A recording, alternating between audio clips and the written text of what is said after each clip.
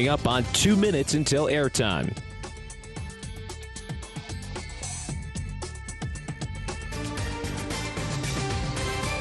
Mark, 2 minutes until airtime on the College Football Blitz. Your next time cue will be with 1 minute until airtime.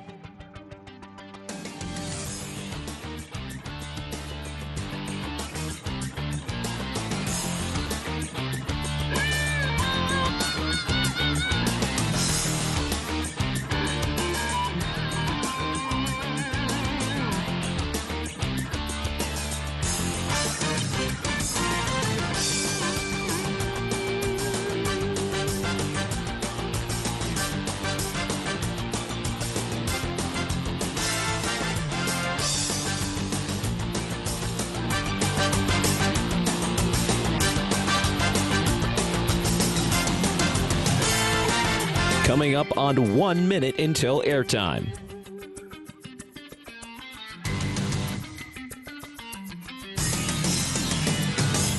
Mark, network stations. We are 1 minute until airtime on the College Football Blitz. Studios. Please start your archive recording. Stations. If you encounter technical issues during the broadcast, please call the studio hotline at 336-831-0863. Coming up on 30 seconds until airtime. Mark, 30 seconds until airtime. Stations, your final time cue will be with 15 seconds until airtime.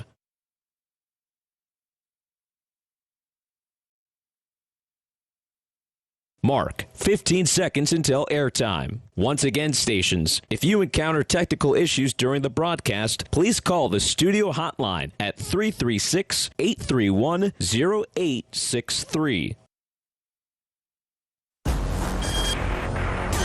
The countdown to March begins now. Michigan rallies for a huge win over previously unbeaten Nebraska. He's in, got fouled, layup, Buzzer beaters. Evans on the left, he wants a three. Got it! Big time from Slam, the lead is won! Rim-rattling A dunks. putback dunk by JoJo Tugler. Goes the alley-oop for Grant Foster, who hammers home the two-handed flush. All the action from coast to coast. We've got you covered. Fires a three. Bang! Oh! Take the roof off the place! This is the College Basketball Blitz from Learfield. Now let's head inside the Learfield Network studios. That's right, folks. Do not adjust your radio dials. We are coming to you live from the middle of a winter storm because, one, we love ball. Two, today's the last day of January, which means tomorrow it's February, and we all know what's after February. That's right, March. What better time than now to embrace the college basketball? Good afternoon from our Learfield Network studios. I'm Stephen Hartzell.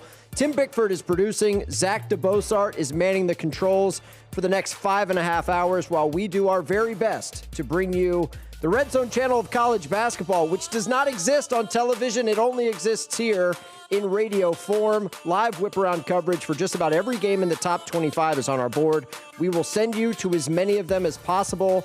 You're familiar with the football version of the show? Welcome back. You already know the drill. If this is your first time, great to have you. Sit back, relax, let us take you to all the big games from coast to coast. We'll do it all with minimal commercial interruption. We've already played an hour's worth of college basketball here on this Saturday. Let's update you on scores.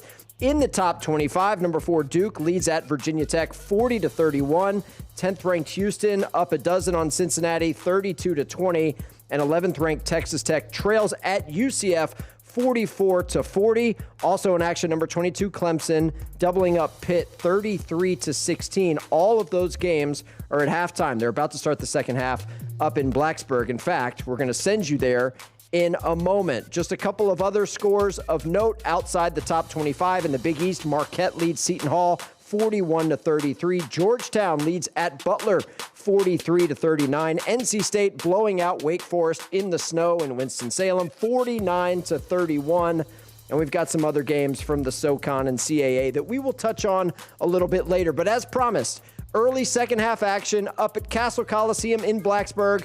Let's go there. Duke leads Virginia Tech to start the second half. Here's David Shoemate on the call.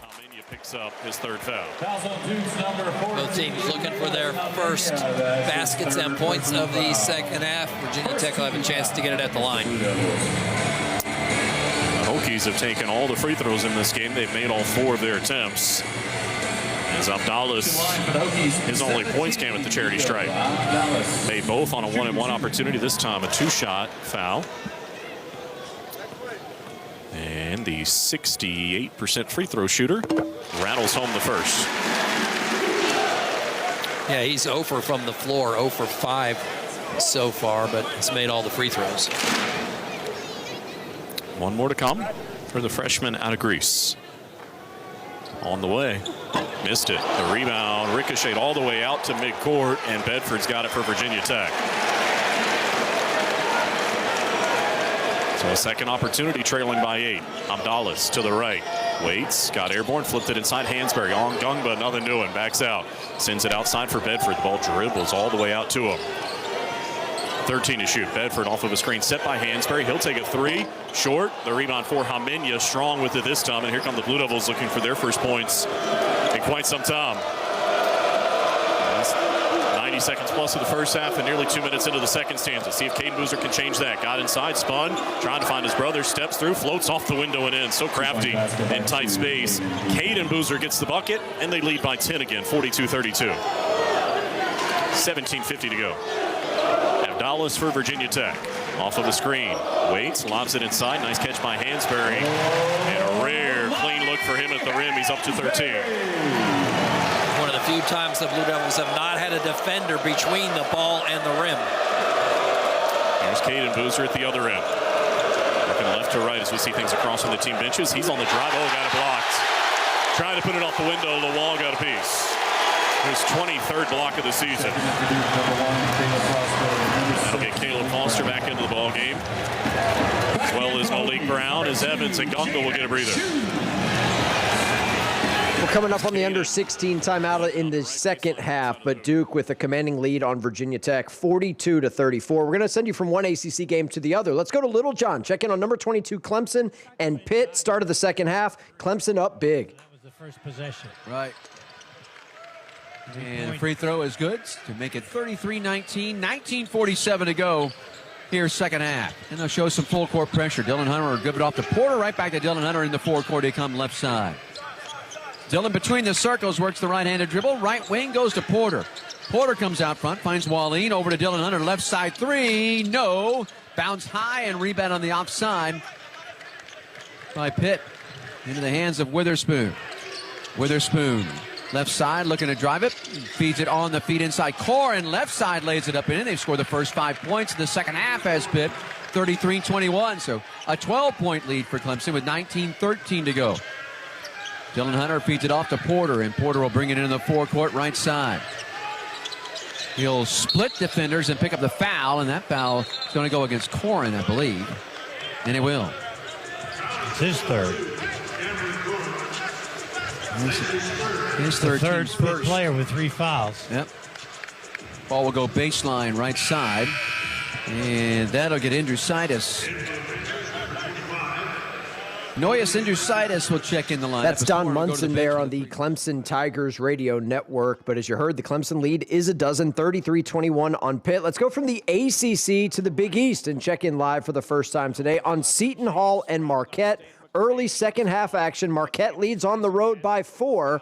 And we are going live to New Jersey, the swamps of New Jersey. Let's check in there with Seton Hall. Top Stevens to the corner. Gold for a 3. No good. Rebound Payne tips it to the floor. Recovered by Stevens. He jumps the pass outside to James. Shuffled his feet. No call. Right side to Ross to the corner. Stevens for 3. That's good. How many times in this game has Marquette gotten an offensive rebound and then a three-pointer?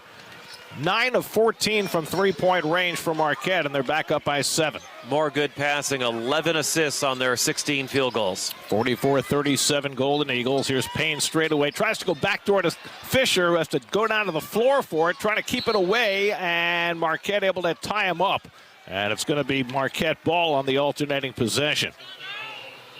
Good idea from Payne, but his pass to Fisher was just a little behind him, which forced him to go to the floor for it. And Marquette able to force the jump ball. 2.5 minutes gone by in the second half. Marquette up by 7, 44-37. Here's Gold, the big guy, bringing it up. Stops right before midcourt and hooks the pass across the line to Stevens. Off to James. James taking his time. He's got Simpkins on him now. James gets a screen from Parham. Gives to Gold at the high post. 10 to shoot. Gold looks back door. Nobody there. Off to James. Takes to the baseline. Snaps it out for Ross. He drives on Fisher. Lost the ball. And it's out of bounds off a Seton Hall hand. Shaheen Holloway thought that it touched Marquette last. That it went off the leg of Ross. But he is not going to challenge. 4 on the shot clock for Marquette. James will throw in from the right baseline. Gets it inbounds to Ross. 2 on the shot clock. Ross has to force up an elbow jumper. No good. Rebound off the floor. Grabbed by Payne. We're pulling you out of Big East country and going to the Big 12. Start of the second half. Houston leading Cincinnati by 17 points. Let's check in on the Cougs. 3 in and out. No. The rebound being fought for. Goes out of bounds. Last touch by Houston. Sanak thought it might have been off of Cincinnati. He and Miller were fighting for the rebound. A couple of the best rebounders in the Big 12. Miller second in the league. Sanak 7th. 18 minutes to play. Cougars up by 17. 37-20. James into the front court, left of the logo. James to the right sideline, left of the logo for Miller. Miller top of the key, down the right side of the lane. Miller up strong with the right, no. Rebound loose and a reaching in, or loose ball foul rather, is going to go against Tugler. No, they called it on Sanak. First on Sanak, team foul number 2.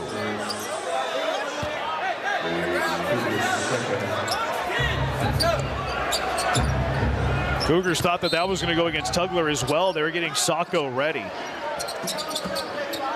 James lobs it into McKinley. McKinley walks it back to the left wing and now to the top of the arc. Right of the logo for Celestine. Celestine off the screen, bounce past Miller, inside to McKinley. McKinley kicks it out Thomas, left wing Celestine for 3. Off the glass and in. He banked it in from the left wing. 37-23 Houston, 17-23 to play. Right side Sharp, used it at the logo, left wing Flemings. Flemings pocket pass Tugler. Tugler down the lane, the running right hand, no, but he's hammered to the floor. And Tugler earns a trip to the free throw line.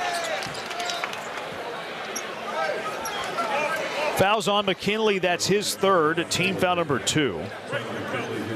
And 2 free throws coming up for JoJo Tugler, a 67% free throw shooter.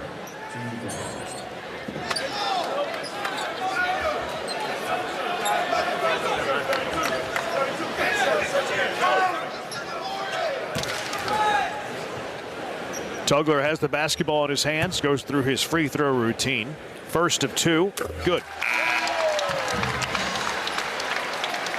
38-23 Houston.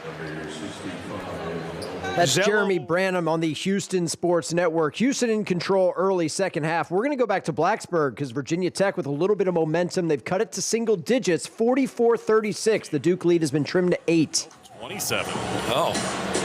I guess because of the change of possession, you get it back to 30, unless you're inbounding in front court. Assuming Caleb Foster had possession.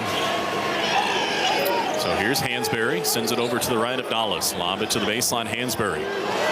One-on-one with Cameron Boozer. Takes him into the paint, spins, bobbled it, chases it down. Now he needs help. Back for Abdallas. Hansberry sets the screen. They whip it to the left. Hammond going to take a 3 over Foster. It rattled out. A rebound for Cameron Boozer. The Hokies now 3 of 15 from deep. The Blue Devils are 4 out of 12. Caden Boozer across midcourt, leading by 8. 15:37 to go. To the right, Brown faces up. To the left, there's Caleb Foster again. Waiting, shoot, defending.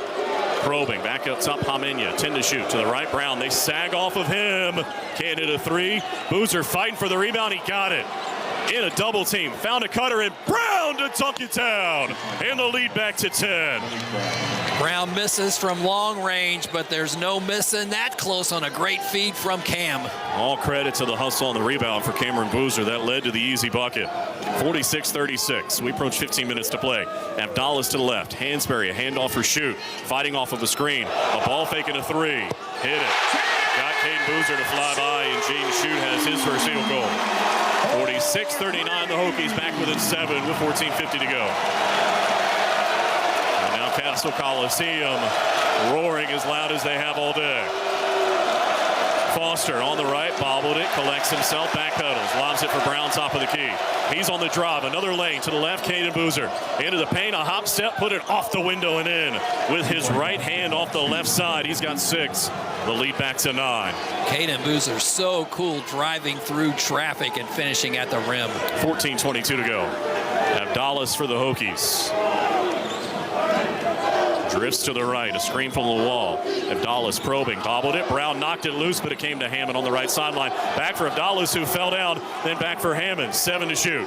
6 and 5. Up top, Abdallas will take the 3 over Foster, way offline. The rebound for Cameron Boozer. And here comes Caden across midcourt, leading by 9, 48-39. 3-point game not there for Abdallas tonight. 0 for 6 now on the field, 0 for 4 from 3. Caden Boozer in the pocket for Cam. Into the paint, steps through, scores, and he's fouled. He's up to 13, and with 13:49 to go, the Blue Devils will head to the free throw line for the first time today when we come back. 50-39. Timeout on the floor. That's the under 16 timeout. Duke up 11 at Virginia Tech. By the way, Cam Boozer, pretty efficient day so far. 13 points, 7 rebounds, 4 assists for the freshman, soon to be All-American. We're going to check in on Texas Tech for the first time. Yeah, let's do it. Texas Tech on the road at UCF. Early second half, UCF leading by 5. Grant McCaslin just trying to tell everybody to chill out a little bit. If you cause some doubt in these guys' minds, you'll be all right. Yeah, but it's this environment, it's at a 10. There's no doubt. It's not a big arena, but it is completely full. Themis Fulks to Burks. Burks dribble drive. Layup at the cup, missed, tipped out, and taken by Atwell. Red Raiders with the rock in red, cruising left to right, Lawan Watts. You just have to be smart. NBA 3, Atwell's a brick off to the right. You're not running anything. You get a stop finally, and you just heave one up, right? I mean, early in the shot clock. One pass, layup good the other way by Fulks. Yeah, he's just getting in the lane, and he's doing the Kingston Flemings. Yeah, 12 points for Fulks on 6 of 14 shooting. The Red Raiders down 54-47. Christian Anderson on the left wing, 16:08 left, fakes a 3, throws it right side, knocked out of bounds, right at the Tech bench by JaMichael Stillwell. And Fulks is now talking to his former teammate on Texas Tech staff. Yeah, he is all chattered up, but you're not giving him any reason to doubt himself or anything like that. I mean, he's just he's got 12 points, 7 assists, and feeling it. Watts will inbound with 14 on the shot. Out it goes to midcourt for Christian Anderson. He's guarded by Chris Johnson. JT Toppin, right wing 3. Yeah. Bang! A guns up 3 ball for JT. It goes in, but I don't know if I like it. But hey, you'll take it. 11-3 of the year for him. Now a layup the other way, missed by Bowl. Bowl got it back, put it in, and a foul. Red Raiders down 56-50 as we hit the media timeout. Foul was on Tyree Bryan as the Red Raiders are getting beaten up on the board. That's Jeff Paxton on the Red Raider Sports Network. From the Big 12 to the SEC, what is going on in Athens? Texas A&M on the road at Georgia. It's 22-2. A&M all over the Dogs. Route for Georgia. Down the left lane line, cut off left elbow, Smurf. Jump pass, straight away Dylan James, 5 to shoot. Runner, good. It took them 26 seconds to score. 22-4. Agee back the other way, lays it in. It took them 4 seconds to score. They couldn't set the press up, get it in so fast. Smurf in out dribble through the lane, jump pass. Wilkinson left wing 3, no. Rebound, offensive rebound. Bailey spins on Agee under the basket. Reverse layup is good. Back-to-back hoops by Dylan James. 24-6 A&M. Pop gets pushed by Justin Bailey in front of Courtney Green. No call in front of the bench. Off the ball, lane, Pop. Stops and fires. Couldn't get his third 3. Deep rebound back to Agee at the top of the arc. Second chance opportunity. Agee down the right lane line to Zach Clements. Right corner 3. In and out, no good. And the rebound, Wilkinson. Side by side with Deba. Pushes him off. Gets into the paint. Underneath the hoop. Tried to hit a cutting stag. Threw it behind him. Turned over. That's the part of the game that both teams have to be really, really good at, is the initial stop in the break. But then it's everybody filtering back in defensively to help. And that's one of the things that confuses the transition. A&M did a good job of getting back as a team.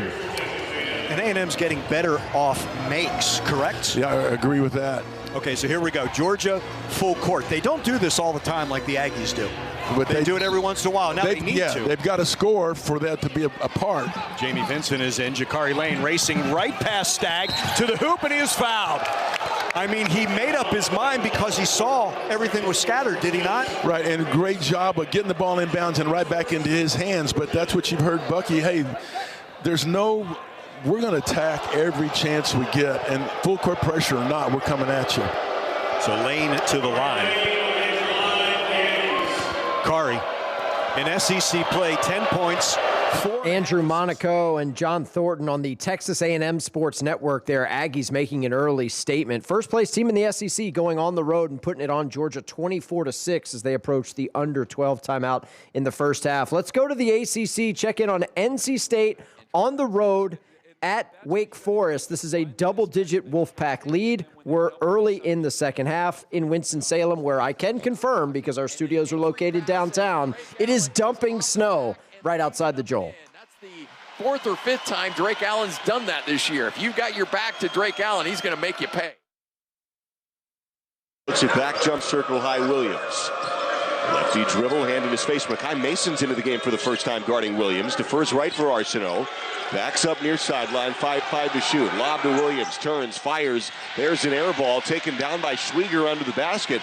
And Wake Forest can cut it to single digits, 12-18 to play. Yeah, that was the matchup you want, though. Juke on Darian Williams. Just not enough time for Darian Williams to go to work. Ballou at the left wing brings the ball top of the arc. Terminates, dump deep right side now for Carr. Drives baseline, cut off by Abel. Backs it up at the right. Throws it high in the right for Harris. 7 to shoot, pull up 3. Up and down right wing, and it's a 7-point pack lead, 8 minutes since halftime. Yeah, the Wolfpack need to come down here, get the ball moving again, and get that pace back up on the offense. Williams is wide open. He lets it fly. That's halfway down out there, and a whistle on the rebound goes against the Demon Deacons. Yeah, good job of Moussa Sanye battling and getting that foul. Foul goes against Schwieger down low. His first sends us to a timeout. 11:43 to play. We have a ball game here in Winston-Salem. Pack 6. Matt Chasnow on the Wolfpack Sports Network. Media timeout. NC State's lead is 7. Let's keep it in the ACC. Let's go back up to Blacksburg. The lead is 13 for Duke. 55-42. They lead at Vatech.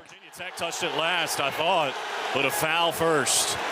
They're going to say Sarr came over the back, his third. Foul called on Duke's number 7, Kame Sarr. That's his third personal foul. So Virginia Tech will have it trailing by 10, 55-45 with 12:13 to go.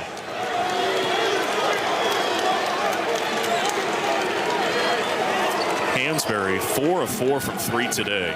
He was 21 of 65 on the season coming in. He's got it again up top. Bounces one to the left, and Hammond off of a Hansberry screen. Hammond with 9 to shoot. Another screen from Hansberry. Hammond trying to turn the corner on Caden Boozer. Cannot. Steps through. Tough 2. Missed it. They fight for the rebound. Cameron Boozer deflected it, but it came to Bedford. His free throw line jumper is good. And Jalen Bedford up to 8, and the Hokies back within 8. It's 55-47 with 11:37 to go. A Virginia Tech team that just keeps on fighting. They go down by double figures and get it back under. Kame Sarr up top for Malik Brown. And now Caleb Foster has it. A drive into the paint. Kick to the right. Sarr 3. No. Foster got a hand on the rebound. Still fighting for it. He's got it. Not feeling great, but hustling all over the place. Caleb shoveled it off to Brown. We'll see what this possession turns into. Whip it to the right. Sarr 3. Rimmed off. Brown the rebound. He's trying to save it on the baseline. He could not. It's over to the Hokies. You'll love the hustle, though. Oh, you gotta love it. And that was very close to being a save as Malik just barely touched that inline. Timeout on the floor. 11:08 to go in Blacksburg. Timeout in Blacksburg. We will take it as well. Just getting started here. We're with you until, what did we say, 6:30 Eastern time? Yeah, we're not going anywhere for a while. We're streaming live on YouTube. Check us out. Search Varsity Network. Need to see y'all in the chat. We will get engaged, absolutely, because we're here, and it is dumping snow outside of our studios. Awesome scenes all across the country. We'll send you back to some more live play-by-play after this 2-minute break here on the Basketball Blitz. Why choose a Sleep Number smart bed? Can I make my site softer? Can I make my site firmer? Can we sleep cooler? Sleep Number does that. Cools up to 8 times faster and lets you choose your ideal comfort on either side. Your Sleep Number setting. JD Power ranks Sleep Number #1 in customer satisfaction with mattresses purchased in-store and online. And now the more you buy, the more you save on beds, bases, and more. Plus, get free home delivery on most beds with base. Limited time. For JD Power 2025 award information, visit jdpower.com/awards. Check it out at a Sleep Number store today. For comprehensive coverage of college basketball, tune to Sirius XM College Sports Radio Channel 84 in the car and on the Sirius XM app. For the win! Got it! Let's go!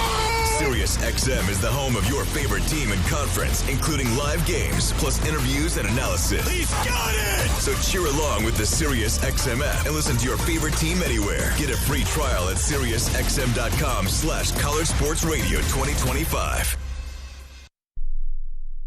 A college basketball podcast for fans, by fans. Hey, this is Stephen Hartzell, host of College Sports Now. Join us throughout the season when we talk hoops with some of the biggest names in the game. Coaches, writers, players, we'll go coast to coast. We'll give you some of the best college basketball content as only we can on CSN. Follow along on Twitter at CSNowTweets. And don't forget, you can subscribe to College Sports Now wherever you get your podcasts. Switching to Progressive is a game-winning call. And that reminds us of other game-winning calls in the history of sports. So it was the fourth quarter and we're down by 5. Sweat pouring down my face. Suddenly it hit me. If only I could wrap part of the towel around my forehead. And that's how I became the first basketball player to wear a headband. Okay, not really a game-winning call, but it was a good call. You can make one too. Switch to Progressive and you could save hundreds. Progressive Casualty Insurance Company and Affiliates, not available in all states.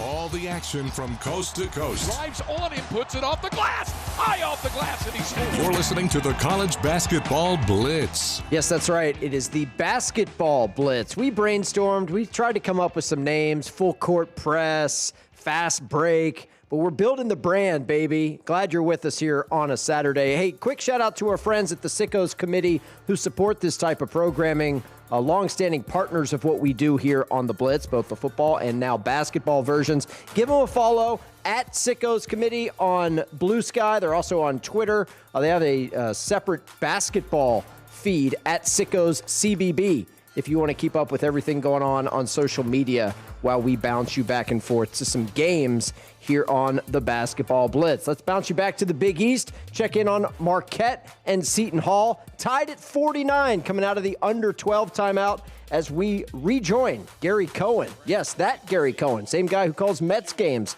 here on the Seton Hall Sports Network. Clark comes behind his screen, gets Gold on him, drives to the basket, hangs in traffic, and banks it in.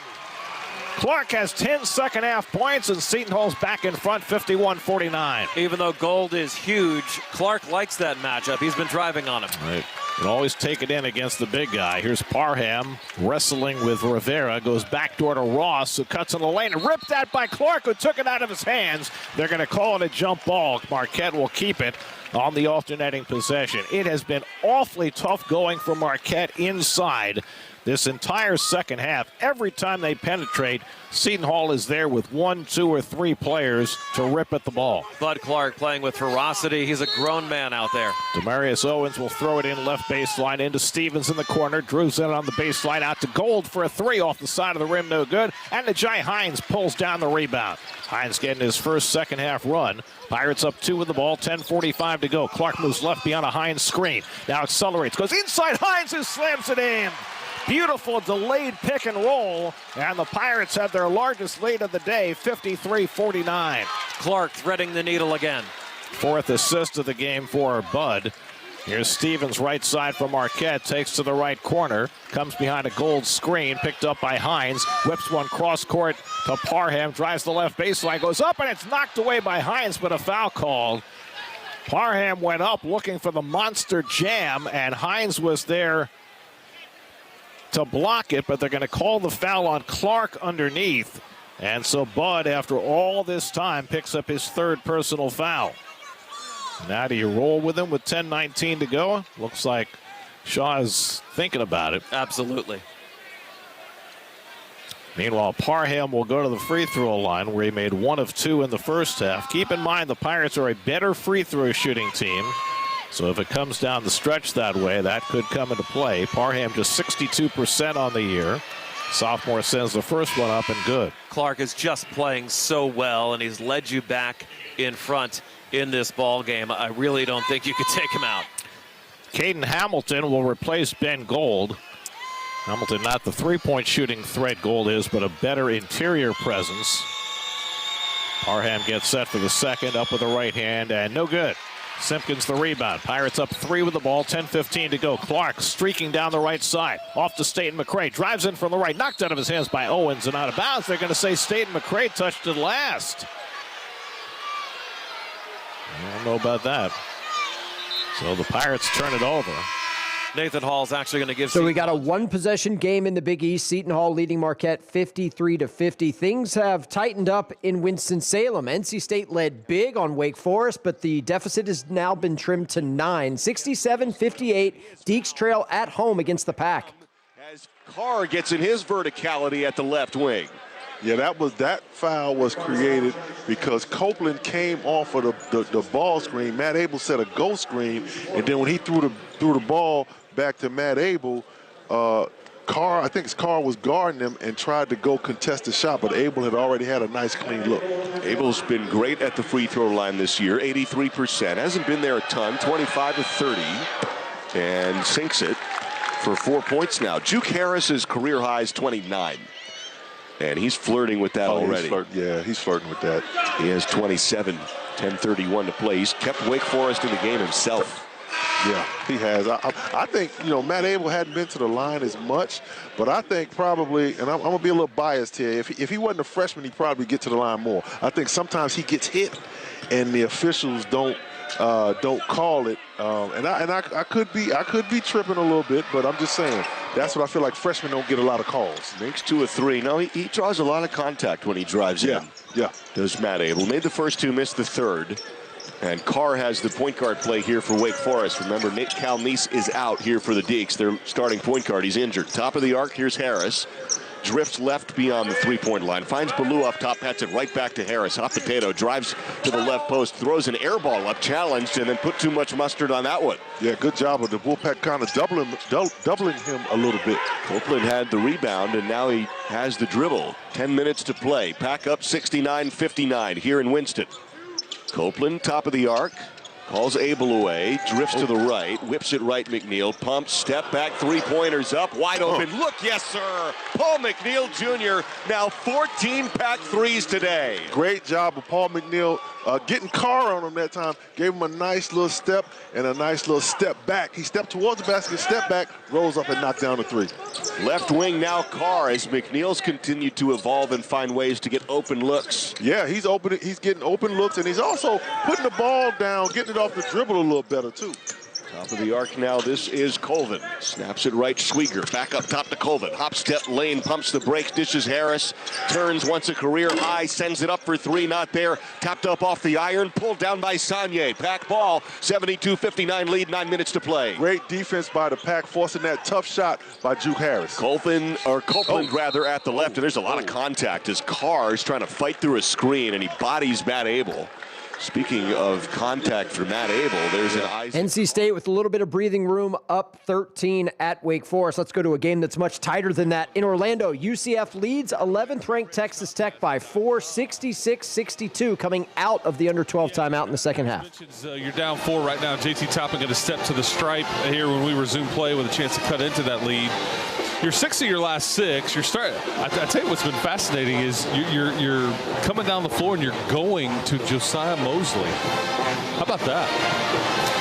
That is fresh on the old bingo card. We haven't seen him obviously much at all this season, but he's gotten some run today. But they're kind of saying, hey, go post. We'll get it to you. And he delivered. 2 trips down, and then another time he fed it to JT, which is what is going to equal these these free throw attempts right here. Yeah, rebounding battle, you're still minus 10 there. 10-1 on the offensive glass.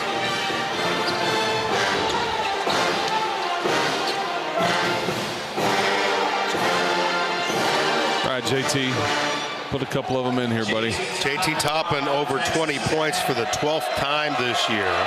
He's got 22 and 6.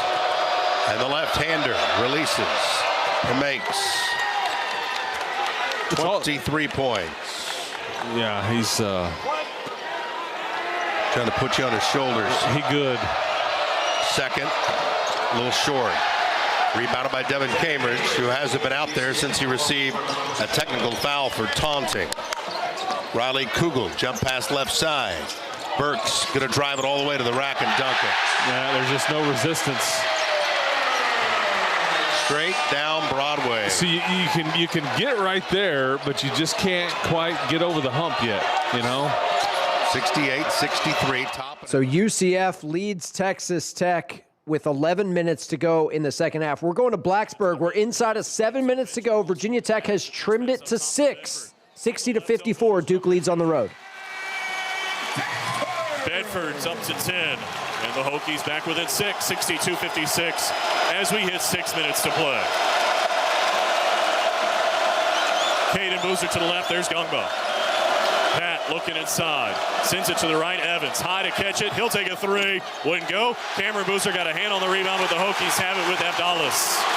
Across midcourt, 62-56, the Duke advantage. 5:42 to go. Abdallas on the left. Waiting. Crossing over. Picked up his dribble. In some trouble, threw it inside. Dangerous pass. Lawal couldn't handle it. And the Hokies turn it over for the 7th time today. Timeout on the floor. 5:34 to go. Duke up 62-56.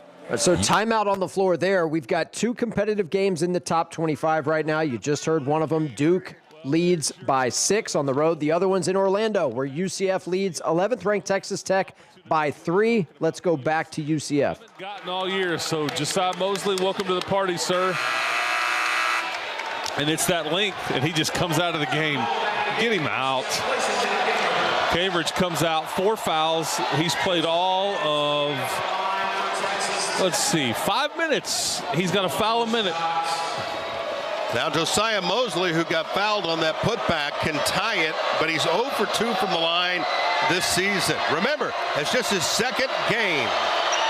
Up high in the air, he missed it right. Rebounded by Burke. That's the one thing he hasn't done well. That's his 3rd opportunity. He missed both last week and that one there. 10-12 left to play in this one. Kugel over to the left side. Remember, he's number 1 on this team in points. Pacheco, high post for JaMichael Stillwell. Right corner, crossover, dribble back in by Burks. Straight on, fake a 3, drive it, and lost it towards the baseline, but saved it out to Pacheco. Shot clock buzzer, 3, good. You got to be kidding me. They're going to review it. It looked out of his hand to me. That's good. But you do everything. You basically force a miss, and he just throws a strike going out of bounds to Stillwell right to his teammate who buried it. Man. And they're just coaching up Mosley like possession by possession right now because this is all new for him. But we got a timeout on the floor. We're going to try to keep these games, or at least try to send you to games where they're competitive because we got some blowouts in the top 25 right now. Let's go outside the top 25, back to the Big East. Seton Hall and Marquette, 1-point Pirate lead, 7 minutes to play. And the sophomore commits his 2nd foul, sending Clark to the line. Shaka Smart doesn't complain much, but he looks nauseous after that call, kind of wincing. Clark, a 71% foul shooter. He scored 10 of his 14 today in the second half. His first one here, no good off the back rim. Pirates were a great free throw shooting team for the first half of the season. They have slipped somewhat. They're 5th in the Big East at 72% overall. One more for Clark, and that one's good. 15 for Bud. Pirates by a deuce, 56-54. Off the inbounds, Ross leaves it for James, and the Pirates will back off the pressure. James picked up by Williams this time, gets a screen from Parham and Gold, moves left behind it. James continues to dribble, can't split defenders, picks up the dribble out to Gold. Gold left alone, drives down the lane, backdoor pass intended for Parham through his hands, off the end line, tipped away by Clark and out of bounds. And Marquette will keep it. Boy, they've made some bad passes on the interior. I think a little nervous about all the shot blocking that Seton Hall has brought to the table in the second half. 10 on the shot clock for Marquette. James throwing it in from the right baseline. Into Ross. Out to Gold on the right wing. Gold hands off to Owens, moving right. Owens shut off by Williams. 2 to shoot. Off to Parham. He has to force up a 3. No good. And Hines pulls down the rebound. 6:45 to go. Pirates by 2. Here's Clark blurring into the lane, spins, fires one up, blocked by Owens, but Clark gets it right back, and he'll come it out and reset. Clark sometimes gets a little too quick for his own good. That was the case there, but the ball came right back to him after the block. Here's Clark behind a Hines screen, into the lane, pulls up for a 12-footer. It's good. Bud Clark stopping on a dime. He's got 17, and the Pirates up 4, 58-54 with 6:15 to go. Here's Parham handing off to James, comes around the screen, whips it right side. Gold spots up for 3, rattles out, no good. And Rivera the rebound. Off to Simpkins. Pirates up 4 with the ball with 6 minutes to play. Caught a break. Gold was wide open. Clark slowing things down at the center circle. He's got the much bigger Demarius Owens on him. Simpkins fakes the screen, then moves away, catches the pass left wing, out to Clark, 9 to shoot. Clark to his right, he still has Owens on him. Clark accelerates, crosses over, spins, takes to the baseline, fadeaway jump shot comes up short, and James the rebound. Marquette down 4 with the ball. We're pulling you out of Jersey. We're going back to Blacksburg. 5 minutes to play. Duke leads Virginia Tech on the road by just 6. Castle starting to rock a little bit. Waiting, still waiting. Oh, awkward looking pass, and it's stolen by Cameron Boozer. Outlet deflected, came to Caden. Out off of who? Caden's foot and back to Virginia Tech. So the teams trade turnovers, and Virginia Tech has it again. Just a little pinball action right along the side court as the ball bounced back and forth between a couple of guys and last touching Caden. So it'll be Abdallah to inbound left sideline in front court because they're inbounding only 20 to shoot. With 4:45 to go. A bounce pass to the left, Abdallah now. Shoveled it up top, and Hammond off of a screen set by Hansberry. Hammond has it again, 9 on the timer. Abdallah's top of the key. He wants to drive on Cameron Boozer into the paint, fades away, can't hit. Missed everything, in fact, and it's out of bounds and over to the Blue Devils. Abdallah's having a nightmare shooting performance. 1 for 8 now, and 0 for 4 from 3. And several of them, John Rault, have been awkward-looking misses.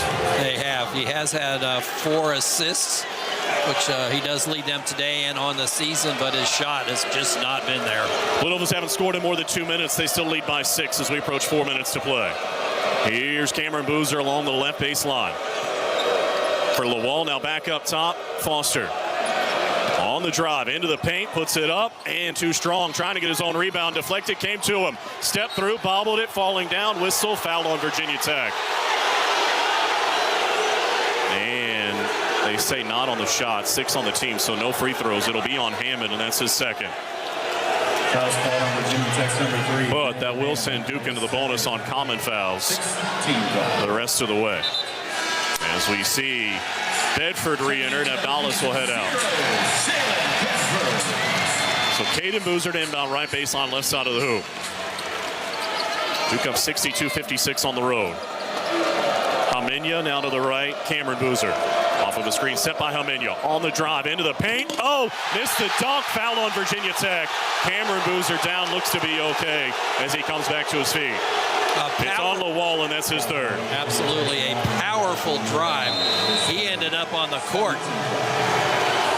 Timeout on the floor. 3:59 to go. Duke by 6 on the road. Under 4 media timeout in Blacksburg, under 8 media timeout in Orlando, but 2 good ones coming down to the wire. Duke leads Virginia Tech by 6. UCF leads Texas Tech by 4. We're going to sneak in a quick break so we can send you back out to Blacksburg for the finish. Glad you're with us here on the Basketball Blitz. Back in 2 minutes.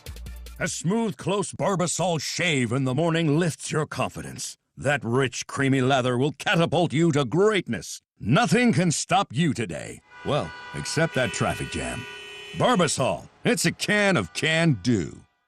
If you can plan barbecues and weddings, you can plan to protect yourself from a natural disaster. Sign up for local alerts, prepare an emergency kit, and make a family communications plan. Get started at ready.gov/plan. Brought to you by FEMA and the Ad Council.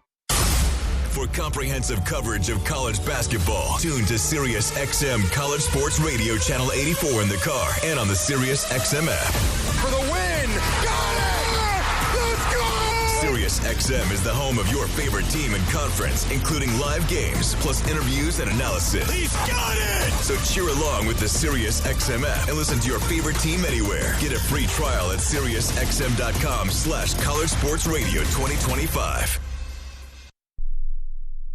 A college basketball podcast for fans, by fans. Hey, this is Stephen Hartzell, host of College Sports Now.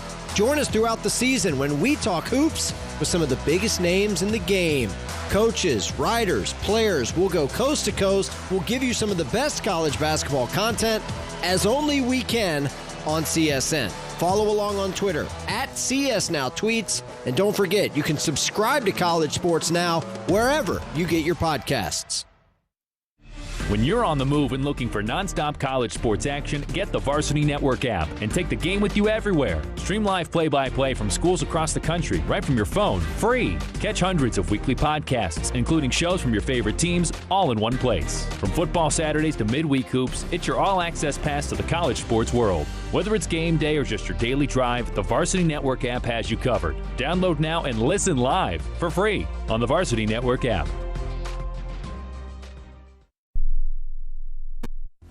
The road to March begins here. He'll fire it open three. Good! It's tied. 4.5 seconds to go. You're listening to the College Basketball Blitz.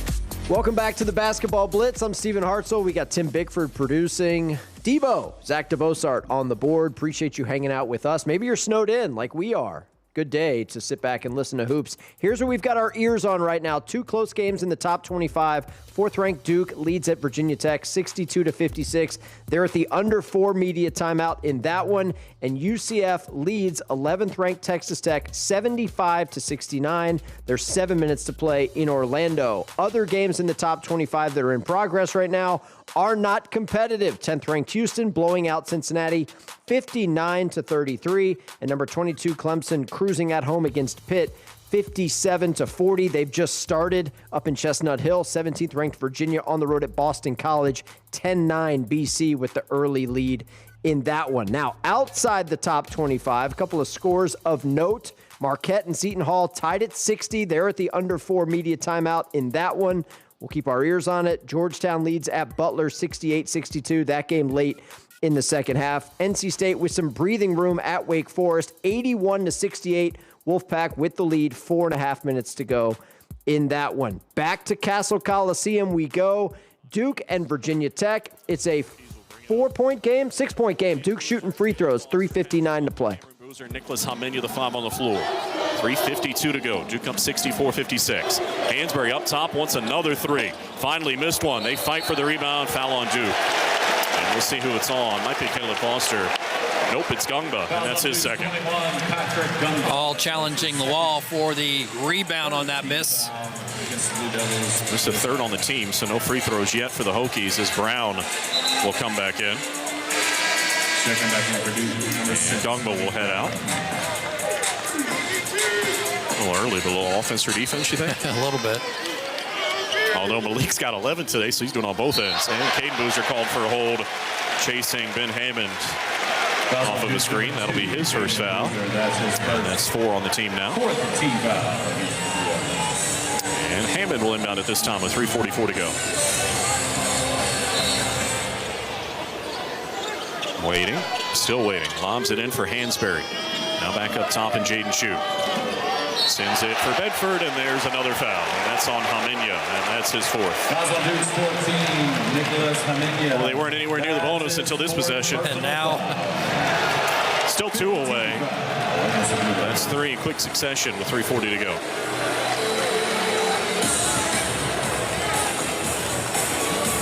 It'll be Jaden Shute to cue it in. Alongside the Virginia Tech bench. Gets it in for Lewall. Faces up. Brown nearly swiped it out of there. And now here's Bedford. Dribbles to the right. Found Jaden Shute. Curling can't shoot over Cameron Boozer. 10 on the timer. Crossing over. Sends it to the left. Bedford wants to drive. Hamenya steps back. Long two. Nope. Short. Rebound kicks out. Hammond. A second opportunity. Hansberry on the right. He'll drive Foster. Kick to the left. Jaden Shute for three. No. This time Foster's got the rebound. An 8-point lead with 3:14 to go and in possession. That's good news, but Virginia Tech doing a nice job on the boards here over the last couple of moments to stay around. The Hokie scoring drought is over 3 minutes now. The Little was starting to clamp it down defensively. Here's Cameron Boozer. Off of the screen to the left, set by Hamenya. Into the paint, straight line drive, off the window and in. Boozer's got 20 and Hamenya cleared the way. The lead back to 10. So Duke up 8. Let's go to the Big East. Check in on Marquette and Seton Hall tied at 62. 2 minutes to play. Along the baseline, goes past the basket. It's blocked by Rivera. Parham gets it back, lays it in, and he got fouled. Rivera stopped the initial shot, but it came right back to Parham. Payne went up along with him. Parham laid it in, and Payne commits the foul with 1:46 to go. Parham will have a chance to give Marquette the lead, trying for a three-point play. Josh Rivera has the last 3 Seton Hall field goals, finishing in the paint. Parham with 17 tonight, 2 shy of his career high. The free throw is no good, though, and Rivera pulls the rebound. Tied at 64, 1:40 to go. Here's Staten McCray out for Simpkins. Both teams have 2 timeouts left. Simpkins out near center court. Stevens all the way up on him. Simpkins trying to get free. Can't. Gives to Clark. Shot clock down to 12. Clark out at center court. Clark now double team. Trying to get away from Gold. Jumps the pass to Rivera. Left side, Staten McCray wide open for a 3. It's good! Staten McCray, first points of the second half. 67-64 Seton Hall with 1:10 to go. Here's Stevens across midcourt, and Shaka Smart calls timeout. Well, they were relentlessly double-teaming out near center court, and that left the open man. Rivera made the extra pass, left Staten McCray open for a wide-open 3 from the left wing. That is Seton Hall's first three-pointer of the second half, and it's a huge one. They lead 67-64 over Marquette with 1:04 to go. Clark kept his composure against the double team, and then Rivera, who had been doing it inside with the shot, does it with the pass. So we're in a timeout in Seton Hall, Marquette. Pirates lead by 3. Duke has a 10-point lead at Virginia Tech, 66-56. There's 90 seconds to go in that one. Quick update outside the top 25. Cam Boozer just hit a big 3 to go up 13.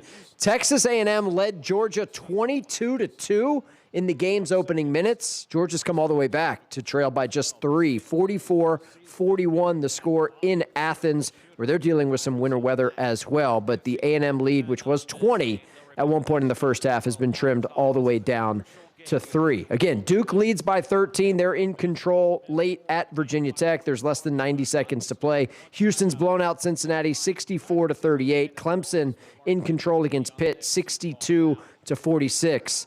And UCF leads Texas Tech by 6. And they're at the under 4 media timeout down in Orlando. So back to the Big East we go. Seton Hall and Marquette. And Seton Hall with a 3-point lead. And they'll do it again. James has the basketball in his hands. Bounces it inbounds this time to Parham. Hands it back to James. James comes around the screen from goal. Lost the basketball loose on the floor. James trying to wrestle free. Gets the pass away to Stevens. Inside Parham, but he lost it. Picked up by Clark. Another Marquette turnover, and Seton Hall has the ball up 3, and Clark is fouled in the backcourt by James. That's only the 4th team foul against Marquette. So they have 2 more fouls to give before Seton Hall would get to the bonus. 47.5 seconds to go. 67-64 Seton Hall. Pirates are hitting. So we've reached that portion of the game where there's going to be a lot of fouls and a lot of free throws. While they sort that out in Jersey, let's go back to Orlando. UCF 77, Texas Tech 71, 5.5 to play. I'm telling you, they're 16-4 and 5-3 at home. This is a quad 1 game. This is a very good team. Yeah, it's a quad one game, and they're right now they would be in the NCAA tournament. I don't think there's any doubt about that. Yeah, at large bid. Second one is good. 77-73. Red Raiders down like they've been all game. Burks guarded by Josiah Mosley. Trying to rock him to sleep. Over to the right side. Skipped in the left corner. No chance at a three here for Stillwell. Just one-on-one. He's just bowling over. To Toppin. Out it goes for a left wing three. Fulks strong. Rebound chipped into the corner and out off the Red Raiders.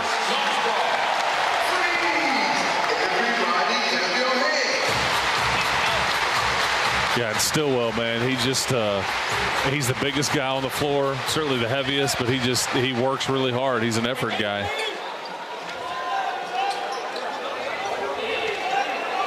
.508 on the game clock. Red Raiders down 77-73. Now we go to work. Chris Johnson guarded by Christian Anderson. Over to the left side. Fulks. 10 on the shot clock. Johnson whirling into the paint. Loose ball knocked away and stolen by the Red Raiders. It's Atwell who picks it up. All right, now what are you going to do with it? These are the possessions where you've got to drill down and execute. All right, the top duo in the game is going to work. We're pulling you out of Orlando because Seton Hall and Marquette have 7 seconds to go. It's a one-possession game, and the Hall is at the free throw line. Timeout remaining. Keep in mind that on the next Marquette foul, Seton Hall is not shooting. So in this circumstance where you are down by 3, you normally want to foul to put the other team on the line. But they're going to have to foul twice in this 7.7 seconds to make that happen. Absolutely. If they don't steal the inbound. What happened on that last possession? They're in a timeout. Gives us a chance to update you on some ACC scores. Duke leads Virginia Tech 71-58. There's 29 seconds to go. I think it's safe to say that Virginia Tech is now 6 feet under in that one. But valiant effort by the Hokies. But Duke leads by 13 with less than 30 seconds to go. Outside the top 25, NC State with a comfortable lead at Wake Forest, 89-74. The Deacs had trimmed this thing to single digits midway through the second half, but with a minute and a half to go, looks like NC State is on their way to yet another ACC win. Best start in the ACC, by the way, for NC State in over 20 years under first-year head coach Will Wade. Back to the Hall. To go. If you're Marquette, if you don't steal the inbounds pass, you've got to commit a foul instantly and then do it again. Yep. Each team with one timeout left. Trey Parker's going to come in to give the Pirates extra ball handling. No big guy on the floor. It's Clark, Parker, Williams, Staten, McCray, and Simpkins. 5 guards out there for Seton Hall to facilitate the ball handling and the free throw shooting. Staten McCray will throw it in from the backcourt baseline. It's a spot inbounds. He cannot run the baseline. Mike Palau gives him the basketball. Here we go. 7.7 to go. Staten McCray looking around, still looking, and then throws it inbounds to Simpkins, and he gets fouled with 6.8 to go. So that's 6 team fouls against Marquette. And so the Pirates will have to inbound it again. 6.8 seconds to go. Seton Hall 67. Marquette 64. Got to watch the 5-second violation. You do have a timeout if you need it. Staten McCray gets the basketball. He throws a baseball pass down court to Clark. He takes it out to the wing. 4 seconds to go. Clark is fouled with 2.9 to go. Oh, Staten McCray with a big smile for Shaheen Holloway. He threw an 80-foot pass to Bud Clark, who streaked behind the defense and then dribbled down the clock to 2.9. And now Clark can put it away from the free throw line. Worst case scenario, even if he doesn't catch that ball, you're 80 feet away from the basket, and Marquette has to quickly come back the other end. You just don't want to turn it over under your own basket. And you can't throw it away and have it not be touched, because otherwise it comes right back. True. 1-and-1 for Clark. The front end is on the way. Good! That should seal it for Seton Hall with 2.9 to go. A 4-point lead, 68-64. And Shaheen Holloway has his guys get off the foul lanes. No chance of a foul. One more coming for Clark. 2.9 to go, up with a right hand, and it crawls around and in.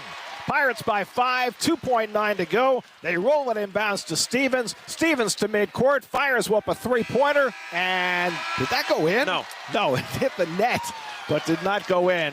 But Seton Hall is victorious as they sweep this 2-game homestand. Must-win games in which they come from behind. That's going to do it from New Jersey, Seton Hall and Marquette. Pirates get it done over the Golden Eagles. Meanwhile, Duke has finished off Virginia Tech 72-58. That is a final. There's a media timeout in Orlando. That's a 4-point game between UCF and Texas Tech. Golden Knights with a 4-point lead on the Red Raiders with under 3 minutes to go. We're sending you to the ACC. Pitt has clawed back against Clemson.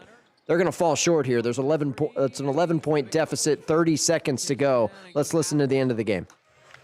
On the far side with 5.5 seconds left, and Clemson leading at 63-52. And with that miss, Clemson fell under 40% on three-point shooting, so they will not get...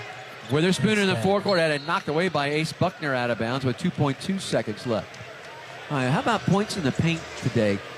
Clemson lost it and still going to win. Still going to win. Inbounded to Cialeppa. He'll just hang on to it as the clock will expire, and Clemson will win here at home. 63-52 is the final over Pitt, as Clemson will improve down to 18-4 on the season, 8-1 in league play. That's the 19th straight game Clemson has held the opposition to under their scoring. That is Don Munson on the Clemson Tigers radio network. So Clemson wins by 11. That's significant to some of you. The line was 11.5. 63-52. Clemson with the win over Pitt. Other final, as we mentioned earlier, our featured game, one of our featured games in the noon window. Duke gets it done on the road against Virginia Tech, 72-58. The closest game in our noon window is in Orlando, 81-77. UCF with the lead on 11th ranked Texas Tech.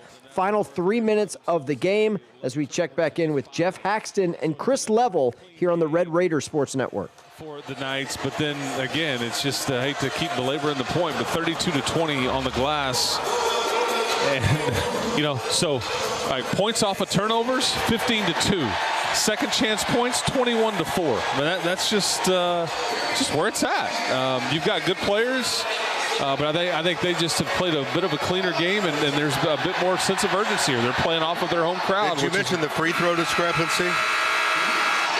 Yeah, 15 of 18 and 6 of 10. It's not that bad, though. I mean, 9 points is a lot. Yeah, but the other two are far more. I mean, the second chance. I'm just trying to paint the whole picture. Yeah, I got you. But I don't feel like it. And I would say, to your point, Christian Anderson got beat up quite a bit on the last drive to the basket, no call. And it's going to be UCF's ball, so I don't disagree with you from that standpoint. But it's just, again, when the other guy doesn't, when they take care of the ball and they're just out working on the glass, it's just tough to compete. Playing the old swag surf here in Orlando at Addition Arena. Jeff Haxton, Chris Level with you courtside. Zach Allen back in Jeff City, Missouri. Folks will trot across midcourt. They've geared it down considerably.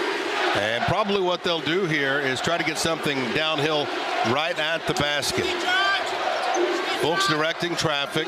Now they're running through screens. Pop and catch Chris Johnson. Backing up. He's got a left-hand dribble with 6 on the shot clock. Crosses over, drives, throws it out all the way to midcourt. This is going to be a 30-foot three. No. It ricochets out of bounds. Red Raiders get a stop with 2:13 left. I mean, you've been at your best whenever they are having to execute in the half court, because a lot of times it's just been one-on-one, but they tried to run something there. It didn't go well. But now what are you going to do with it? Yeah, what? I mean, this is you keep getting to this point and then can't. Yeah, go backwards. You can't do your thing. Crowd rising to their feet. Here is Christian Anderson. Has it with a bounce pass to the high post to JT Toppin. Toppin flips it back for Petty. Petty back to JT. Goes up with the left. Got it to roll in. It's a 2-point ball game. 81-79 with 1:50 left to play. It gets tighter. Can UCF tighten up? Lob pass underneath. Petty scrambles and gets the steal. Then he had his pocket picked. Ball's up in the air, free. Oh man, Petty had it. But they never switched the shot clock. Shot clock's at 10. Oh, no, nobody wants to take the shot. All right, folks. Don't foul. Trying to drive, 18-footer, good. Oh, my gosh. Folks has been ice cold in his veins. 19 points, 4-point game, 83-79, a minute 17 left. Johnny Dawkins waving his hands wildly as JT Toppin's going to shoot a three with a hand in his face. Strong. Rebounded at the high post by Stillwell. Now you're in trouble. And didn't follow his shot. 83-79. They're going to let the clock run. No pressure. 56 seconds. Chant of UCF. 51 seconds. Shot clock is at 10. Folks goes left. 8. He's still outside the yard. 6 on the shot clock as he drives, shoots. Blocked by Toppin, taken by Toppin. Well, you better hurry. 40 seconds left as Christian Anderson he got fouled. Runs through a reach-in foul. Right corner, Jalen Petty for 3. Strong and air ball. Here comes a fast break. Run out, Chris Johnson for the dunk.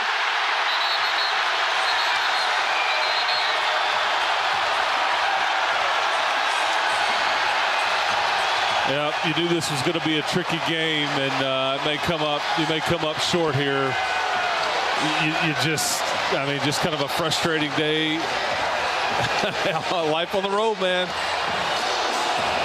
And again, this is no fluke. I mean, UCF. Again, they're looking to improve to 17-4 on the season. And you said it a while ago. They haven't. While we have a timeout, we've crossed 2 o'clock in the East. Here's what we've got on our board for ranked games set to go here in a matter of minutes. Top-ranked Arizona is in Tempe, taking on rival Arizona State. We've also got number 16 North Carolina in Atlanta, taking on Georgia Tech. And what should be a good one in the ACC, number 20 Louisville hosting SMU. All those games set to go here in a matter of minutes. And, of course, we'll have them for you here on the Basketball Blitz. For now, though, we keep it in Orlando for the final couple of possessions here. Texas Tech, the 11th ranked team in the land, trailing by 6, 25 seconds to go. Red Raiders have won 5 in a row coming into this game. They did not play a midweek game. Last time we saw Texas Tech, they had beaten Houston a week ago, trying to avoid the upset, but they're down 2 possessions with 25 seconds to go. Near you. From jerseys to hats and more, fan faves. Find anything you need to gear up for game day at Kohl's at Kohls.com. UCF should win this game. They've led it for 35 minutes and 41 seconds. They've won the rebounding battle. Big. 34-22. Yeah, and if they're playing well and they've got some confidence, and if they'll continue to improve, they're going to be a handful down the stretch and in the Big 12 tournament. Because they've got guys that can hoop. You could never get them to the point where you could kind of get them to do the finger point and kind of start doubting themselves. They've controlled this game from the tip, really.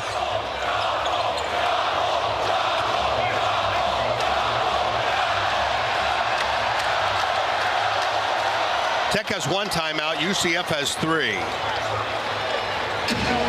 But these are the kind of games where the teams that go win the conference championship, they win these games. Yes, you're right. Lawan Watts up the left side, hands it off for Jalen Petty. Jalen needs to get rid of it, throws it to Lawan. His 3 is no good. Yeah. Rebounded by Fulks. That's probably going to do it because there's a foul on Donovan Atwell, and Fulks is going to shoot a 1-and-1. Yep, with 12.6 seconds left. Red Raiders down by 6.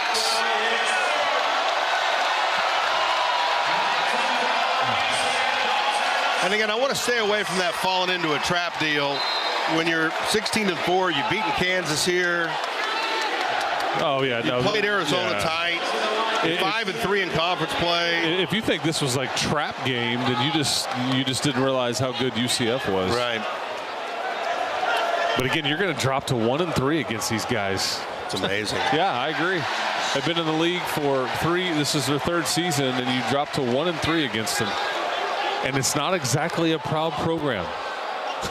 No. You know? Yeah. I mean, you can hear the defeat on the Red Raider Sports Network. Jeff Haxton, Chris Level, none too pleased, but credit where credit is due. UCF, very good team at home. Their only losses this year at home, Vanderbilt, who's ranked in the top 15, and Arizona, who has not lost a game all season. UCF going to pull off the upset at home over the Red Raiders. We're going to sneak in a quick break. Our 2 o'clock games are underway. we will send you to Louisville. We'll send you to Atlanta. Check in on some of these ranked teams in action here in the 2 o'clock window after this break. Glad you're with us on the Basketball Blitz. For comprehensive coverage of college basketball, tune to Sirius XM College Sports Radio Channel 84 in the car and on the Sirius XM app. For the win! Got it! Let's go!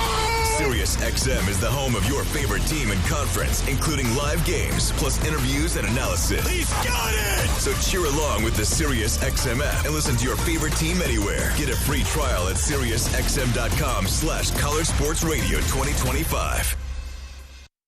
When you're on the move and looking for nonstop college sports action, get the Varsity Network app and take the game with you everywhere. Stream live play-by-play from schools across the country right from your phone, free. Catch hundreds of weekly podcasts, including shows from your favorite teams, all in one place. From football Saturdays to midweek hoops, it's your all-access pass to the college sports world. Whether it's game day or just your daily drive, the Varsity Network app has you covered. Download now and listen live for free on the Varsity Network app. A smooth, close Barbasol shave in the morning lifts your confidence. That rich, creamy lather will catapult you to greatness. Nothing can stop you today. Well, except that traffic jam. Barbasol, it's a can of can-do. If you can plan barbecues and weddings, you can plan to protect yourself from a natural disaster. Sign up for local alerts, prepare an emergency kit, and make a family communications plan. Get started at ready.gov/plan. Brought to you by FEMA and the Ad Council. Progressive knows sports brings people together, but you gotta feel bad for people who don't even get it. Some people will never know what it's like to see their favorite team's hopes decided by a ping pong ball to draft the next superstar. Or not. I mean, sure, it's silly for your happiness to hinge on the success of a 20-year-old entry-level employee, but you just can't help yourself. The stress is exhilarating. Progressive can't bring people together like the draft, but we can bring your home and auto insurance together with a bundle. So switch and see if you could save hundreds. Progressive Casualty Insurance Company, affiliates, and other insurers not available in all states or situations. Hey, don't touch that dial. Speeds down the lane, rises up, scores! Tie game! You're listening to the College Basketball Blitz. We got a court storming in Orlando, 88-79. That's a final score, and UCF has knocked off 11th-ranked Texas Tech. And to make it even messier, there's an official review. There's a couple hundred kids at midcourt in Orlando, and they're going to have to now clear the floor because the official is at the mic. It's not going to matter. I think there's a little bit of time left, but 88-70. Oh, yeah, this is going to be so messy. 88-79. You're not getting those kids off the floor. That's impossible. Texas Tech goes down at UCF. Court stormings are sponsored by our friends at the Sickos Committee. Who else? I mean, they love this stuff. At Sickos CBB on Twitter and Blue Sky, and of course the OG account at Sickos Committee. They will have video, high-definition video of what just went down in this one. But UCF has gotten it done. And now they got to find a way to get all these kids off the floor. What a mess down in Orlando. You really hate to see it. Okay, we're going to go to the ACC. North Carolina and Georgia Tech are underway. Tar Heels host Duke a week from tonight. But they got to take care of business down on the flats. They have an early lead on the Jackets as we check in with Jones Angell for the first time today. On the right side to Bogovic. Juanin Wilson in the post, gets it to him. Here comes the double. Wilson's pass out to Dixon, tipped away. Dixon recovers. He tries to get it in the corner to Trimble, and it's knocked out of bounds into the Tech bench. It will belong to the Tar Heels when we come back. So Carolina led 7-0, but hasn't scored in more than 2 minutes. That's allowed the Jackets to get back within a bucket. 7-5 our score. 15:47 to go in the first half. Heels will have 9 seconds on the shot clock. Under 16 timeout in the first half. Let's go from Atlanta to Athens, about an hour northeast from where Georgia Tech and UNC are. Start of the second half, Georgia and Texas A&M. Dogs trail by 10. They should be fortunate because this thing was 22-2 when the game started. A&M jumped all over Georgia, but at halftime it's 51-41. They're about ready to start the second half. Let's go to Stegman Coliseum and join the voice of the Bulldogs. Well, this is the A&M feed, actually. Andrew Monaco, John Thornton on the Texas A&M Sports Network. Top of the arc, keeps the dribble alive. Hands off, Rylan Griffin. 5 in that first half for Rylan. Agee slips through and is fouled, and I think he's going to the line. The foul is on Smurf Millender, putting take it out left baseline inbound. and pick it out underneath. Ryland's trying. Yeah, he's good. I mean, he's like the guy that wily veteran that develops a rapport with the officials. Yeah. Also has a good mimic. Pass towards the corner is stolen by Jordan Ross. Looping pass ahead, Wilkinson running on the right side. Millender lays it in. He's got 8, 51-43. The Aggies lead by 8. Marcus Hill. Front court in the wake of AG. Crosses over, stops left elbow, stops and goes. Left elbow and lays it in. 9 for Marcus. 53-43. Aggies. Ross, front court. Also limited in that first half with 2 personal fouls. Above foul line extended on the left side is Wilkinson. Ross directs traffic. Surreal sets a screen for him as he dribbles to his left. Crosses over. On the right wing, Millender, and off the ball. The foul on Rashawn AG. Nope, the foul is on Marcus Hill. They were trying to switch back. They had a mismatch. You know, and then as close as you can, you need to properly match up with the people that are closest to your size. Just got caught fronting him. 53-43, reset shot clock at 20. The lob to Surreal, Dominguez on him on the right side, 18 feet from the basket. Catchings on the right baseline. Wilkinson, a flyby by Griffin. Attacks, Surreal, dunk. Left block.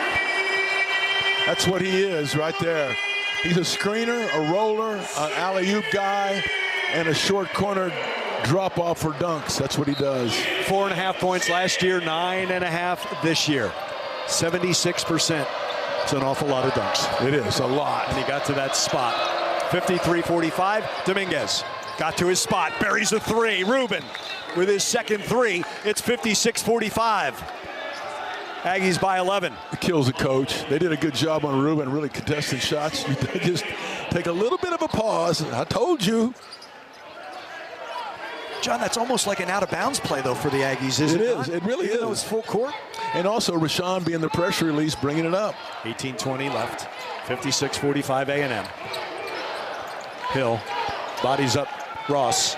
Millender to his left. Smurf starting this second half.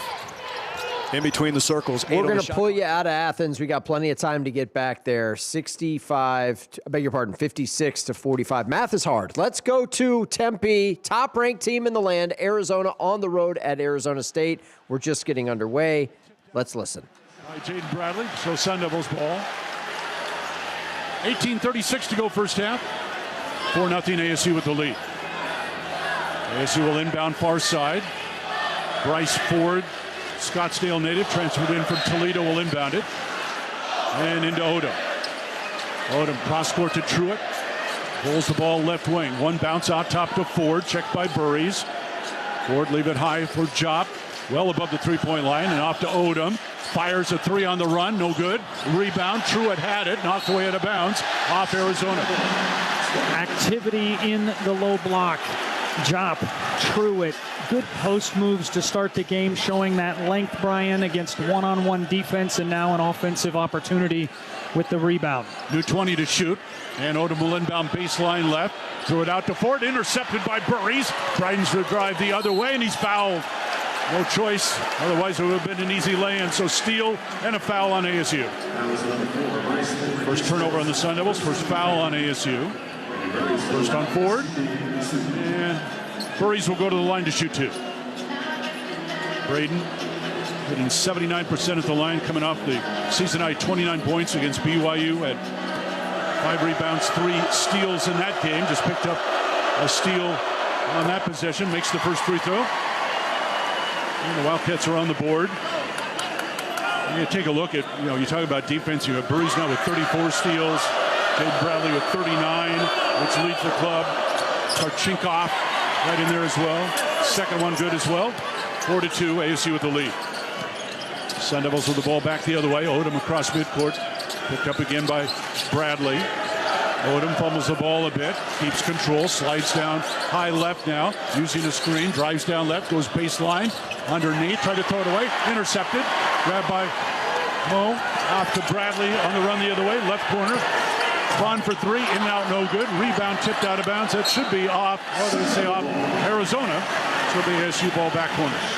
Good look from the three-point line for Ivan Karchenkov off what could have been. That's Brian Jeffries and Ryan Hansen on the Arizona Wildcats Sports Network. We'll get you back out to the desert where ASU has an early lead on the top-ranked team in the land. We're going to the ACC for SMU and Louisville. 14 minutes to play in the first half.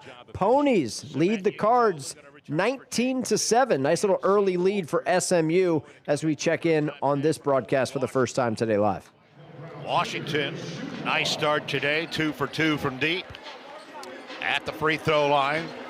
You know, and looking for a three-point play is Michael Brown. And you mentioned Corey Washington. He's been super unselfish lately, maybe more so than he needs to be because he's really doing well. He was 5 of 10 coming into the game his last 2 shooting. Brown made the free throw. Now they trap Boopy in the backcourt. Was a full court pressure. He finds B.J. Edwards. Edwards hesitates at midcourt, throws it across to Jaron Pierre. Mustangs with a 9-point lead. Pierre fumbles the ball under the basket, now dribbles baseline, and he dribbled it on the baseline out of bounds. SMU turnover. I thought early on in that defensive switch where they started to double in the backcourt and put on the zone press that it might lend and lean toward SMU's favor. We could turn it into a broken floor, but they got it to Pierre, who fumbled the ball. He's not been dribbling it that well at times this season, and it cost us that time. Louisville brings it ahead. Mustangs with a 19-10 lead. Kadai Roots, right wing, up top Khalifa. Hands it to Brown.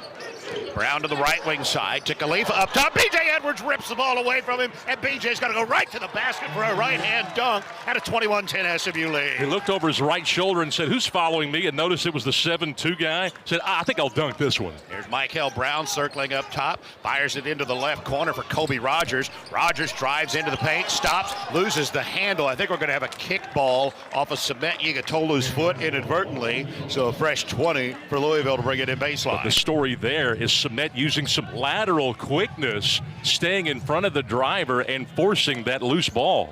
Rogers will enter the ball baseline. He transferred from college to Charleston, coming over with the head coach. Here's Conwell with the right corner three that was challenged by Samet Yigatolu. Going to be a loose ball foul on the rebound. And what are they calling that on? Got Boopy. Boopy Miller. Yeah. Big you know collection went down to the deck with Boopy and Sam Walters both in it. How many point guards that are Boopy's size in amongst the trees will get called for a foul on a box out on a rebound attempt? Boopy's arguing it. He doesn't think it was him. He thinks it was Sam Walters. Well, whoever they got, obviously Boopy's not happy about it, but how about just the effort of Boopy Miller, your point guard, to do that dirty work? Jermaine O'Neal Jr. Rich Phillips, Scott Garner on the call, Mustang Sports Network. Nice double-digit lead for SMU on the road at Louisville. Let's go to the SEC, check in on Oklahoma and Texas. Sooners off to an early lead against their rival, 17-6 first half. That's short.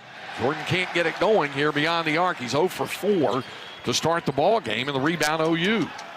We're at the 12-minute mark of the first half, and the Sooners lead by 13. It's 19-6. Pack, bounce pass, up top, works it to Xavier Brown. Brown trying to drive in, dumps it to Ilyatantsev. Out between the circles to the right side to Nigel Pack. Behind an Ilyatantsev screen. For 3, it's no good. Deep rebound loose, picked up for Texas. That's going to be a foul on Ilyatantsev. He crashed into Messina Traore, who was gathering in the ball at the time, and it'll be Texas ball after the timeout. 11:46 remaining in the first half with the score Oklahoma 19. That is Craig Way on the Longhorn Radio Network. We're going to jump from the SEC to the Big Ten. Check in on Ohio State for the first time on the road at Wisconsin. 5 minutes gone in this one. Buckeyes with the early lead. Saves the ball on the right point. Blackwell behind a screen, gets it Winter left to the key. Left wing it comes to Boyd, 8 on the shot clock. Boyd dribbling to the foul line. Boyd now in the lane. Gets it top of the key where it's batted away by Garlock, but we get a whistle, and they called traveling as Boyd went to retrieve the basketball, but walked with it. I wonder will he get his coach to challenge it. Garlock tried to set a screen, apparently, I think. I couldn't see it, Paul. Well, I couldn't see much of it. So the ball goes to Ohio State with 15 minutes left in the half. 9-4. Buckeyes leading the Badgers with under 15 to play in the half. Thornton, left of center circle, Ohio State against a man-to-man, dribbles it to the left wing for the Buckeyes. Bruce Thornton guarded by Boyd, now swings the top of the key, Royal dumps underneath to go, but who catches, throws right corner Bynum, fires a 3 and hits it in the right corner, Amari Bynum. And his 5-point total now has made it 12 for Ohio State. 14:38 left in the half. Wisconsin has Boyd starting on the right point against the zone. Left point to Carrington. Back to go to Boyd, top of the key. Foul line to Blackwell. Blackwell looking all over to give it up. Blackwell dribbling down on the left block. Swings on the left point. Carrington fakes the three. Dribbles, drives low on the left. Running shot blocked by Bynum.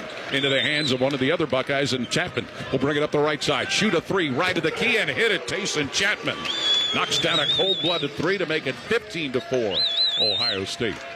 14-10 to play in the half. Buckeyes back in his own defense. Badgers have Boyd starting their offense at center circle. Boyd behind the screen comes top of the key. Right point to Carrington. Returns it Boyd top side with Chapman the closest defender. Boyd gets fouled. Tayson Chapman ran right into him and commits his first. Yeah, I think there's some adrenaline flowing there with Tayson Chapman. He came out very aggressively, but do you blame the young man, Paul, when you think about what he's done and had to go 11 points against Penn State? That's more points than he scored and combined the last 8 games that he played in. Well, a couple of changes as Puff Johnson comes in for Ohio State. Bieliaskis returns for Wisconsin along with Austin Rapp. Badgers the ball. Buckeyes a 15-4 lead. Handling it is Boyd on the right point with under 14 to play in the half. Boyd to the foul line. Stops in the paint. Went underneath where it's laid in left of the rim by Blackwell. Blackwell gets his first two. 15-6 Ohio State with 13:41 to play here in the first half. Well, the Badgers seemingly have broken the seal a little bit. Bruce Thornton brings it up the middle of the floor for Ohio State. Boyd awaits him in a man-to-man defense for Wisconsin. Throws it down Yagovin, a high post right. Yagovin guarded by Bieliaskis. Dribbles now, hands it right to the key. Chapman, he'll dribble to the right wing. Chapman stop, look to give it up, throws it Royal right of the foul line. Back to Chapman, right of the key, top of the circle. Yagovin to Chapman, who dribbles right to the foul line. Feeds Yagovin down on the right block, goes to shoot, knocked out of his hands. Bieliaskis up with the loose ball, Wisconsin. 15-6 Buckeyes on top. 13-10 left in the half.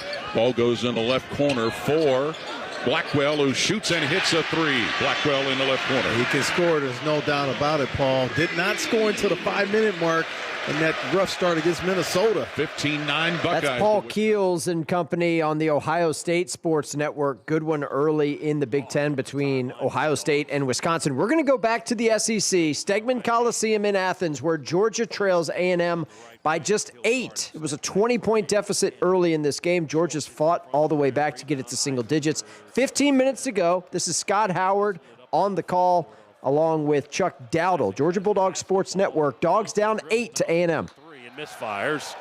And a foul on the rebound, says Courtney Green, the official on the baseline. They got Justin Bailey, with a pushing foul, and that's Justin's 4th foul.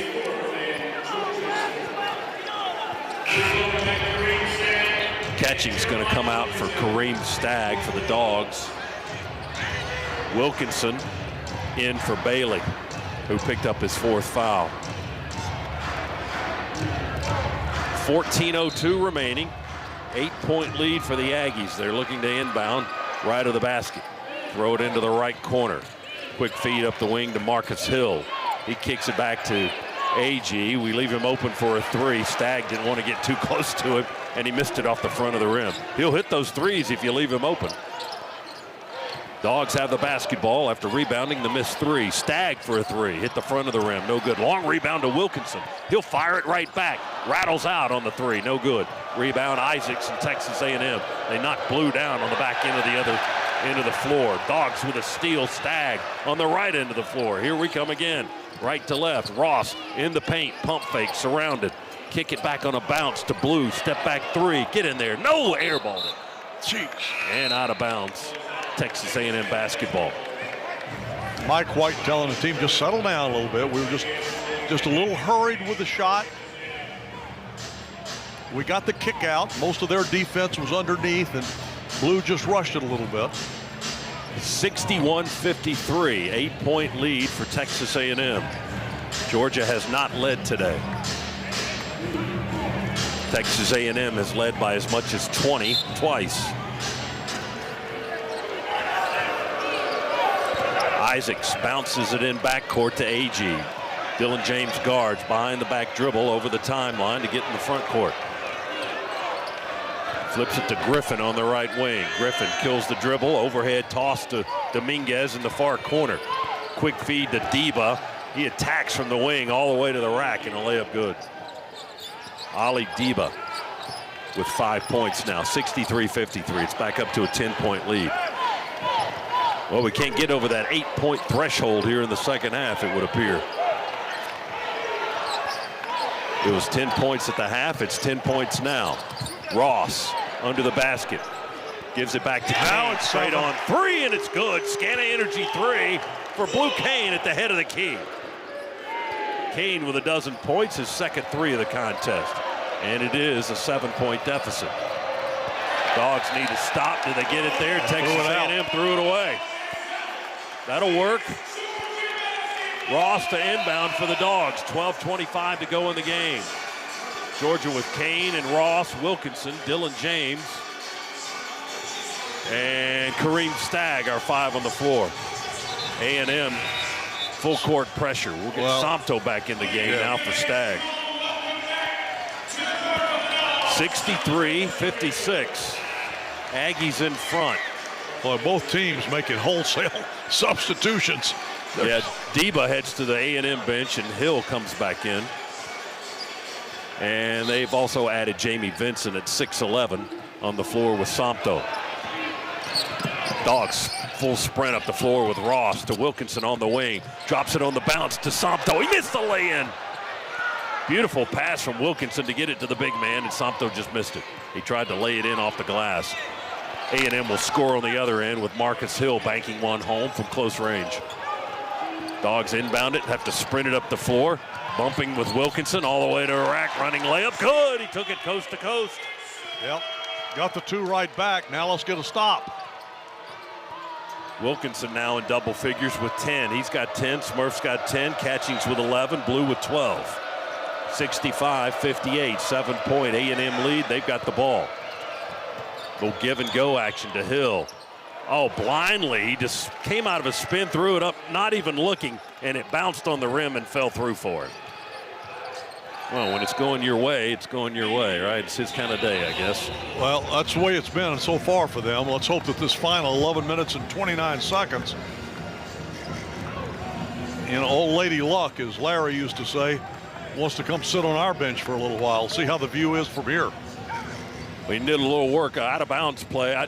Did we tip Don't get that very out, many Larry Munson references on the Georgia Bulldog basketball broadcast. We're used to getting those in the football side of things. Scott Howard, Chuck Dowdle, Georgia Bulldog Sports Network. The deficit is 9, 67-58.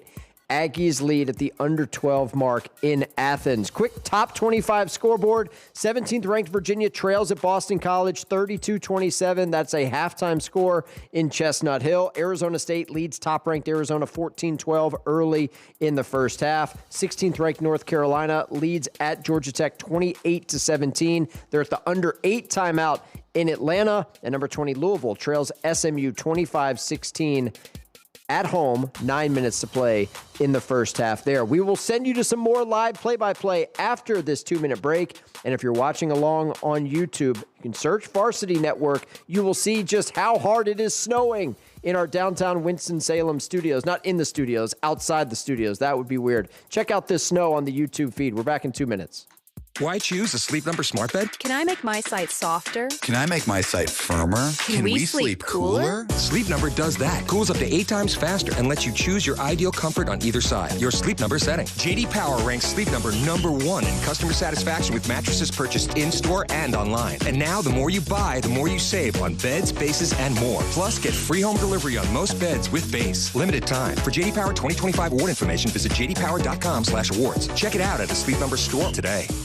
A smooth, close Barbasol shave in the morning lifts your confidence. That rich, creamy lather will catapult you to greatness. Nothing can stop you today. Well, except that traffic jam.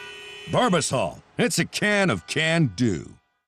If you can plan barbecues and weddings, you can plan to protect yourself from a natural disaster. Sign up for local alerts, prepare an emergency kit, and make a family communications plan. Get started at ready.gov/plan. Brought to you by FEMA and the Ad Council. Progressive knows there's so many great things about being a sports fan. Like scoring the company box seats. How great is that? Trick plays that actually work. Prevent defense when your team is winning by a lot. And even more preventative prevent defense as they're hanging on by a thread. And of course, saving money when you bundle your home and auto with Progressive. That's pretty great. Just like trick plays that actually work. Yeah, but how often does that happen? Complaining about sports. Not so great. Progressive Casualty Insurance Company affiliates and other insurers. Not available in all states or situations.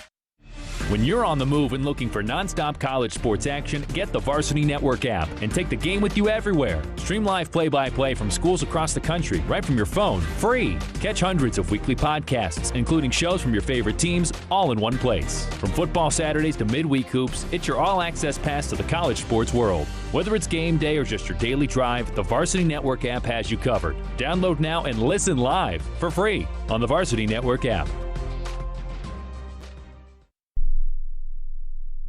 Rim-rattling dunk. All the way to the other end! A dunk of a lifetime! And he's fouled! You're listening to the College Basketball Blitz. Our producer is Tim Bickford today. Our board op is a man they call Debo. Zach DeBosart doing a great job at the controls. I'm Stephen Hartzell. Appreciate you kicking it with us. A shout out to our friends who are following along on the YouTube stream. You can search Varsity Network on YouTube. You can watch the show. Tim, Richard, Andy, we see y'all in the comments. Appreciate y'all hanging out with us, whether you're snowed in like we are or you're just a college basketball fan. We appreciate you spending your Saturday with us. We are with you until 6:30 Eastern time, bouncing around from coast to coast. Where are we headed to next, Tim?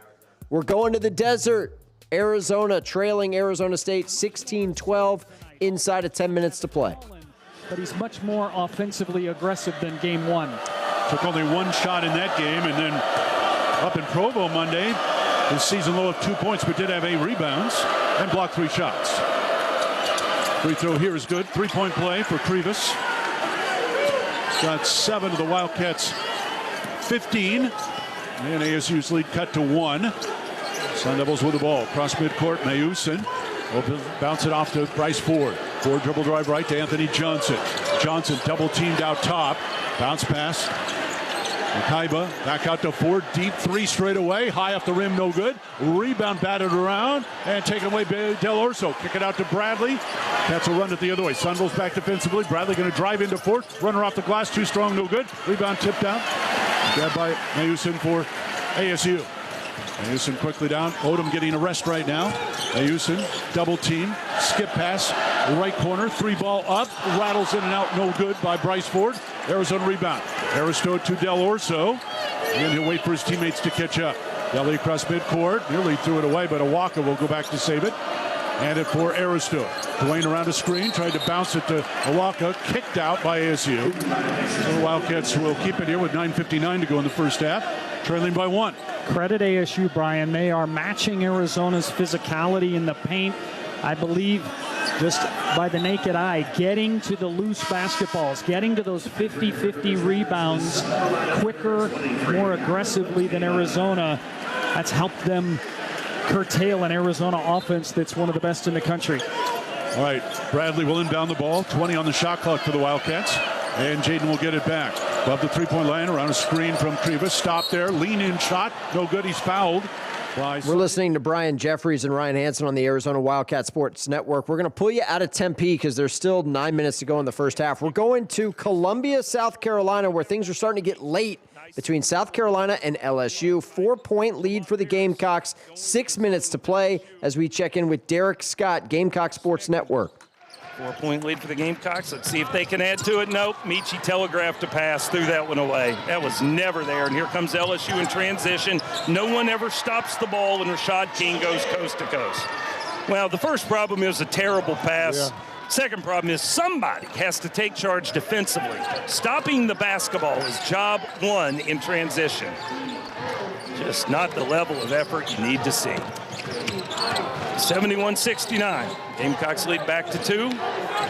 Michi on the perimeter, guarded by Tamba. Gets around him, gets into the paint, stuck, throws one up from off balance and scores it off the glass. Tough 2. Yeah, he was determined. Tamba trying to get himself another block shot, but not get a foul, so he could only try so much. Gamecocks back off of another shooter, and Rashad King hits his 3rd 3 of the day. I don't even know what to say about that. Studi was right there, and then he just stepped back. Rashad King now with 11. 1-point lead for South Carolina. Back-to-back defensive breakdowns. Michi with distance, long 3-pointer. That won't fall. LSU rebounds. And now in transition, another open three in the corner. This one misses. Long rebound will go out of bounds and will belong to South Carolina. Eli Ellis will return. He'll replace who? Miles Studi? Yeah, he'll get Studi.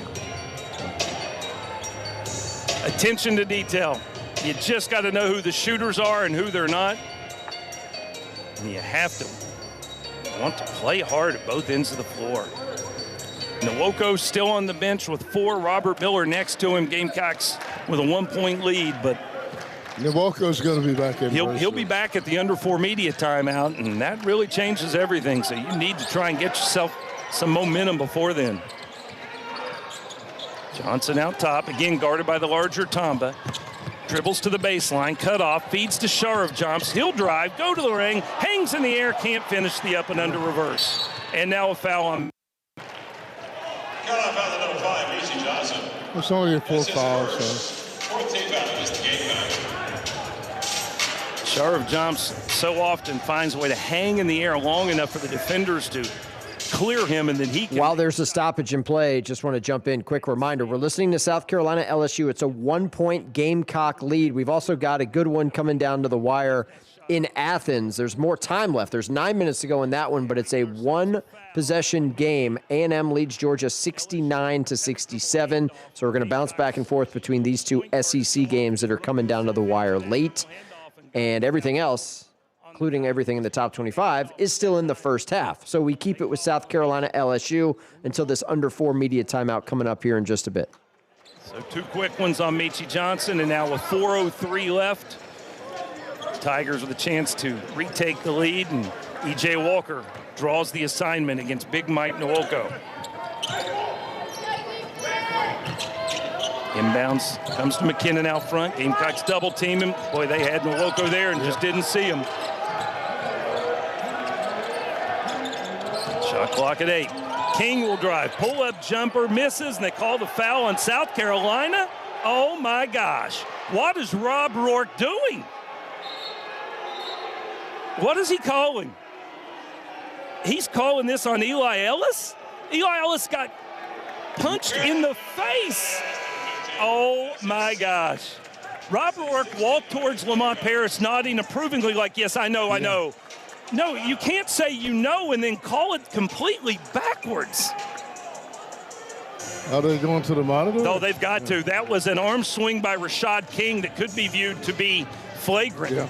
This is going to be real interesting. We've got timeout on the floor, 3:50 remaining. While they Gamecocks review that, classic SEC radio. It really is. It doesn't matter the sport. Everybody's unhappy with the officials. We're going to go to A&M, Georgia, 75-70. Good game coming up here with just 7 minutes to play. Jab step, Smurf. Kane attacks down the right lane line. Under AG and missed. Tip up, no good. James, no good again. AG and grabbed from behind by Catchings. And a jump ball possession arrow to A&M. 7 minutes to play, and the Aggies lead 77-70.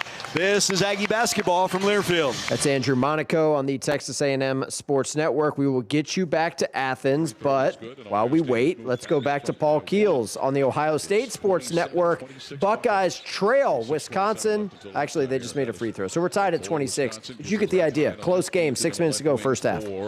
Carrington now to come to Winter, high on the right. Nolan Winter, one bounce, hands it off Blackwell, right to the key. Blackwell dribbling right wing, throws to Winter, who sends it left point. Rapp, he'll shoot another 3 and nail it.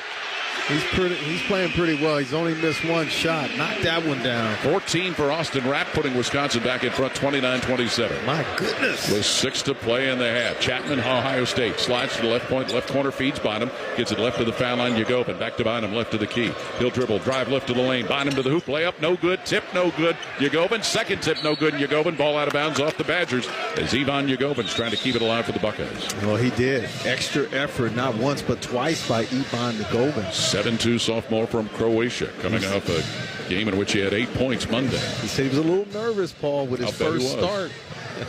29-27, Wisconsin leading. Thornton from Ohio State inbounding left to the backboard. There's Thornton handed the ball, looking all over. He'll flip it to Yagobin on the left wing. Yagobin in traffic, back to Thornton, dribbling left to the foul line. Brings it top of the key, Thornton. Off to Cupside on the right sideline, top of the key to Thornton. Fakes a couple of threes, dribbles, throws now on the left point. Chapman, he'll shoot a deep 3, nails it. 6 for Tayson Chapman. 30-29 Buckeyes by 1. 5.5 to play in the half here in Madison. Rapp top of the key, dribbles and feeds it right point Blackwell for Wisconsin. Blackwell guarded by Thornton and a man-to-man. Throws it now for Nolan Winter. Gets it in a left wing for somebody. We can't tell who it is. It is Boyd dribbling into the lane.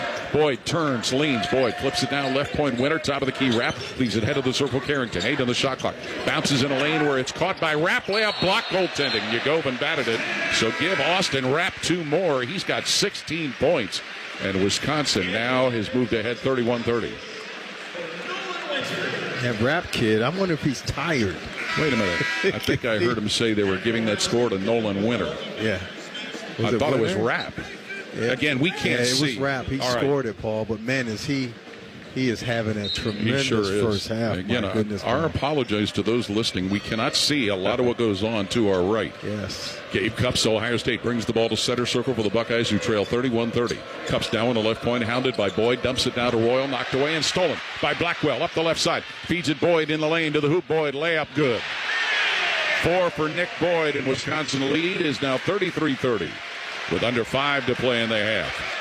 Tayson Chapman brings it up right of center circle for Ohio State. Third-year sophomore from Minneapolis. Top of the key in Yagobin. Bounces Chapman, driving right of the lane to the hoop. Layup good. Tayson Chapman giving him 8 on a nice feed from Yagobin. And it's 33-32, Wisconsin by 1. Partially deflected there, Paul. 4.5 to play in the half. Ball in the hands now of Boyd between the circles. Throws now in the lane. Blackwell dribbles out to the left block. Blackwell comes in the right wing. Rapp. He'll shoot another 3. Why not? Because he hits it. You got to find that guy. When someone's hot, regardless of the stats, you got to make the adjustments defensively. 19 for Austin Rapp. 36-32 Wisconsin. Wisconsin pulling away from Ohio State late in the first half. We're going to go back to Columbia, check in on South Carolina LSU. This is a 1-possession game coming out of the under 4 timeout. Let's check back in with Derek Scott, see how he feels about the officiating. Making 80% of their free throws. It's strange. Some seasons it just seems like it happens where everybody seems to get hot against you, and it has been that way this year in conference play for the Gamecocks.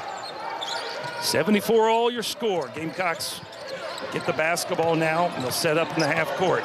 Sharov jumps against McKinnon. Double team, so he has to give it up. Out top to Michi. Michi drives right, kicks to Ellis. 3-ball corner, no. And LSU grabs the rebound. That was his first miss from behind the arc. Our 5th tie. All of them here in the second half. 74 all. Your score. Here's McKinnon at the top of the key. The lob for Nwoko, who travels with the basketball, and they're going to call a foul. Oh, my goodness. The lob on the pick and roll was not an accurate pass. As he landed, they're going to say Sharov Jumps put his hands on him and caused him to travel. He barely touched him. Oh, gosh. The replay is not going to make Gamecock fans any happier. That is, that's questionable at best. And we're going to get an official review. I don't know how you review this. I don't know what you'd be reviewing. Hopefully Don Daly can explain it to us. Mike Sharov Jump's hands absolutely touched Nwoko. Whether they touched him with nearly enough force to cause Nwoko to travel. Right, while they review that, quick update of what we got in the top 25 right now. First half scores, you got Arizona, top-ranked team in the land, one of just 2 undefeated teams left in college basketball. The other one, by the way, Miami of Ohio. Shout out to the Red Hawks. 25-21, Arizona with the lead at Arizona State. North Carolina ranked number 16 in the land. No problem at Georgia Tech, 42-31. 3 minutes to go in the first half there. And SMU leading at number 20, Louisville, 37-31. They have just started the second half in Chestnut Hill, where Boston College leads 17th ranked Virginia, 37-36. Now, we got a couple of close games in the SEC that we're keeping our eyes and ears on. LSU and South Carolina tied at 74 with 3 minutes to play. They're in an official review. Texas A&M leads Georgia 81-70. Let's go there. The point of the show is to take you to live play-by-play. They're playing basketball in Athens. Let's go there. A&M leads Georgia by 11. 5 minutes to play. To the wing. Wilkinson, that is a 30-foot 3. No good. AG tips out to Pop Isaacs. Wow. They knew exactly what they were going to run, and Georgia hadn't fired that shot. 81-70 A&M, 5.5 to play. Lane Dominguez. He's 35 feet from the basket, high on the left wing. Has his dribble. Instead, looping pass Agee, top of the arc, 10 to shoot. Agee gives to Deba. Slot right three. Ali Deba with his third three. An Aggie high 13 for him. It's 84-70 with 5 minutes to play. The curl. Ross down the right lane line. And lobs to James. Missed it. Agee with the rebound. To Pop Isaacs. This is where A&M has done a good job of taking time off the clock when you have a lead like this. Slowed it down. Georgia 0 for their last 5, 1 for their last 7. It's a 3-minute scoring drought. And the Aggies have ballooned the lead to 14. 4.5 to play. Out to Pop. Pop. Top of the arc. Rubin. 3 left wing. Off the heel. Offensive rebound lane. Out to Pop. Pop curls. Jump pass. Rubin. Left wing 3. In and out, no good, and the rebound. A&M's up 2 touchdowns on Georgia, 84-70 with 4 minutes to go. Georgia had this thing trimmed to 3 just a couple of minutes ago. Let's go back to Columbia because it's a tie game between LSU and South Carolina. And once again, the Gamecock announcers not thrilled with the officiating. 18 points now for the big Canadian.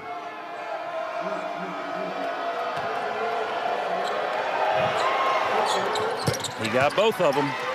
LSU's free throw shooting near perfect today, 12 of 13 for a team that's usually at 76.5%. Gamecocks, meanwhile, only 13 of 20. So LSU's just about caught them in spite of 7 fewer attempts, and the Tigers have the 2-point lead. Michi working against McKinnon, again lost the dribble. Ellis got there first, but then he gets rolled up and he's hurt again. Rashad King dove for the basketball just as Eli got to it, and he took Eli's feet right out from under him, and a hard fall on his hip for Eli Ellis. Third foul on Rashad King, 9th on LSU, so a 1 and bonus for Eli Ellis, and I know he is smarting right now. That was a hard fall.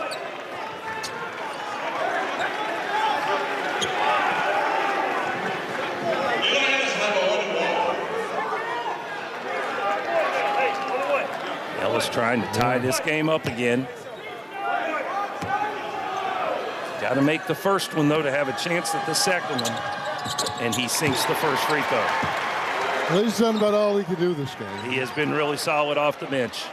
No question now. 13 points, 3 assists, a lot of hustle. And he makes them both, and that knocks us up at 76.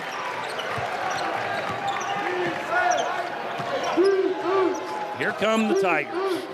58% shooting today, 50% from downtown, near perfect at the free throw line.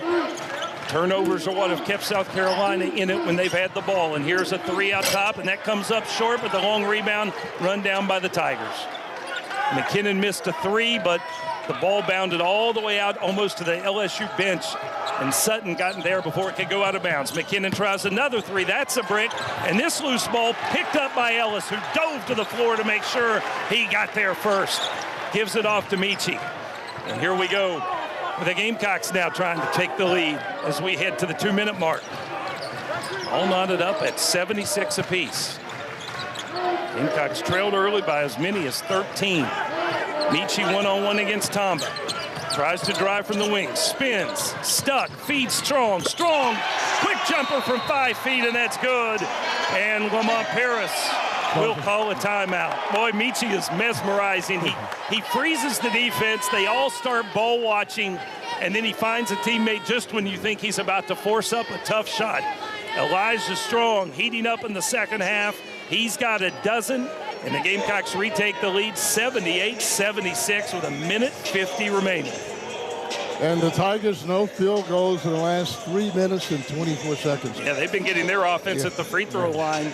The Gamecocks also have seen them miss a couple of... Timeout on the floor in Columbia. Let's go and check in on it on Georgia Tech and North Carolina. Final 30 seconds of the first half. Tar Heels are cruising over GT 50-37. Homecoming game for Caleb Wilson, the star freshman for North Carolina. He played high school ball in Atlanta. He's doing his thing in a homecoming spot. 14 points for him.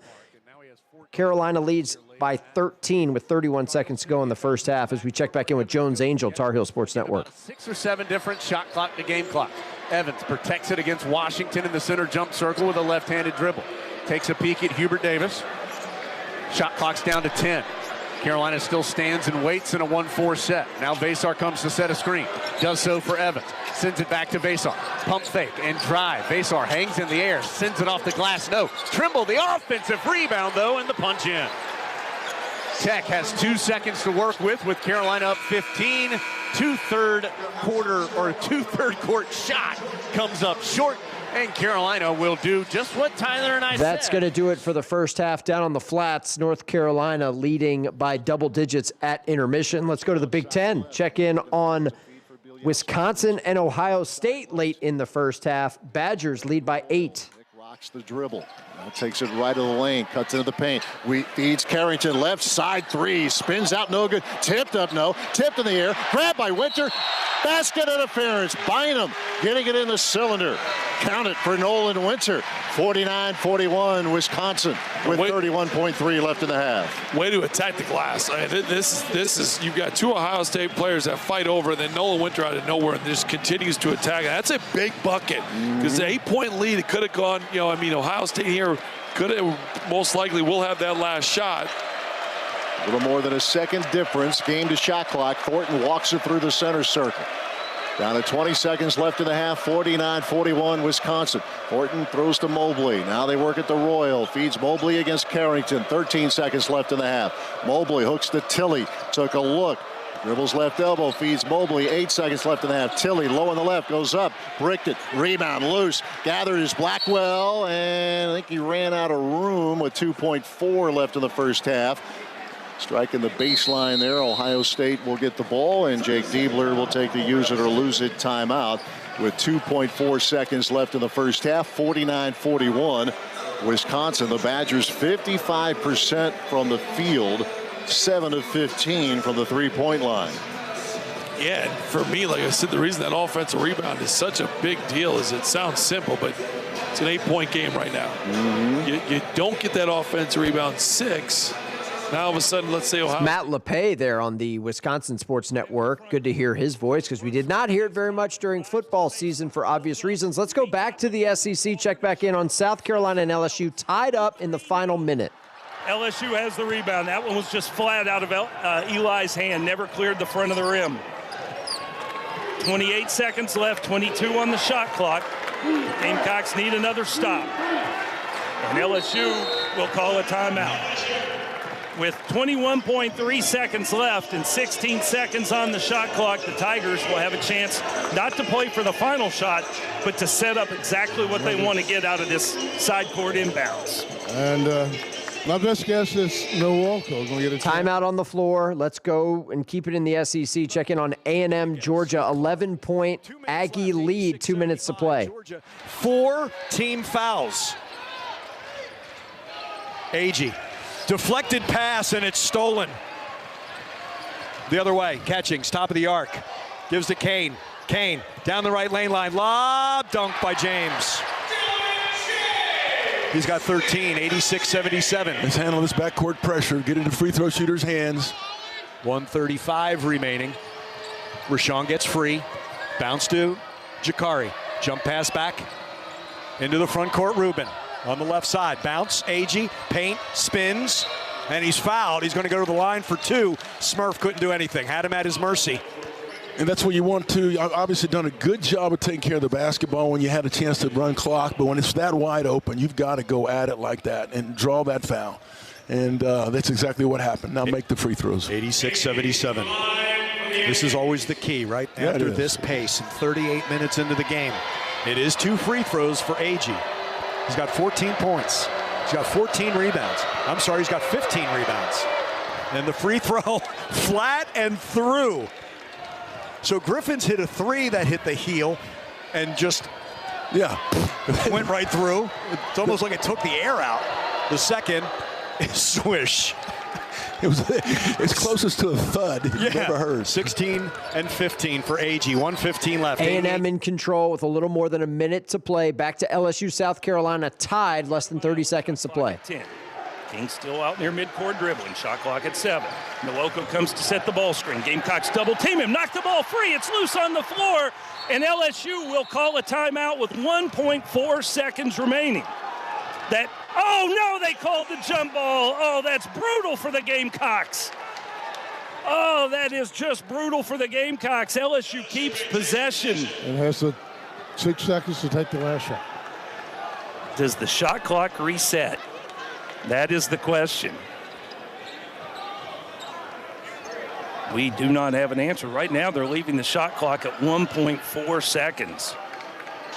And Don Daly tells everybody to cool their jets as he determines where the ball will be inbounded.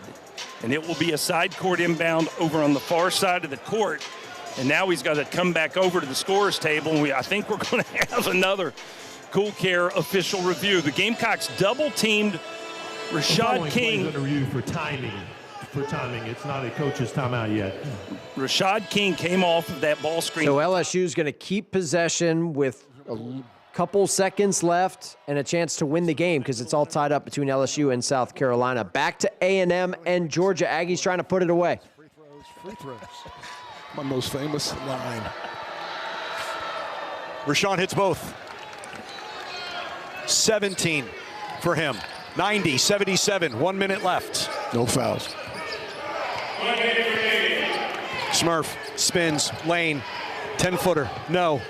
Offensive rebound, James. Kick out, Blue Cane is deflected by Deba.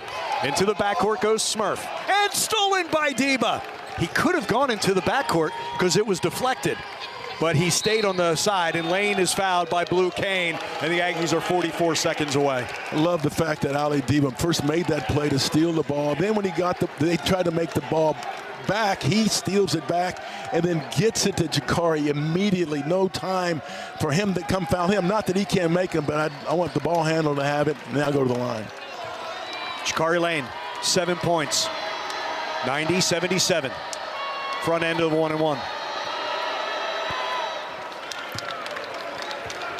Boy, Georgia sat on that. A&M is going to remain atop the SEC standings after an impressive road win at Georgia. We'll get you the final score when it gets to zeros. But we got to get you back to Columbia. Tied up between LSU and South Carolina. LSU ball, 6 seconds left. Here's Derek Scott with the call. He is straight across from the top of the key. Gamecocks trying to make sure they've got Nwoko managed inside. They get it into King. He catches, he squares, he misses the three. The Gamecocks rebound and call a timeout. LSU coach Matt McMahon irate that he didn't get a foul called on South Carolina. Somebody he feels like had a hold of the back of a Tiger jersey as that ball went in the air for the rebound. But South Carolina gets the possession and calls the timeout, and now they'll go back to the monitor to see how much time they're going to put back on it. The missed three from Rashad King leaves us tied at 78. Right now there's 1.7 seconds left. We will see if they add any time at all to that. While they review the time, do want to check our top 25 scoreboard. 17th ranked Virginia has gone ahead of Boston College 50-43. There's 12 and a half minutes to play in that one. Everything else is either in the first half or at halftime in the top 25. Number 1, Arizona leads at ASU 34-33. There's 2 minutes to play in the first half in Tempe. Halftime scores in the ACC, 16th ranked North Carolina up big on Georgia Tech 52-37. And number 20, Louisville trailing at home to SMU 47-44. Let's go back to Columbia for the final few ticks here and see if South Carolina can win this at the buzzer. They're tied at 78. A final from Athens, by the way. Texas A&M goes on the road and beats Georgia. That is a final 93-77, the final score between A&M and Georgia. Back to Columbia we go. This is interesting. Now, here's what I don't know. Since LSU used their appeal earlier in the game, their challenge earlier in the game, what is this all about? These new rules this year have us all a little bit confused. So a challenge and an appeal have got to be different. They must be, and what I'm trying to figure out is a flagrant. As Kobe Knox was tangled up with Pablo Tamba trying to get that rebound, there's no question Knox had Tamba by the jersey. But Is that a flagrant? Can that be viewed as a flagrant, or do you just have to acknowledge as an official, I didn't call it? It's full-scale battle gear under the basket this late in the game in a situation like that with the winning shot up in the air. We are waiting on the word from Don Daly. Boy, he's been doing a lot of talking in that microphone. We're glad we have that microphone in our effects feed, but at the same time, you don't like holding your breath in a situation like this, waiting to see if something that significant is going to be added to the play after the fact. After review, the play is called as stands, no foul. There is a timeout will be charged to LSU. He has no longer any timeouts. LSU's out of timeouts. Gamecocks have 2.1 seconds left. Again, I understand you wanting to argue that the foul took place, but that's grabbing somebody's jersey is a bit of a stretch to be interpreted as a flagrant. But what Matt McMahon knew was that's the only kind of foul you can get added on an appeal. He couldn't get a common foul added on an instant replay. Otherwise, we'd be here all day, every day. All right, so here we go. South Carolina will have Kobe Knox to throw the inbounds pass. And I mean throw, because he's going to have most of his teammates at the other end of the court. E.J. Walker, Mike Sharp jumps down near the baseline. Grant Polk sets up closest to Knox, near the top of the key. Michi Johnson at midcourt. Polk breaks the other way. Knox brings it into Michi. Michi from beyond midcourt lets it rip. Oh, it's off the iron. He got a great look at it from probably 10 feet beyond midcourt. It hit between the rim and the backboard and caromed off to the left, and we will go to overtime. All tied up at 7. Free basketball in Columbia between South Carolina and LSU, as you heard. Also, and I don't like to produce from the chair, but we just may have to go to the Mountain West, check in on San Diego State and Utah State. That's a one-possession game. They're in the under 4 media timeout in the second half. I'm not telling our producer Tim Bickford how to do his job. I'm just saying we're trying to find some close games. All of our action in the top 25 is at halftime. We will send you back out to live play-by-play somewhere after this 2-minute break here on The Blitz. A smooth, close Barbasol shave in the morning lifts your confidence. That rich, creamy lather will catapult you to greatness. Nothing can stop you today. Well, except that traffic jam. Barbasol, it's a can of can-do. If you can plan barbecues and weddings, you can plan to protect yourself from a natural disaster. Sign up for local alerts, prepare an emergency kit, and make a family communications plan. Get started at ready.gov/plan. Brought to you by FEMA and the Ad Council. For comprehensive coverage of college basketball, tune to Sirius XM College Sports Radio Channel 84 in the car and on the Sirius XM app. For the win! Got it! Let's go! Sirius XM is the home of your favorite team and conference, including live games, plus interviews and analysis. He's got it! So cheer along with the Sirius XM app and listen to your favorite team anywhere. Get a free trial at SiriusXM.com/College Sports Radio 2025. Which schools will take home the prestigious Learfield Directors Cup for the top college athletic programs for the 2025-26 college athletic season? Check out the criteria and follow the year-long standings of your favorite team at L Directors Cup on the X platform or online at thedirectorscup.com. Trophies will be awarded in June 2026 to the winning institutions in all college sports divisions. The Learfield Directors Cup, powered by NACDA, the crowning achievement in college athletics. A Progressive Home and Auto Bundle can protect you round the clock, but we can't protect you from those painful moments in sports. Oh, I can't believe we blew a 5-touchdown lead. Sure, but you got to feel like they were going to win for almost the entire game. But I was about to buy playoff tickets. So you were prepared for a good time. That's pretty nice. It's the worst loss any team has ever had. And you got to witness history. Okay, we're done here.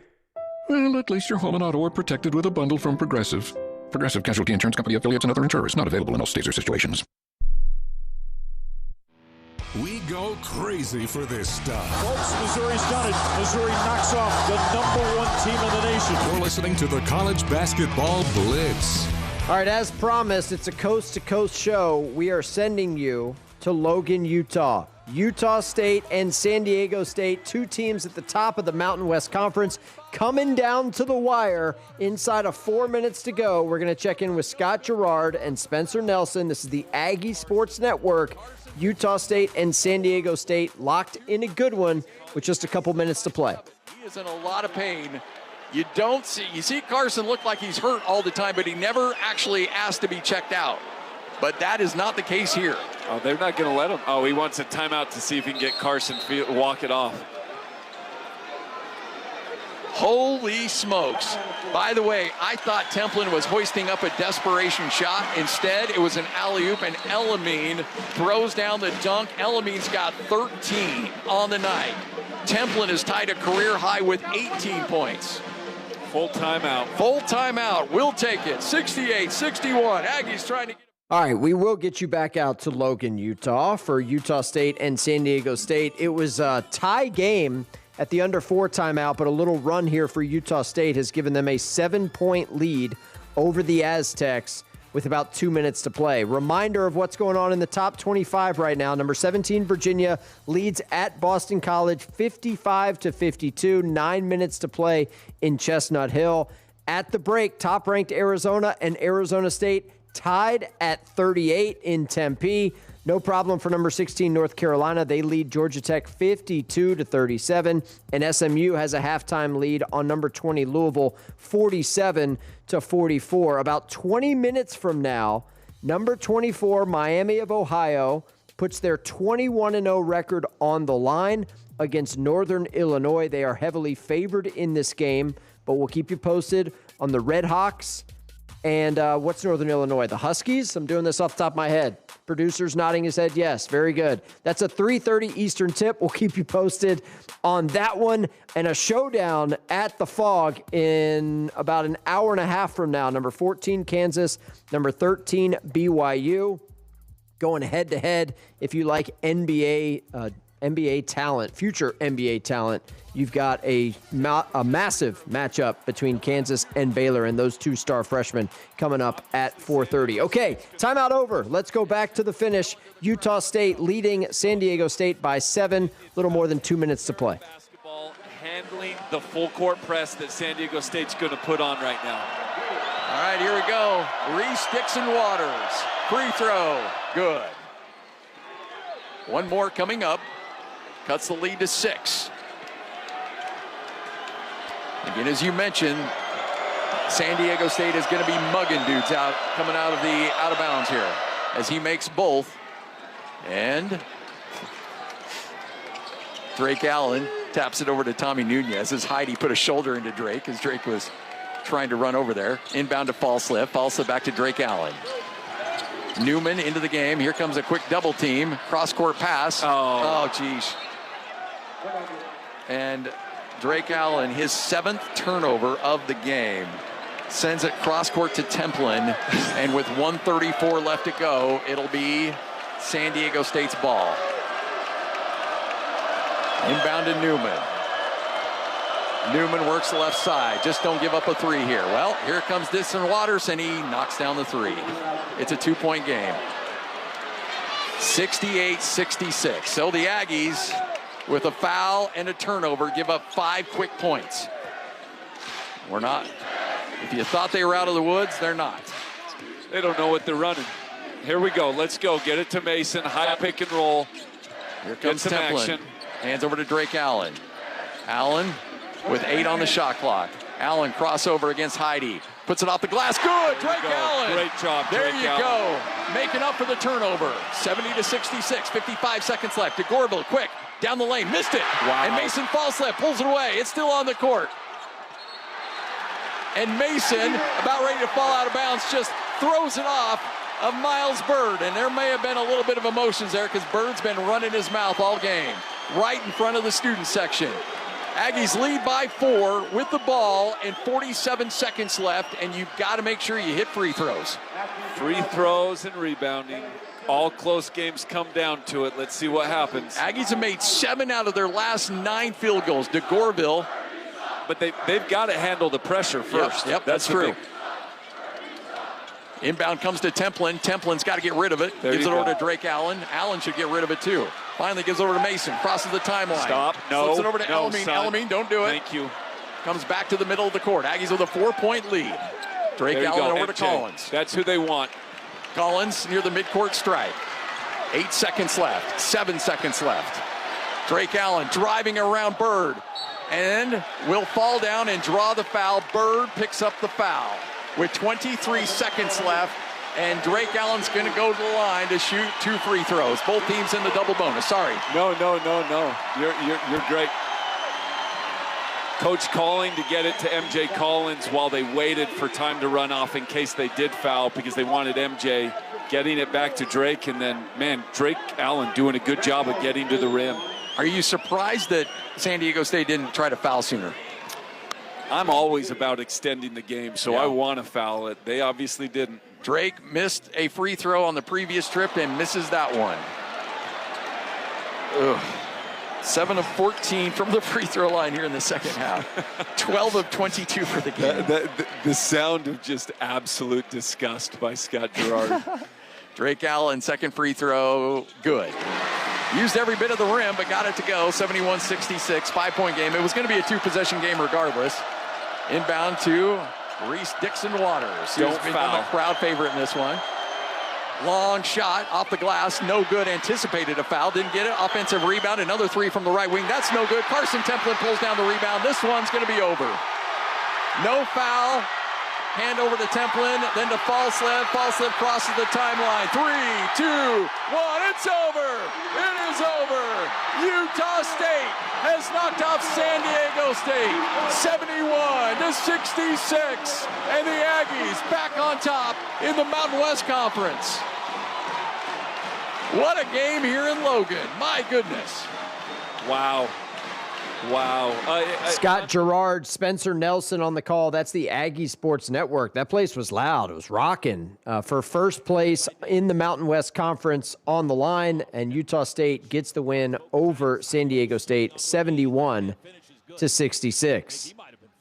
From the top of the conference standings to the bottom. Oh, I thought you were going to send us back to LSU, South Carolina, because those teams are not anywhere close to the top of their conference standings. But LSU, South Carolina in overtime. We're keeping our eye on that one. We also got some action in what do we got? Oklahoma, Texas. That's a one-possession game. They've just started the second half. All of our ranked games are at halftime. So Arizona and Arizona State tied at 38. North Carolina leads Georgia Tech 58-44, and SMU leads at Louisville 49-45. Those games still have a lot of time left. As promised, let's go to Columbia.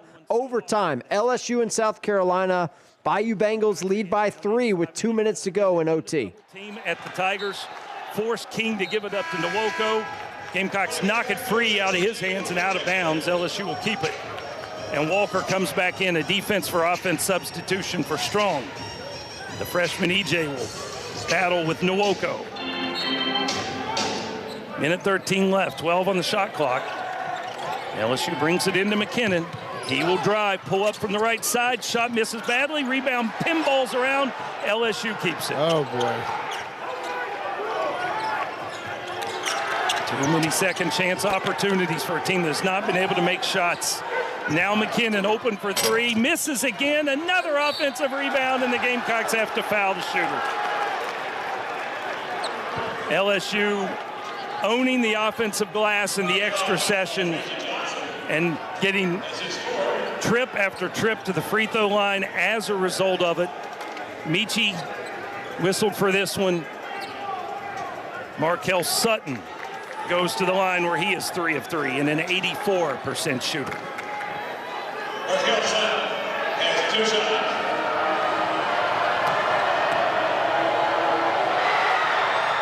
Oh, short arms the first one. Did the Gamecocks ever need something like that? Well, like you said, at 84, but pressure at the end of the game, you never could tell who else won. One more free throw. Gamecocks have to screen out. You've got Tamba and Nwoko ready to crash the glass. He makes 1 of 2. And the lead is 2, 86-84, 50 seconds left. That's 4 fouls on Michi now, so he's got to be a little careful in that regard as well. Johnson working the dribble, back and forth between the legs. Step back three, top of the key, no. Offensive rebound by Knox, and he's fouled by McKinnon. This is unbelievable. Nobody can make a field goal. Michi's pull-up jumper earlier in this overtime, the only field goal for either team in the overtime session. Every other point coming at the free throw line. And now Kobe Knox will try and tie this game up at that very same spot.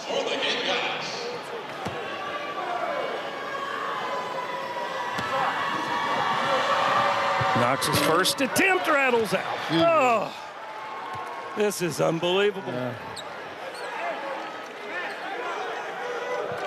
The most reliable free throw shooting team in the league, the most reliable part of this team's game. And today, it has left them. Kobe makes one of two. Gamecocks have not led in overtime, haven't been tied since it started.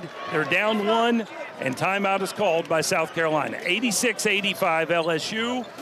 It'll be a full timeout here with 39 seconds remaining in a one-point game. LSU with the lead. Tigers have 4 offensive rebounds, Casey, in this overtime session. It has been something the Gamecocks have fought so hard to force difficult shots, but then when those shots have missed, they have not been able to seize the rebound and in the possession. There have been long rebounds, there have been mid-range rebounds, but some way the Tigers come up with the possession. You heard Derek Scott tell you it's a full timeout. So while we have a moment, let's just update you on some other scores. Oklahoma leads Texas 40-39. They're at the under 16 media timeout in the second half. That game being played in Norman. You got a lot of mid-major conferences in action right now. All of our ranked teams are early in the second half, so I'm trying to find you some Power 5 scores here. Wisconsin leads Ohio State 57-49. They've just started action in the second half. We'll try to get you back out to Madison here in a little bit. Top-ranked Arizona tied up with Arizona State, 38 apiece at halftime. You got 16th-ranked North Carolina leading Georgia Tech by 15 on the road, 59-44 the score there. 17th-ranked Virginia leads at Boston College, 60-58, 6 minutes to play in that one. SMU still clinging to a 1-point lead at 20th-ranked Louisville, 49-48. They've just started the second half in that one, so we'll get you out to all those games here in just a little bit. But we're inside of a minute to go in overtime. LSU leads South Carolina 86-85 as we rejoin the Gamecock Sports Network. This is Derek Scott on the call. Team in the double bonus. Possession arrow points to South Carolina if there is a jump ball called. LSU with a 1-7 record in league play and 3 straight losses. The Gamecocks sitting at 2-6. And the Gamecocks trying to defeat the Tigers for the second time this season. And for the second time without their best or leading scorer. Yeah, DJ Thomas Jr., the LSU point guard, leading scorer, leader in assists, missing this game as he did the first one. Gamecocks trying to make sure they take advantage of that break, but it has not been easy here in this one. You know, without their point guard, you wonder, would South Carolina think about some full court pressure? And it looks like they will. McKinnon and King have been the ball handlers, but neither one of those guys are typical true point guards. McKinnon will be the inbounder. South Carolina will not guard the inbounder. McKinnon looking, struggling, gets it into King. King under the basket, double team, gives it back to McKinnon, and McKinnon hurries it ahead. Oh. McKinnon with a clear out on Knox, gets away with it. Officials swallowing the whistle there. Now the Gamecocks trying to trap King. They look like they maybe want a foul. LSU wide open 3 for McKinnon, and he nails it. Gamecocks were chasing the basketball for some reason, even though they had 9 seconds left between shot clock and game clock. They overcommitted and left the best shooter on the floor wide open, and Max McKinnon hits the first field goal of overtime for LSU, and it's a 3. And the Gamecocks call timeout here with 20.2 seconds left, but that is a real defensive breakdown by South Carolina. I don't understand really why you're chasing in a 1-point game when even if they expire the entire shot clock, you've still got 9 seconds to work with. But they really were chasing everything all over the court. And when you gamble like that, you're going to leave some open players. And the guy you would not have wanted to leave is Max McKinnon. And he buries his third three and LSU's ninth. And the Tigers now with a 2-possession lead. Gamecocks will have to go quickly and try and get a quick score here. 89-85 Tigers. Well, it's been so close, but the free throw line has really killed us. 20 for 28.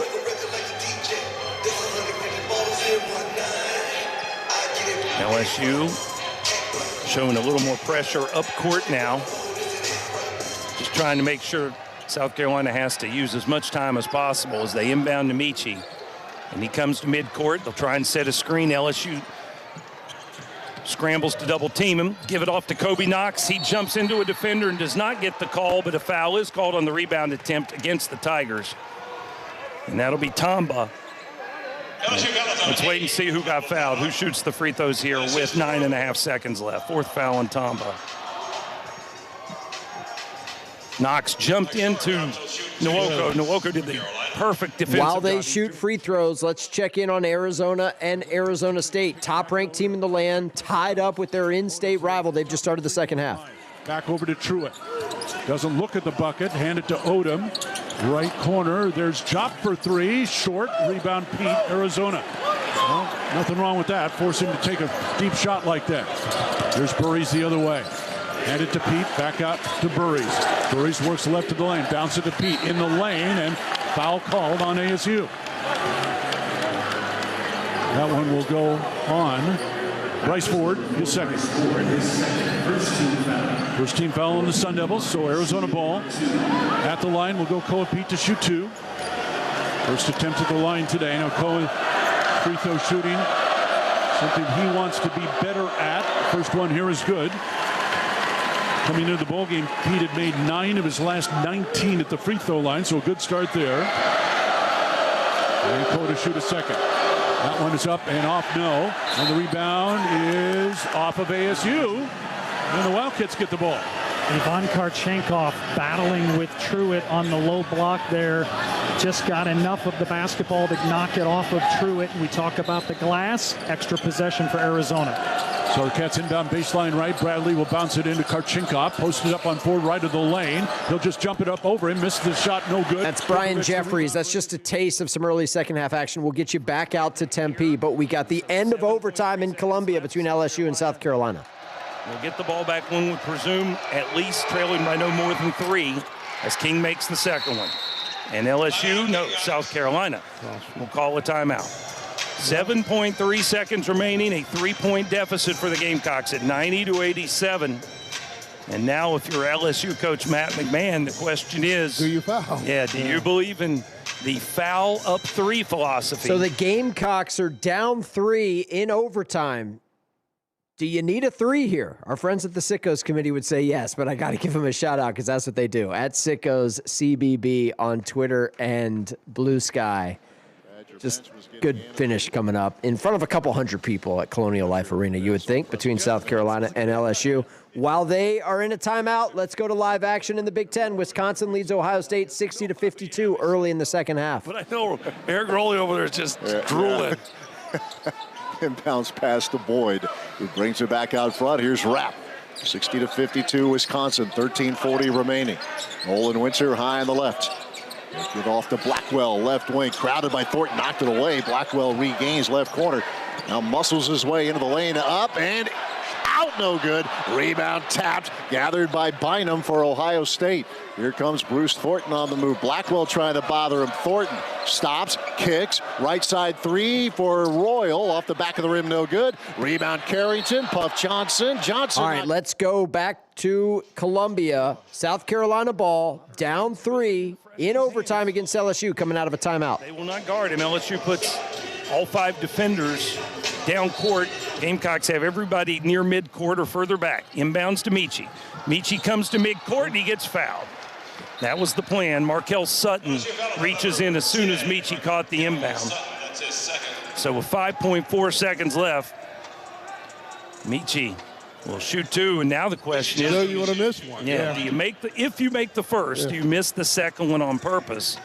Of course, with LSU's size, boy, that is a hard sell to think you're going to get an offensive board over them, but it might be your best chance. Michi's first free throw is no good, and that takes that off the table. Well, missed free throws, we've been talking about it all day. You felt like it was going to end up biting this team in the rear end today. And here in the final seconds of overtime, you take the highlighter out and put it over top of that particular bullet point. Second free throw, he misses it on purpose, but he doesn't draw iron, and that's an automatic dead ball. My goodness. Not the execution you needed in a big moment. And so LSU automatically gets the ball with 5.1 seconds left.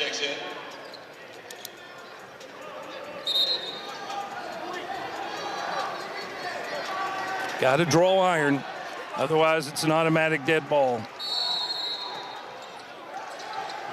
McKinnon throws the baseball pass. Nobody back for South Carolina. And a dunk for Markel Sutton with 3.5 seconds left. Makes it, again, a 5-point game. A 3 from Knox at the horn won't go. And that'll do it. Yep. LSU wins it in overtime, 92-87. South Carolina in its third overtime game of the season, all here at Colonial Life Arena, will have lots of regrets going to the locker room after this one. That's going to do it from Columbia, 92-87, our final score. We're going to go from the SEC to the ACC. Check in on Louisville and SMU. Good game here early in the second half. We're tied at 51. Last time we saw Louisville, remember, they got smoked by Duke on Monday night. They lost by 30 at Cameron Indoor, trying to avoid back-to-back losses. And we got a good one between SMU and Louisville. What a bucket there again, 53-51 Mustangs. You know, when you hit 5 or 6 shots in a game, they don't always have to be the highest degree of difficulty. Boy, what a feed from Khalifa to Isaac McNeely for a rare layup, 53 all with 15 minutes to play. Louisville getting to the rim a lot more consistently here to begin the second half than they ever were in the first half. SMU's got to protect the paint a little bit more. Hoopy Miller up top. High screen submit. Throws it back top of the key now to B.J. Edwards. Edwards driving on McNeely. Now he spins into the paint. He'll shoot over McNeely and missed everything. That was a bad shot. Rebound was knocked wildly off the glass, and it's controlled now. Running ahead for Louisville. A layup is good for Kobe Rogers, and the Cardinals have their first lead at 55-53, and the crowd on their feet. I don't care how well a team shoots from deep. You don't win games doing that. You win it by getting to the rim. That's 3 straight possessions getting to the basket for Louisville. They've gotten 23,000 into the game now. Teron Pierre, top of the key for SMU. Left wing to Toombs. Entry to Samet. He's double teamed and throws it away. Stolen by Adrian Woolley. Woolley running ahead, bounce pass in the paint, over into the left corner for Kobe Rogers. Here's McNeely wide open, left wing 3. It's 58-53, Louisville. Timeout SMU. Louisville playing tougher now. They're just playing tougher, getting deflections, playing stronger, getting momentum, and really making things difficult for SMU. And on that last take by BJ, he got to his spot, but he had to alter his shot. Largest run of the day, a 7-0 run for Louisville, and it gives them their first lead at 58-53 over SMU. 14:01 to Rich play. Phillips, Scott Garner on the Mustang Sports Network. Timeout on the field. Let's go back to the desert where Arizona's trying to pull away from Arizona State. 48-45. Building's getting loud in Tempe. Walking the ball, Mayusin. Cross midcourt, looking for Odom, being chased by Bradley. Mayusin trying to find somebody else to pass the ball to. Gets it to Truitt, out to Mayusin. Works his way into the lane. Kick it to Job. Mishandled the ball, caught it. Now backing down on Mo Krivas. Missed the jump hook. Mo grabs the rebound. Outlet to Bradley the other way. Bradley weaving through traffic. Knocked away by Odom in a steal. Sun Devils now with a 3-on-1. Odom off to Job. Went for the slam dunk. Missed it because he got fouled by Krivas. Mo thought he got all ball. Officials say otherwise. Timeout, 15:26 to go. Second half, that'll be the third foul on Mo Priebus. Arizona 50, ASU 45. That's Brian Jeffries and Ryan Hansen on the Arizona Wildcat Sports Network. And if you listen very carefully, you can hear Tommy Lloyd yelling through the crowd mic that's dangling in front of Brian Jeffries and company. But a good game, 50-45 at the under 16 media timeout in the second half. Let's go back to the SEC, check in on Texas and Oklahoma. Rivalry game in Norman. Sooners lead by 4 midway through the second half. 4 out of 5. And with 10:10 to go in Norman, it's 56-50. Sooners push back in front by half a dozen. The best place to gear up for game day is the Sooner Shop. The Sooner Shop is the official fan shop of OU Athletics, located on the west side of Gaylord Family Oklahoma Memorial Stadium. Online shopping is always available at shop.soonersports.com. Today's broadcast brought to you by the OU Energy Partners, celebrating Oklahoma's oil That's and Toby gas Rowland on the Sooner Sports Network. We will get you back out to Norman. Good game there between Oklahoma and Texas, but there's a timeout on the floor. We will take it as well. Appreciate you guys listening. Appreciate you watching along with the YouTube stream. You can search Varsity Network on YouTube. We see you, Sarah. We see you, Shas. Thanks for listening, folks. We will be back with more of the Basketball Blitz in 2 minutes right here on the Blitz. A smooth, close Barbasol shave in the morning lifts your confidence. That rich, creamy lather will catapult you to greatness. Nothing can stop you today. Well, except that traffic jam. Barbasol, it's a can of can-do. If you can plan barbecues and weddings, you can plan to protect yourself from a natural disaster. Sign up for local alerts, prepare an emergency kit, and make a family communications plan. Get started at ready.gov/plan. Brought to you by FEMA and the Ad Council. Which schools will take home the prestigious Learfield Directors Cup for the top college athletic programs for the 2025-26 college athletic season? Check out the criteria and follow the year-long standings of your favorite team at L Directors Cup on the X platform or online at thedirectorscup.com. Trophies will be awarded in June 2026 to the winning institutions in all college sports divisions. The Learfield Directors Cup, powered by NACDA, the crowning achievement in college athletics. For comprehensive coverage of college basketball, tune to Sirius XM College Sports Radio Channel 84 in the car and on the Sirius XM app. For the win! Got it! Let's go! Sirius XM is the home of your favorite team and conference, including live games, plus interviews and analysis. He's got it! So cheer along with the Sirius XM app and listen to your favorite team anywhere. Get a free trial at SiriusXM.com/College Sports Radio 2025. With Progressive Customer Service, there are lots of ways to connect with us, so you never have to miss a second of your favorite sport. Because you'd much rather watch a ball go through a net 124 times in 48 minutes when you don't really have to pay attention until the last 2, and then somehow those 2 minutes will take an hour. You don't want to miss all that. Luckily, you can chat with Progressive on our app, online, or over the phone without missing a single one of those times the ball goes through the metal circle. Progressive Casualty Insurance Company, affiliates, and other insurers. Not available in all states or situations. Clutch three. Right side Gale. He'll try a three. Hold on! You're listening to the College Basketball Blitz. Our producer is Tim Bickford. Our board op is Debo. Zach DeBosart doing a great job at the controls. I'm Stephen Hartzell. Appreciate you hanging out with us here on a very rare Basketball Blitz. We're doing so in the middle of a snowstorm here in the Piedmont of North Carolina. It is just pouring snow outside of our downtown Winston-Salem studios. And if you're watching along on the YouTube feed, you can search Varsity Network. You can watch along with the action. During breaks, we have a camera that points outside on Trade Street, and you will see just how much snow we're getting. Now, if you're from the Northeast, you're probably chuckling. That's not a lot of snow. Let me tell you, we don't have plows in North Carolina. This is a problem. 6 inches of snow is going to linger for a long time. So settle back, relax, and enjoy the college basketball with us for the next several hours. Here's where we are in the top 25 right now. Top-ranked Arizona leads at Arizona State 51-47. 16th-ranked North Carolina blowing out Georgia Tech 71-54. 17th-ranked Virginia has come from behind. They lead at Boston College 72-64. Hoos have had to work for it on the road today. Tice DeRitter with 16 points to lead Virginia. Looks like they're going to escape Chestnut Hill with a win. They lead 72-66 with 29 seconds to go in that one. Good one in the ACC. Number 20, Louisville leads SMU 58-53. There's 12 minutes to play in that one.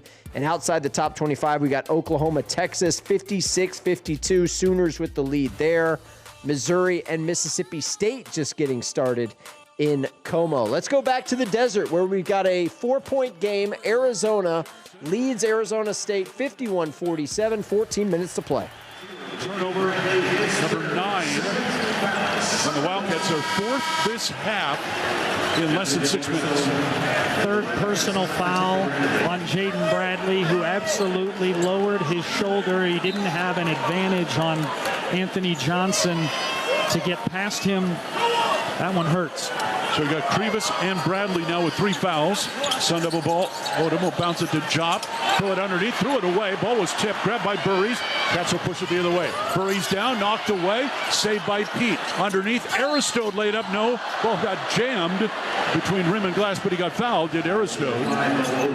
That's on Maurice Odom. That's his third. And neither team hot from the field, turning it over. That's 6 combined turnovers. Teams are shooting a combined 8 of 22 from the field. Arizona Wildcats at the free throw line here with the chance to build some points. Dwayne Aristode to shoot 2. He's made 9 of 15 at the free throw line so far in his freshman season. And the first one is good. Sun Devils will bring Alan McCabe back in. And Truitt will go out. Wildcats are now with a walk-up, Pete, Aristode, Del Orso, and Burries. See how long that Tommy Lloyd has Jaden Bradley on the bench, along with Mo Krivas. Aristode's second free throw, back of the rim, no good. And Sun Devils get the rebound. Wildcats lead at 5. ASU with the ball. Odom will bounce it ahead. McCabe out top to Jop, knocked away by Awaka into backcourt. Ball tipped, still loose, picked up by Del Orso, blocked by Jop. Foul before the block. Okay. Oh, is that going to go on Odom? It is. His fourth. Oh, that is. We're going from the top of the Big 12 to 2 teams right around the top of the ACC. Louisville and SMU, 6-point Cardinals with the lead, 12 minutes to play. This one off to Adrian Woolley. He drives and he travels in the paint when he picks it up. Samet Yigatolu's playing defense on the perimeter. Then he's sliding down, staying with drivers, forcing turnovers from a defensive perspective. Timeout with 11:42 left in the game. Louisville 59, SMU 56. From the ACC to the Big Ten, let's go to Madison, checking on Wisconsin and Ohio State. 62-52, Badgers with a 10-point lead, 11 minutes to play. Blackwell driving on him, right lane line, throws it up and in and one. John Blackwell doing a little work. He has 15, a chance to make it 16. Well, it starts with John's footwork. He gets the ball off of the dribble handoff. He's able to set his feet and then go straight down the lane line. And then because of that, the Ohio State player's on his side. And when he's on the side there and you raise up and go with your shot, you're going to get a piece. And it's a little bit easier to call because he was out of position. Chapman was out of position. He sits down with that foul, his third. Blackwell connects and finishes the three-point play. 65-54, Wisconsin matching its biggest lead of the day at 11 points with 10.5 minutes to play. Bruce Thornton back in there for Ohio State. Outside left, Christoph Tilley, the high screen. Boyd works over it. Thornton tries in the lane floater. Right hand, back rim once, twice. Out, no good. Rebound, Winter for Wisconsin. He'll flip it left side to Blackwell. Up the sideline to the front court. Moves to the middle. Drops at the Winter, top of the circle. Winter, a handoff to Austin Rapp. They weave it between the arcs, and now Nick Boyd will set the floor. Wants a screen from Winter. Gets it, moves to his left. Royal defending, a pick and pop. Winter catching, shoots a three. Back iron, no good. Austin Rapp hustling for the rebound and gets it. Feeds Blackwell. Open three, right side, off the rim, no good. Rebound, Carrington trying to save and ran out of room. Stepped on the sideline. Good hustle from Braden Carrington. It'll be Ohio State ball. Badgers up 11, 9:53 to play. You feel like a couple of times they've had a chance to land haymakers here. There's no question. There's no question.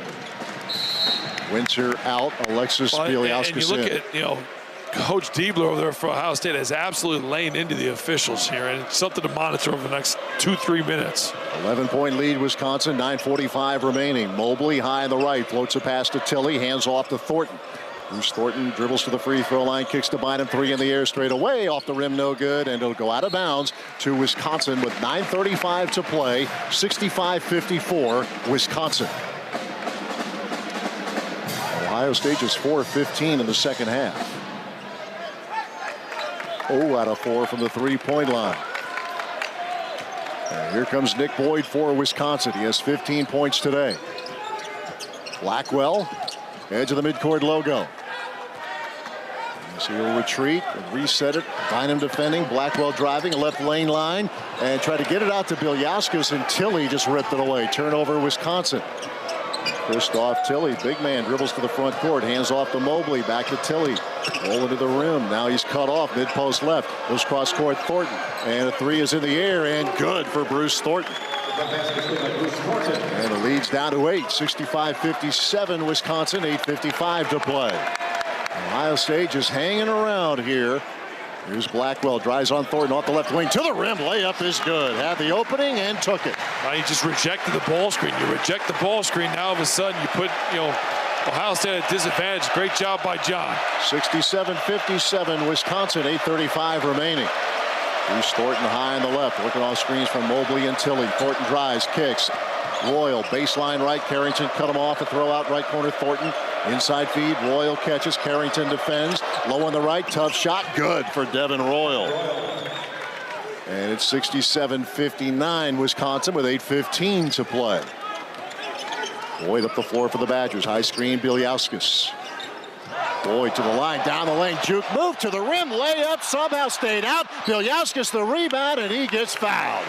Boyd can't believe that fell off, but Alexis Bielyauskas will go to the free throw line. Coming up on the under 8 timeout there, but Wisconsin leading by double digits, 67-57. Let's go back to the ACC. Louisville and SMU, one possession game. Cardinals with the lead inside of 12 minutes to play. At the rim, on the roll. It's going to be a jump ball. Pat Kelsey wanted a foul.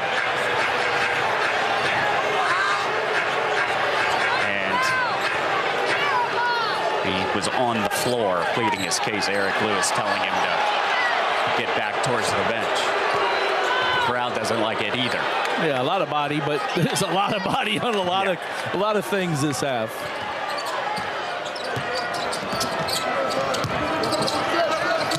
SMU basketball. Edwards, top of the key, and it's going the other way. An illegal screen on Yijitolu. And Miller now upset with Eric Lewis. And that's the third on the Turkish center.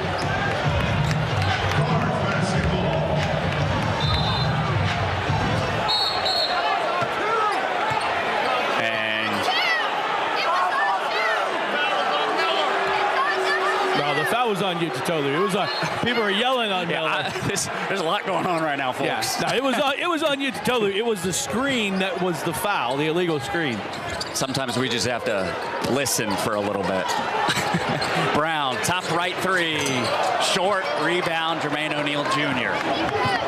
Still a 1-point lead for Louisville. 10:20 to go in this second half. Edwards has it, uses the Yijitolu screen. He'll now back it out, and we have another foul underneath on Conwell this time.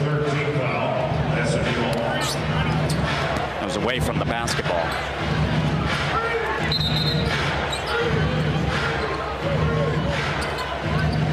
Been a tale of two halves. It really Compare has. this one to First half, very different.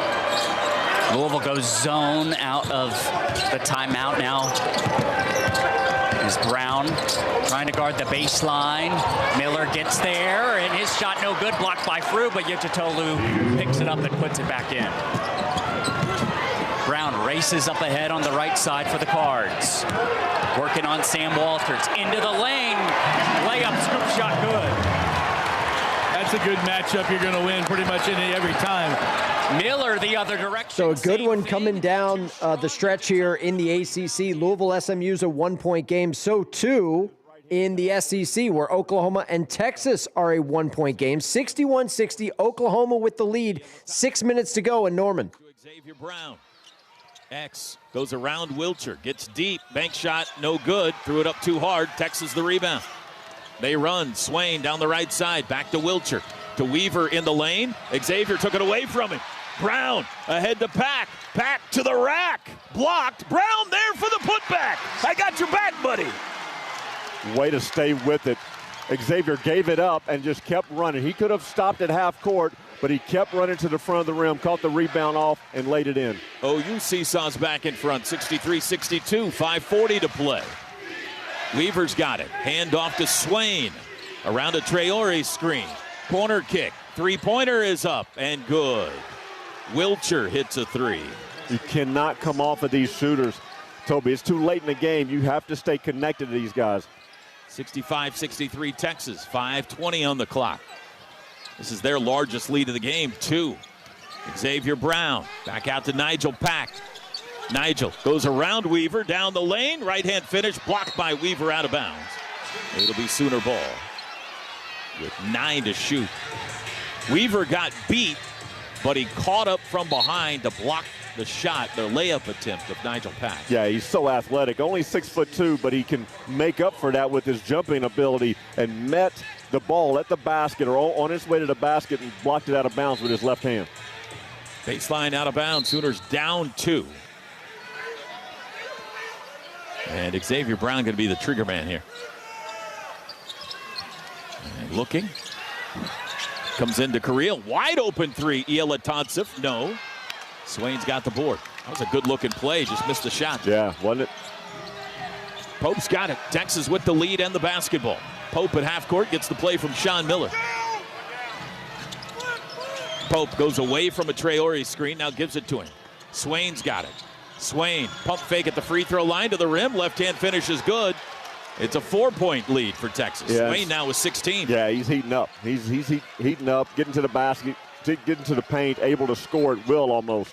67-63. 4:30 on the clock.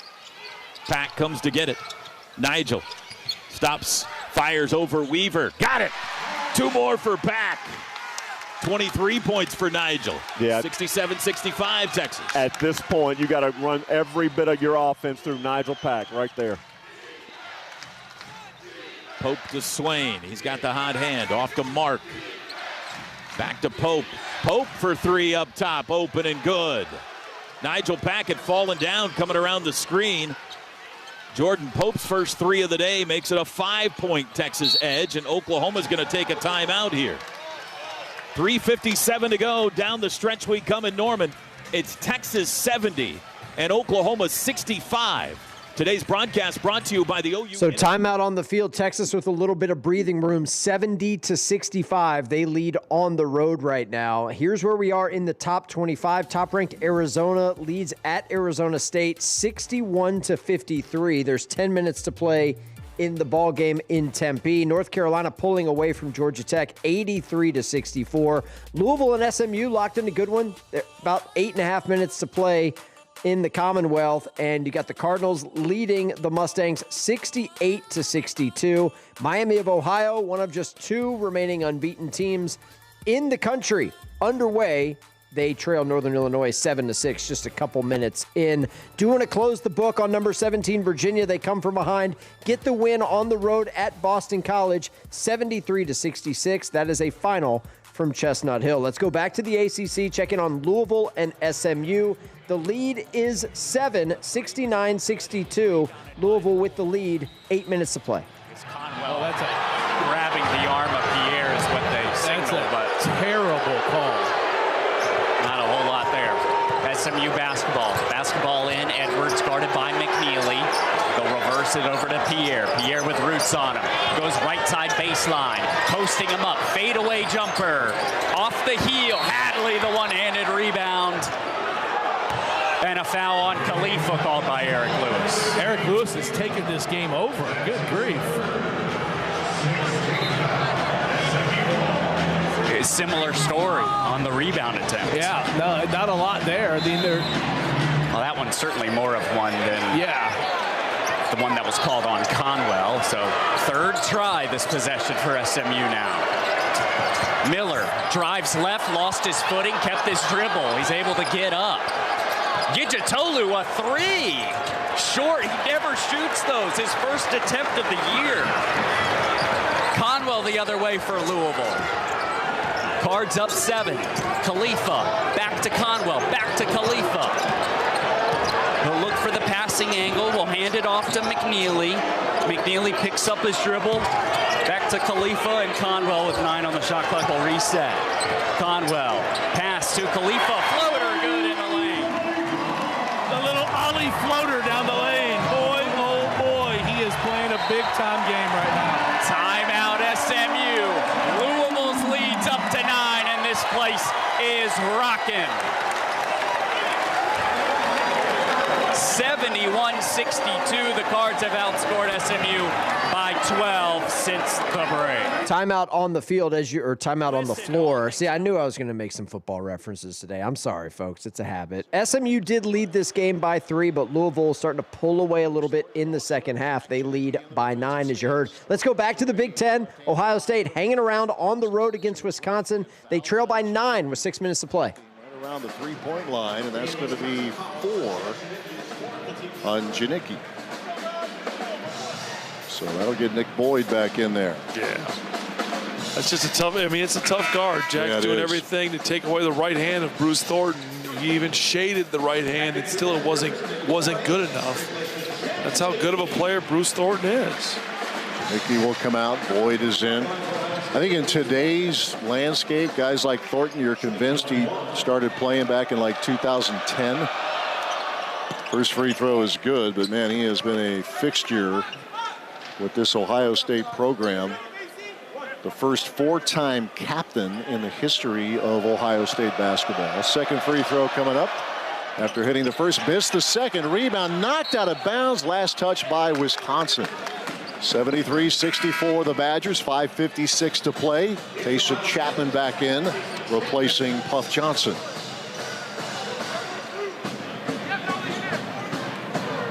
Wisconsin is led by as many as 11. Ohio State led by 11 early in the game.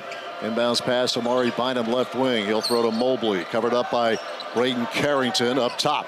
Mobley now puts it on the deck, right lane line, jump stop, can't get free, bounces out to Chapman, slashes off the right wing. Inside for Bynum, goes off his hand and out of bounds. Turnover, Ohio State, the 6th on the Buckeyes. I was going to say, but it's been a clean game. Only 6 by Ohio State, 5 by Wisconsin turnovers. 5:43 to play, 73-64 Wisconsin. Nick Boyd, 15 points, brings it to the front court. Now Winter leads it for Blackwell, throws to Bieljauskas, refeeds John outside left. A pass to Bieljauskas. Moves off the Boyd to the right side. Amari Bynum picks him up.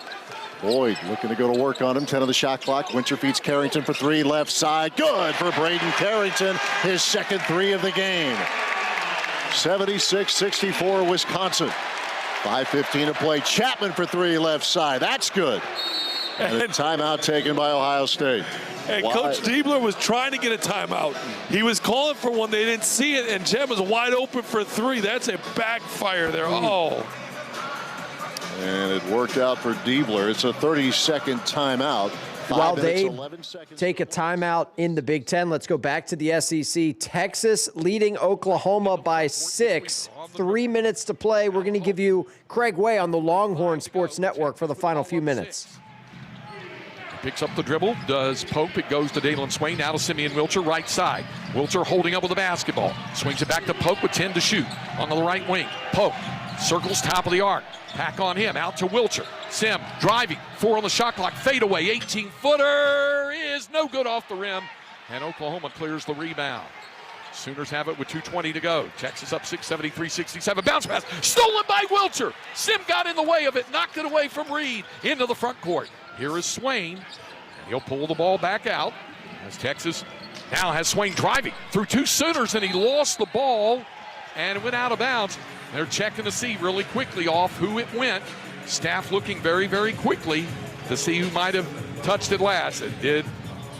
Went off his shoulder out of bounds, so it's going to go back to Oklahoma. 2:07 to go. Well, clock is a factor now. Get a stop. Get a stop. Oklahoma has to have a bucket. We need to stop. Ilya Thompson has it, top of the arc. Over to the left side, swings it to Pack, open for 3. Air ball. Another air ball, and Weaver pulls it down. Texas with the ball, and into the front court. Pope operates the dribble. 1:50 to go. The Longhorns with the ball up 6. 73-67. Wilcher swings it to Lucina Traore up top. Now gives it up to Dalen Swain. Swain onto the right side. Bounce pass into Traore. Had it knocked out of his hands. What are they going to do here? They call it off Oklahoma. The Sooners are quickly checking to see if they want to challenge. Remember, they're down to 1 timeout. They're not going to challenge. Longhorns will inbound with 1:39 to go in the game. And Texas has 2 timeouts if they need to use one of them. It'll be inbounded by Swain. 10 on the shot clock, 1:39 on the game clock. Texas with the ball up 6, 73-67. Dalen Swain to inbound. Lobs it out to Lucina Traore. Back to Swain. Drives left side of the lane. Down to 5 to shoot. Turns against Davis. Puts it up. He scores. Floats it in with the right hand. Dalen with 18. Texas up 8. 75-67, their largest lead of the ball game. 1:23 to go. Here's Brown, right side, flips it out to Ilya Thompson. Into the corner, to the left side, driving. They're going to get a foul call. Ooh, would have been in. Almost went in. Yeah, would have called continuation. The foul is going to be on Lucina Traore. And Traore will pick up just his first, but it's 2 free throws to come with 1:18 to go. Got to be strong with the basketball. They're going to double. Be strong with the ball. You may get an easy bucket if you pass the ball out of the double team. Here's Tay Davis, 68% from the foul line this year, 74% in Southeastern Conference play, and he hits the first. That's his first point of the afternoon. Came in averaging 13 points per game. Cam Heide's going to check back in for Texas. Let's see who he comes in for. I think it'll be Weaver. Kendall will check out. This is an offensive move. Absolutely. Traore still out there needing him to box out to get a rebound if it's a miss. 1:18 left. Texas up 7, 75-68. Second free throw is good. Rattled around and it fell for Tay Davis. So 6-point Texas lead, 1:18 to go. Nigel Pack checks out. That's for defense. Exactly. Muhammad Wagi back on. It's inbounded to Pope. He's trapped. Got rid of it. Now to Wilcher, who scoots into the front court with it. And he'll pull the ball back out front. Does Simeon. He's fouled by Tay Davis with 1:10 to go. Now Wilcher is a 95% free throw shooter. While they shoot free throws in Norman, let's go to live play-by-play. Louisville and SMU. It's an 8-point margin, 5.5 minutes to play. That is a big-time three-point shot because that is a deep three-point shot. He moved without the ball. It was perfect the way he did it. Defense in his face, and when he shot it, he put 3 up and started smiling and went down the other end of the floor. So that foul, by the way, on Khalifa is his 4th. So that is notable here with 5 minutes, 18 seconds to go. Ali Khalifa for Louisville, who has played 14 minutes, 8 points. Has 4 fouls and is going to have to sit. Pierre makes the first free throw. It's still a 10-point Louisville lead. Ali walks by. He is exhausted. And so is this guy, Kenai Roots, coming off, playing in his first game back after dealing with an illness. Pierre makes both at the foul line. The 6'5" senior up to 9 points. William, this is an interesting lineup for Louisville here. It is Zugris, Brown, McNeely, Hadley, Conwell on the floor. And SMU is in a zone. Brown across the timeline for Louisville. Looks like a 1-3-1 to me. Conwell down on the left block to Zubris. They skip it around. McNeely, right side, 3 cans! Let's go 1-3-1 zone. When you get Isaac McNeely wide open, that's the second time they've gone zone and he's been wide open. Edwards pull up 2 from the right side. No good, but a foul on the rebound again. This one on Zoom. Look, that's a hustle. He's trying We're bouncing it back to Norman, Texas, trying to ice this thing on the road at Louisville. They lead by 6 with less than a minute to go. Trailed by 6 with around 5 minutes to go, went on a big run, and they're up by 6 now, 75-69 with 59.8 seconds remaining in the ball game. Here's the situation. Oklahoma has committed its 8th team foul, and Kendall Weaver, who hit 1 out of 2. There's a timeout on the floor, so let's go back to Tempe, check in on Arizona and Arizona State. Sun Devils hanging around. They trail by 9 with 6 minutes to play. Take 3 steps towards the ASU bench and yell. All right, and the Sun Devils inbound, almost stolen by Karchinkov. Well, ASU has not returned Maurice Odom to the lineup. He's been on the bench since 13:34 left in the game. 6:16 showing now. ASU will inbound it. Jop hands it out. Mayusin. Followed defensively by Bradley out high left. Looking for Grebovich. He'll catch it there. Dribble right to Anthony Johnson. Johnson circles top now. Around a Jop screen. Stops. Throw it down low. No shot right away. Feed it right corner. Grebovich for 3. In and out, no good. Awaka rips down the rebound. Out to Burries. Catch ball the other way. Awaka fell down. Gets back up. Burries wisely slows it down until Tobe can return down to our left. 5:45 showing. Arizona ball up by 9. Burries bumping into Anthony Johnson. Feed it high for Bradley. Jaden around a Pete screen. Backs up the dribble now. Drives it right. Hang it from the elbow. It's good for Jaden Bradley. First bucket of the game for JB. 73-62 Arizona. 5:22 going. Houston quickly down the other way for ASU. Feed it right. Anthony Johnson passed up the 3. Runs into Pete. Goes around and left. Blocked by Awaka down on the baseline. Outlet to Burries the other way. Braden steps around Mayusin. His shot is blocked. Mayusin grabs it away for ASU. Now the Sun Devils will run it. Quickly down to Johnson. Goes around Pete. Lay it up and good. Big bucket there for Anthony Johnson. 73-64 Arizona. I'm glad the whistle did not blow there either end by the officials. It could have been a lot of contact. Bradley the other way ahead to Koa Pete. Handed off to Burries. Circles out top. Burries backs up the dribble now to Bradley on the left wing. Looking for Awaka. And he'll throw it to him. Posted up on Truitt. Left of the lane. 12 to shoot. Awaka backing down out to Bradley. In the lane. Underneath. Threw it away. Mayusin with the steal. There the Sun Devils on the run. Into Anthony Johnson. Lean in shot. No good. He's fouled. And we'll go to the line with 4:24 to go. Foul on Braden Burries, his second. Little bit Free throws coming up in the desert. Let's go back to Norman. The margin is 6. We're inside of 45 seconds to go. Texas with the lead. They're trying to ice this thing against their rival. Second one for Dalen. Good. Swain with 20. Texas leads by 8. Matches their largest lead. Just 43 seconds left. Inbounded to Xavier Brown into the front court. Drives to the right side. Going around traffic. Missed the shot underneath. And the Longhorns come down with a rebound. Swain got it. Gets it to Pope. Jordan into the front court. And he's fouled with 29.9 to go. And Pope will go to the line to shoot 2. And the Longhorns starting to feel it now. Oklahoma has not had a field goal in the last 3.5 minutes. Longhorns have hit 8 of their last 9 shots. Sooners have missed their last 5. So here's Pope on the line. Jordan missed a free throw earlier trying to finish off a 4-point play. But he's normally the guy you definitely want on the line. He has 2 here. First one, he is good. He has 1 more. With 29.9 to go. Largest Texas lead at 9 points now. Here's a second one. And this one is good. Pope with 12. Texas lead is 10. 29.9 to go.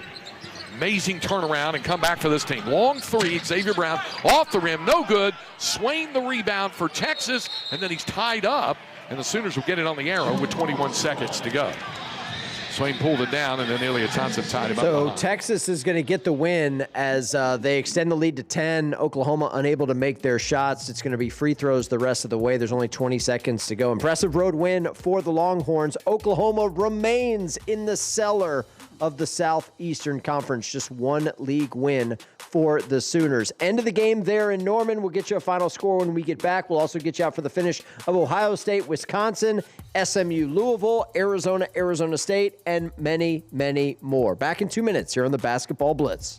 Why choose a Sleep Number smart bed? Can I make my site softer? Can I make my site firmer? Can we sleep cooler? Sleep Number does that. Cools up to 8 times faster and lets you choose your ideal comfort on either side. Your Sleep Number setting. JD Power ranks Sleep Number #1 in customer satisfaction with mattresses purchased in-store and online. And now the more you buy, the more you save on beds, bases, and more. Plus, get free home delivery on most beds with base. Limited time. For JD Power 2025 award information, visit jdpower.com/awards. Check it out at a Sleep Number store today.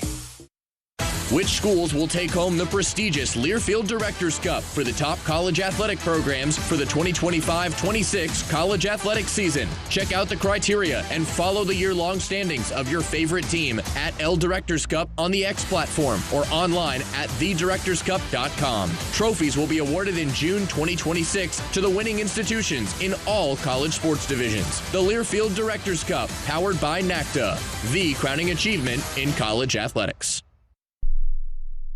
A college basketball podcast for fans, by fans. Hey, this is Stephen Hartzell, host of College Sports Now. Join us throughout the season when we talk hoops with some of the biggest names in the game. Coaches, writers, players, we'll go coast to coast. We'll give you some of the best college basketball content as only we can on CSN. Follow along on Twitter at CSNowTweets. And don't forget, you can subscribe to College Sports Now wherever you get your podcasts. Which schools will take home the prestigious Learfield Directors Cup for the top college athletic programs for the 2025-26 college athletic season? Check out the criteria and follow the year-long standings of your favorite team at L Directors Cup on the X platform or online at thedirectorscup.com. Trophies will be awarded in June 2026 to the winning institutions in all college sports divisions. The Learfield Directors Cup, powered by NACDA, the crowning achievement in college athletics.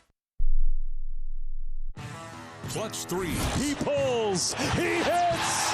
Melvin Council has come alive. You're listening to the College Basketball Blitz. While we were in a commercial break, North Carolina polishes off Georgia Tech. It was never competitive. 91-75, the final score down on the flats. Tar Heels will host Duke 1 week from today in Chapel Hill. In progress right now in the top 25, top-ranked Arizona leads at Arizona State 77-64. Sun Devils have been hanging around in this game. It was tied at halftime, but with just 3 minutes to go, top-ranked team Arizona trying to get to 22-0. They lead by a dozen on the road at their in-state rival. Number 20, Louisville, starting to pull away from SMU, 85-71. They lead by 2 touchdowns. Let's go there, see if SMU can chip into this lead with just 2 minutes to play. Ryan and by Michael. First of all, Ryan, that a lot of times you think he might take that shot, but he gets it to Michael, and he doesn't force the shot, and he sees that he's got a mismatch and an opening down low. By the way, today's game brought to you by Progressive Insurance. You can save big when you bundle your auto, home, motorcycle, RV, or boat. Visit Progressive.com. Free throw woes continue today for the Card. Just 68%. Hadley missing the first of 2. 15 of 22 for Louisville. Second one knocked in. Brown will take a seat. Kobe Rogers in for defensive purposes. 2 minutes for SMU to make up a 15-point deficit. Louisville's dominated this second half. Miller, Washington now hands it off to Edwards. He's at the top of the key. They'll look for Yitatolu underneath. Root stole it away. Been that kind of day for Kanai. And Rogers over towards the Louisville bench. Cards will call a timeout, and Louisville in the driver's seat.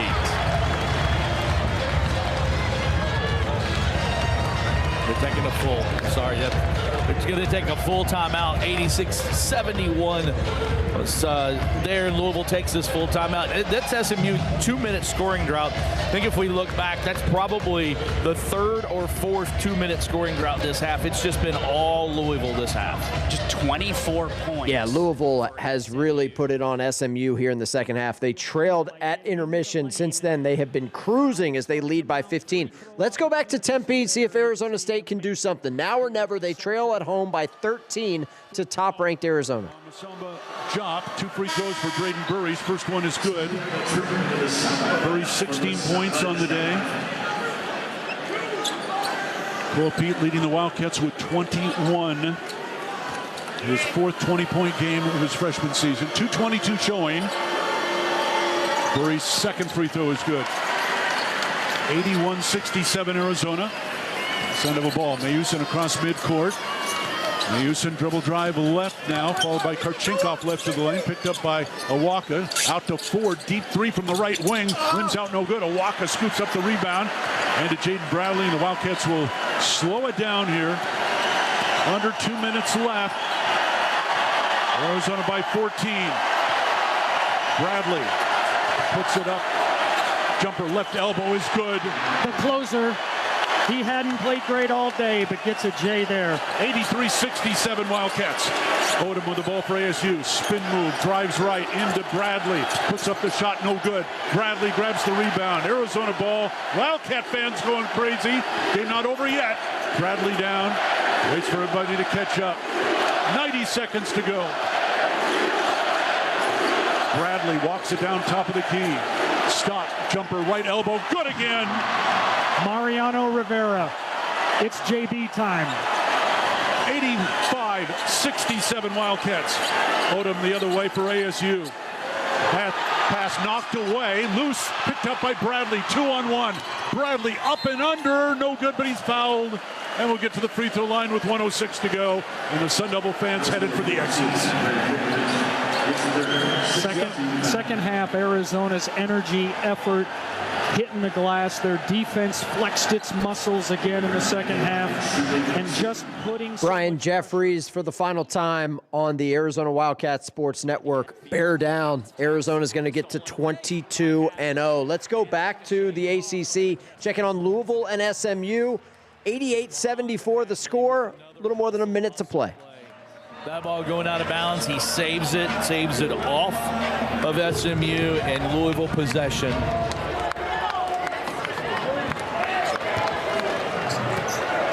SMU still over a point per possession. Mikel will walk it across the timeline. Hands on knees for Louisville, waiting for the shot clock to trickle down. Again, SMU seems to have conceded here. 25 seconds ago, 15-second differential, and Louisville leads at 88-74 by 14. Brown still dancing with the basketball. Over to Roots, right corner, he'll drive. He lost it on the way and turned it over. Miller going the other direction for SMU. Backs it out. Washington top left three. In and out. Hadley taps it to Roots. And he'll corral it. And the final buzzer will sound. 88-74 the final score. Louisville over SMU. That's going to do it in the ACC. Let's go to the Big Ten, checking on Wisconsin and Ohio State.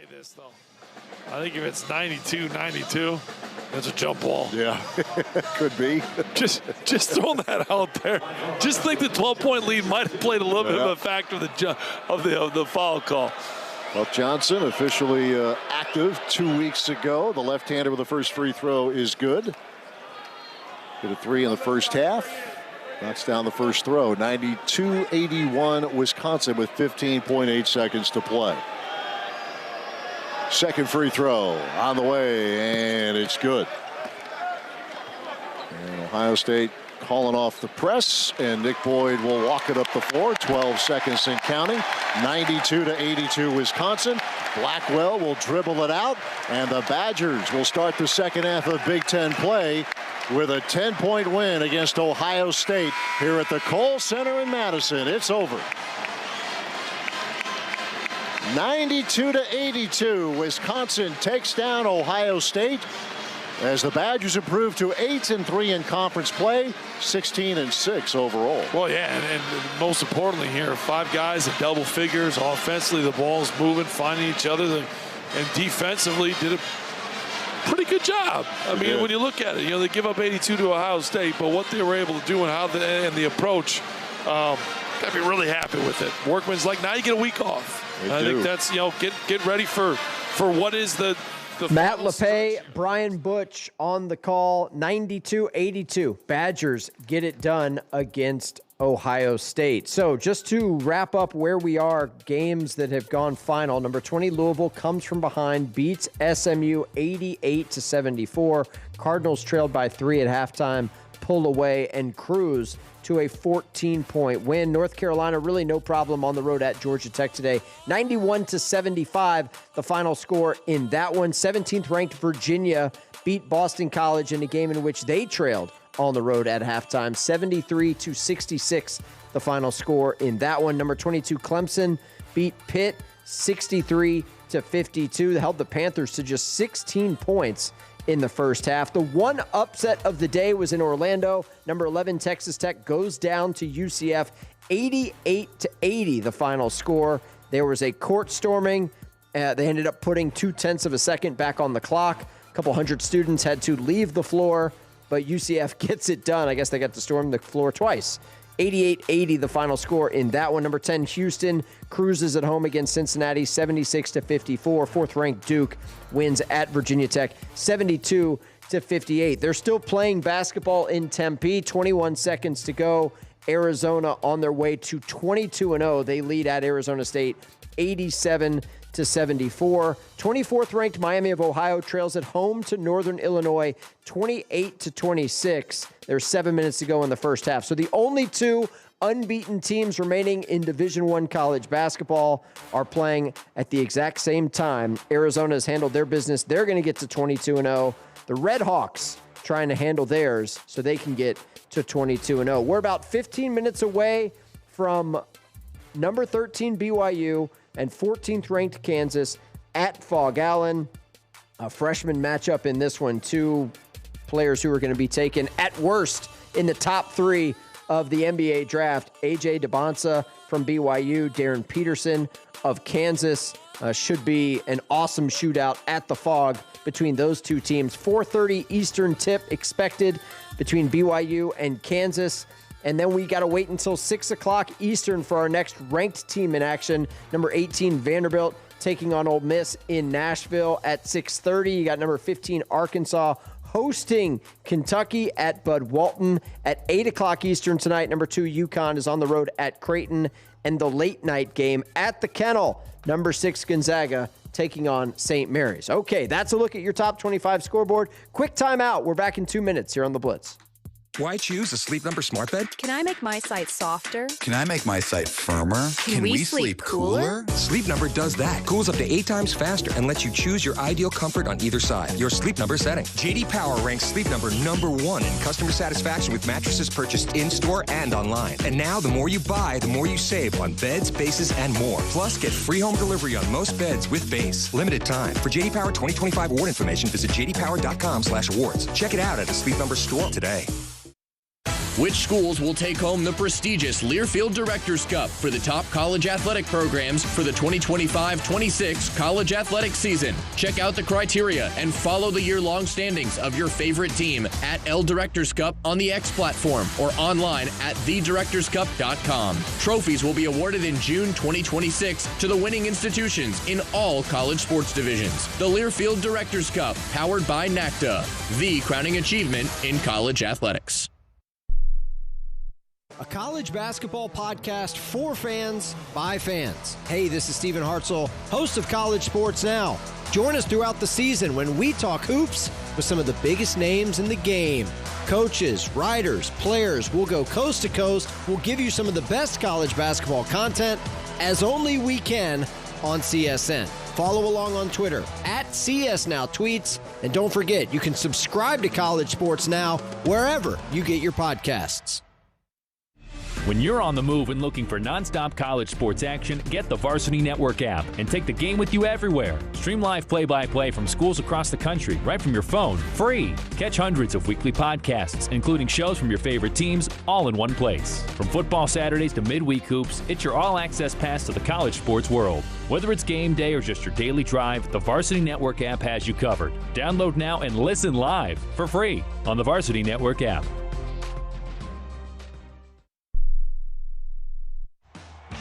All the action from coast to coast. Drives on him, puts it off the glass. High off the glass, and he scores. You're listening to the College Basketball Blitz.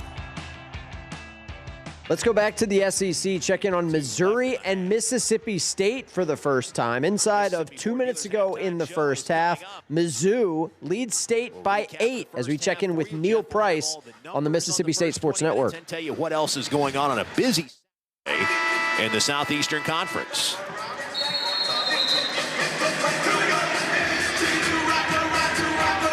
In terms of the scorers, mentioned Epps is the only Bulldog in double figures with 11. There's been some balance for State today, but a lot of individual play to get those points. Sean Jones with 8, 4 for Achor, 3 for Grace, 2 for Ballard and Hubbard, 3 for McGee. Josh is 1 for his first 8 and 0 of 3 from 3.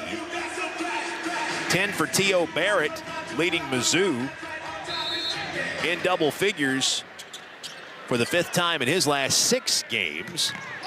8 points for Pierce, 7 for Mitchell, rounding out the leaders for the Tigers, who had the ball here, leading 39-33 as play resumes. Mark Mitchell, left of the circle out front. Davis Fleming playing off him. Cruz is back in to give him another 3-point threat. Around to Robinson. Jones aggressive, going for a steal. Fouls Anthony Robinson. Sean Jones has picked up his second. State's 8th, and that's going to put Anthony Robinson the second at the free throw line to shoot 1+1. Robinson's 1 out of 2 at the free throw line in this first half. Hubbard got a quick breather out of that timeout. He's in to replace Sean Jones after his second foul. Barrett is back for Mizzou. He'll replace Cruz. Pierce also goes off, and Nicholas Randall's back for the second time in this half for Dennis Gates and company. Robinson heads to the line. Looking into the students behind the basket to our left with their arms raised. He fires the front end of the 1-and-1. Front rim, glass and in. 40-33, Mizzou by 7.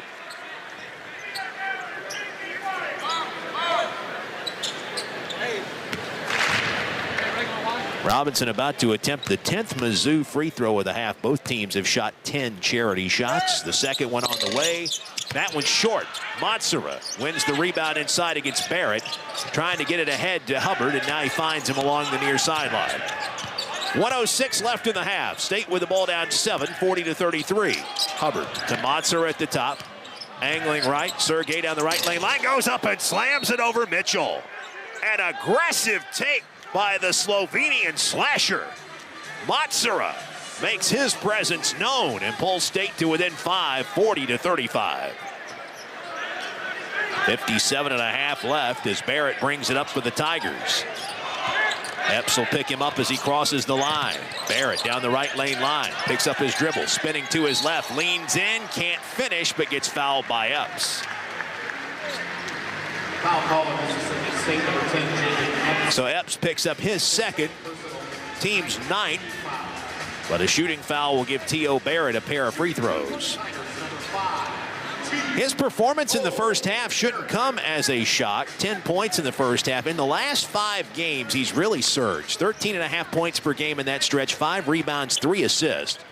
Prior to the last 5 games, he only scored in double figures once inside of his first year and a half of college basketball. First free throw good for Barrett on this trip. 41-35, Mizzou. Barrett's a perfect 3 of 3 at the free throw line. Epps off for State. King Grace is in to replace him. So Epps with 2 fouls, Jones with 2 fouls. Grace has got 2 as well. Free throw on the way for Barrett is home. 42-35, Mizzou's pushed it back to 7. McGee, Hubbard, Motsura, Davis, Fleming, and Grace, the 5 for State, inside the final 45 seconds of the half. State gets it to Hubbard. He'll bring it up the left sideline against T.O. Barrett. Angling right off the screen at the top from Jamarion Davis Fleming. Hubbard against the taller Mitchell. Left wing for McGee. Drives to the free throw line midway through the clock.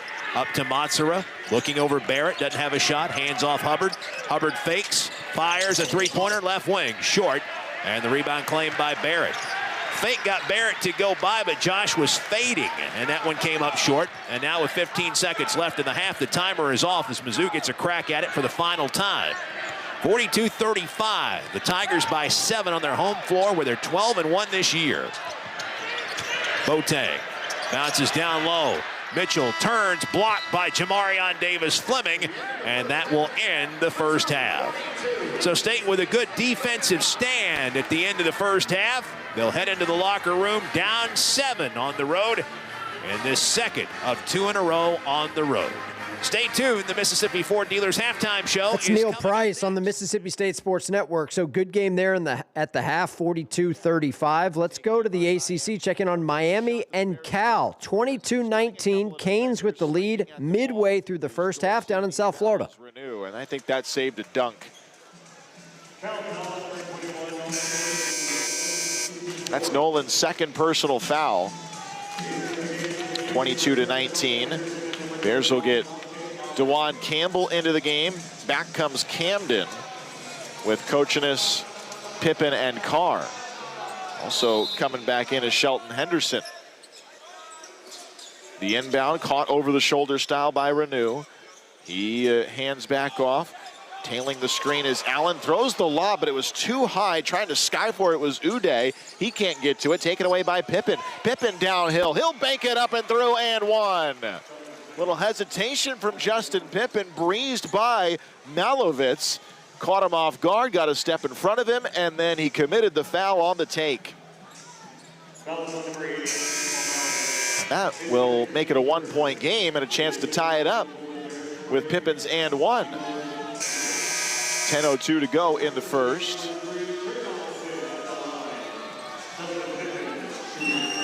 Pippen shooting into the backdrop of the student section here with various signs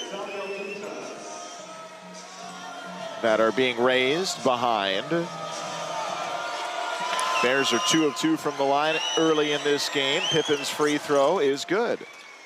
Justin Pippen with 5 points, and it's back to a tie, 22 apiece, halfway through the first half.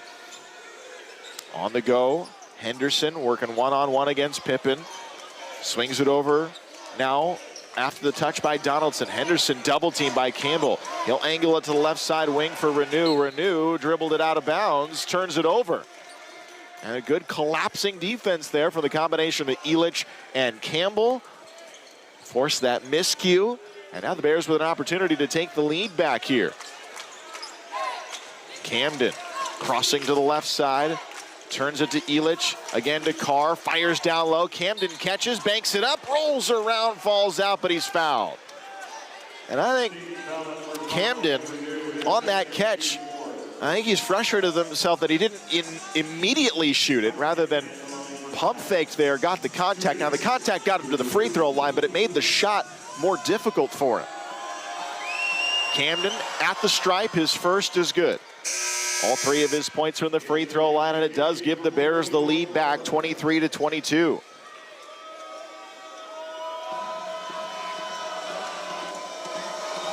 Camden's second free throw here.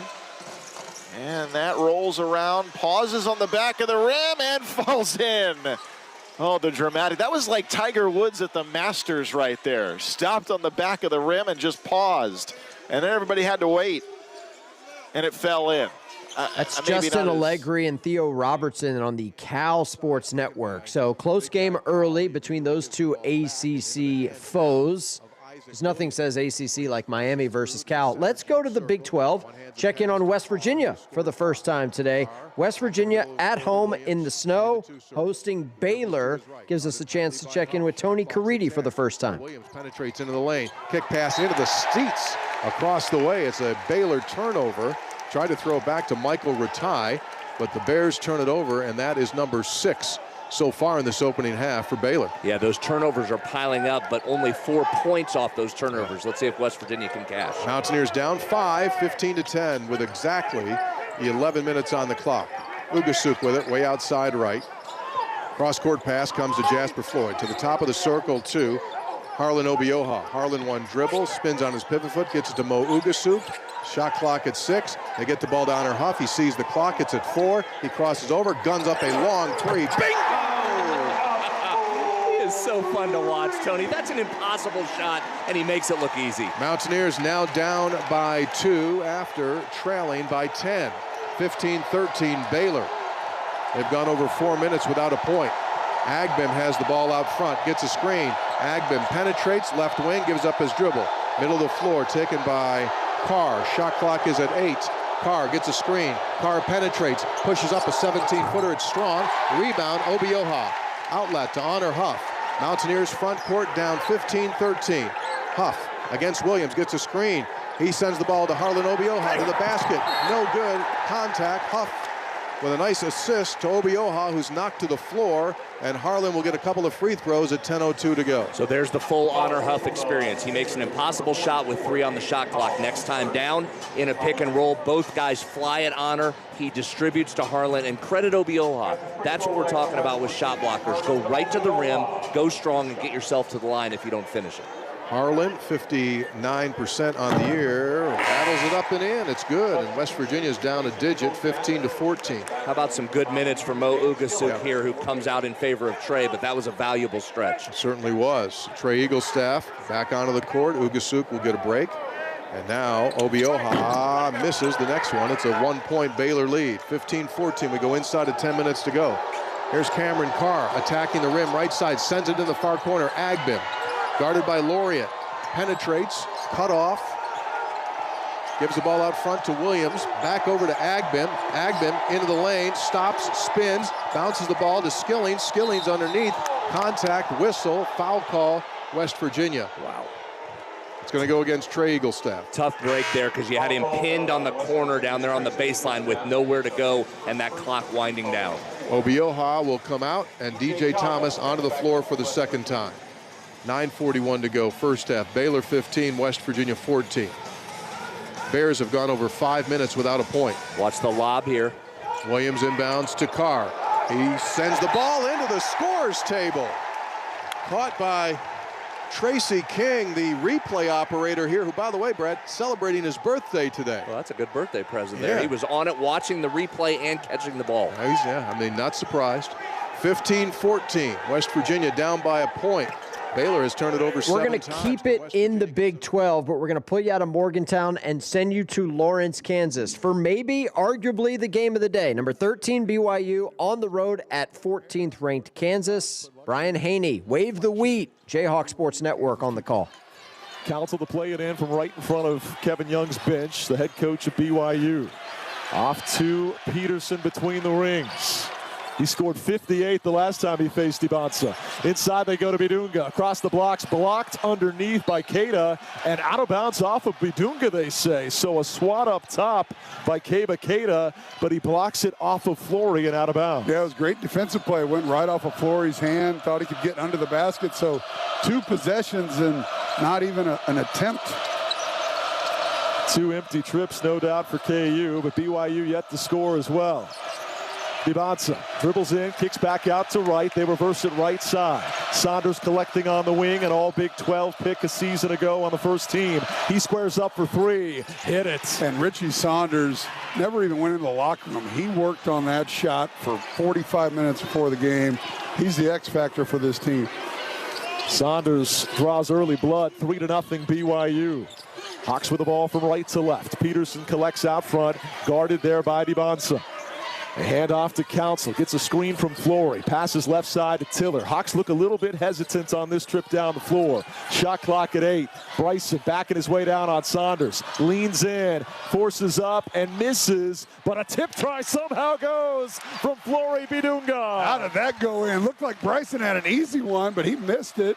But here's a quick 3 on the other end, missed by BYU. Rebound, Trey White. That time it was Davis on the miss. He had 5 second-half threes versus Arizona on Monday. White dials up a three and delivers. Trey White starts this party with a bang. 5-3 Kansas. That's when you hit him after a defensive rebound, little ball screen, and a quick look by Trey. Saunders slips in front of the Kansas bench. Now a tip and a steal by Darren. Here comes Peterson.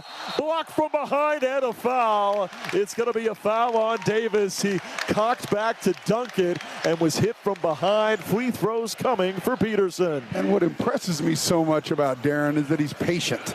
3 possessions, hadn't got a shot up. He doesn't just lower his chin, denies, gets a steal, now get a couple free throws. Brooks Wells signals the 2 free throws to be shot by Peterson. Now throws in the leather. Couple of dribbles, shoots with the right hand, and swish. He was back at full speed the last couple of days of practice. Coach Self saying, if anything, conditioning might be a factor, but the ankle should be good to go in terms of sharp cuts, pushing off, all of the above. Both free throws are perfect. 7-3 Kansas. Yeah, after the 3 by Richie Saunders, Kansas on a 7-0 run and buildings into it. Now just got to continue to play good on-the-ball defense. Davis at the top, gets around Peterson. A layup try is good. Strong contest that time by Tiller and Peterson, but somehow Kennard Davis gets it to go. Yeah, I thought he got fouled too. That was a strong take.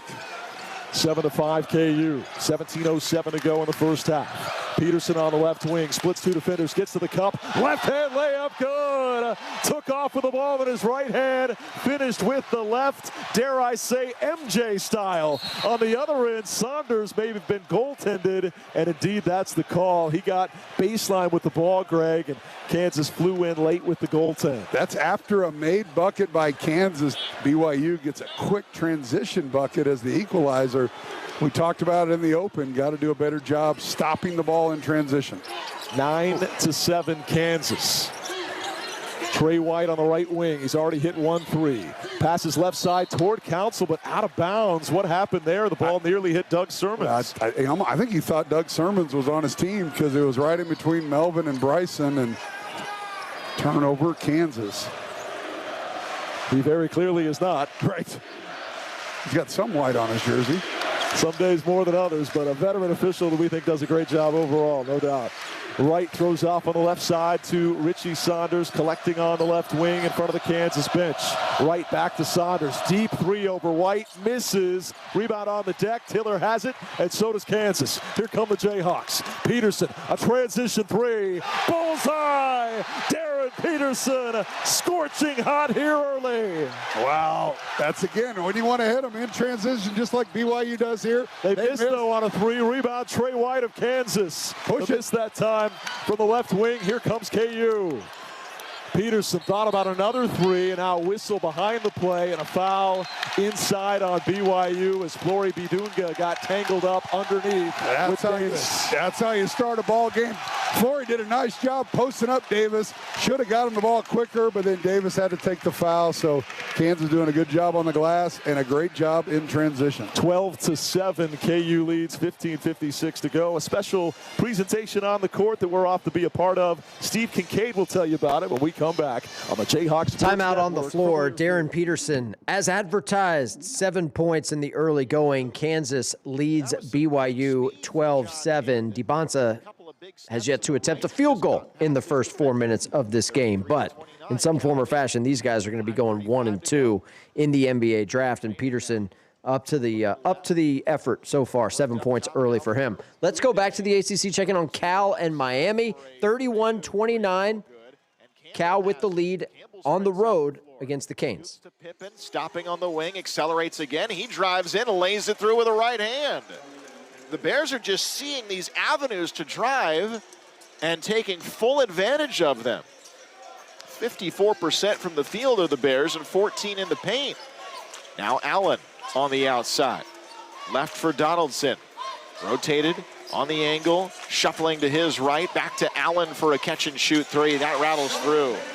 Dante Allen, just a 29% three-point shooter, and the Bears are okay with him shooting some threes, too. There's really 2 threats that they're not okay taking uncontested or open threes, and that's Donaldson and Dovrak.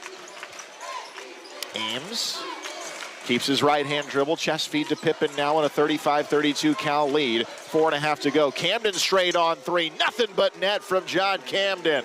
13 first-half points. Camden has only missed one shot from the field. 38-32. Allen the quick closeout from Ames. Screen. Elich doubles him quickly. Henderson the bounce. Twirls around to receive with the right hand. Puts it on the floor. Pivots. Backpedals off the dribble. Needing some help. Outlet now to Allen. Allen around the perimeter. One-on-one drive. Cut off by Camden. The feed down low. Going up is Uday. Across the lane that pass. And on the closeout from Elich the foul. They can just generate so many looks, Miami, with their passing capabilities. Averaging 17 assists per game, but today it's the Bears with 10 first-half assists. It will send Uday to the free throw line. The senior out of Orlando, transferred in from TCU. Just 50% from the line this year. His first is good. Uday, I want to see it again, but I think he shoots his free throws one-handed. He goes up and gathers with the left, but then he leaves that hand off and then takes the shot. Just does not look like a smooth shot. He does shoot it one-handed. That one's short. It pinballs into the air, and it's grabbed by Dante Allen. Allen against Kochenis the drive. On the catch, it's Donaldson. Donaldson to the left. Melovich puts it on the floor, finds the cutting, floating Allen, and that is good. Well, they essentially make that a three-point play, and it's 38-35. Chris Bell now into the corner for Camden. Throw back to Bell, quick close out there, and brought up top for Ames. Ames crosses over, refusing the screen, down the right side of the lane, loses the basketball, and it's knocked out of bounds by Miami with 10 seconds to shoot. With 3:31 to go in the first half, the Bears leading 38-35 over the Hurricanes. They have the ball when we come back to Miami. Timeout on the floor. We will take it with them. We'll get you back out to the Fog where Kansas leads BYU 12-7 in the early going. Also, halftime, Miami of Ohio, Redhawks trying to get to 22-0 on the season. They lead Northern Illinois by a deuce at the break. We're back with more live play-by-play after this 2-minute break here on the Blitz. When you're on the move and looking for nonstop college sports action, get the Varsity Network app and take the game with you everywhere. Stream live play-by-play from schools across the country right from your phone, free. Catch hundreds of weekly podcasts, including shows from your favorite teams, all in one place. From football Saturdays to midweek hoops, it's your all-access pass to the college sports world. Whether it's game day or just your daily drive, the Varsity Network app has you covered. Download now and listen live for free on the Varsity Network app. A college basketball podcast for fans, by fans. Hey, this is Stephen Hartzell, host of College Sports Now. Join us throughout the season when we talk hoops with some of the biggest names in the game. Coaches, writers, players, we'll go coast to coast. We'll give you some of the best college basketball content as only we can on CSN. Follow along on Twitter @CSNowTweets. And don't forget, you can subscribe to College Sports Now wherever you get your podcasts. The post-crib assembly press conference brought to you by Progressive. Michael, you had some trouble putting the crib together today. What went wrong? You know, those instructions can be tough, and, well, you saw the outcome. Were you upset when your wife pulled you and called in the backup? No, I mean, the baby needs a crib to sleep in, so whatever it takes. You've got a changing table to put together next. It's got a lot of drawers. What's your comment? You know what? We're done here. Like it or not, sometimes you need a backup. That's why there's Progressive to protect your home and auto. Progressive Casualty Insurance Company affiliates and other insurers. Not available in all states or situations. A smooth, close Barbasol shave in the morning lifts your confidence. That rich, creamy lather will catapult you to greatness. Nothing can stop you today. Well, except that traffic jam. Barbasol, it's a can of can-do.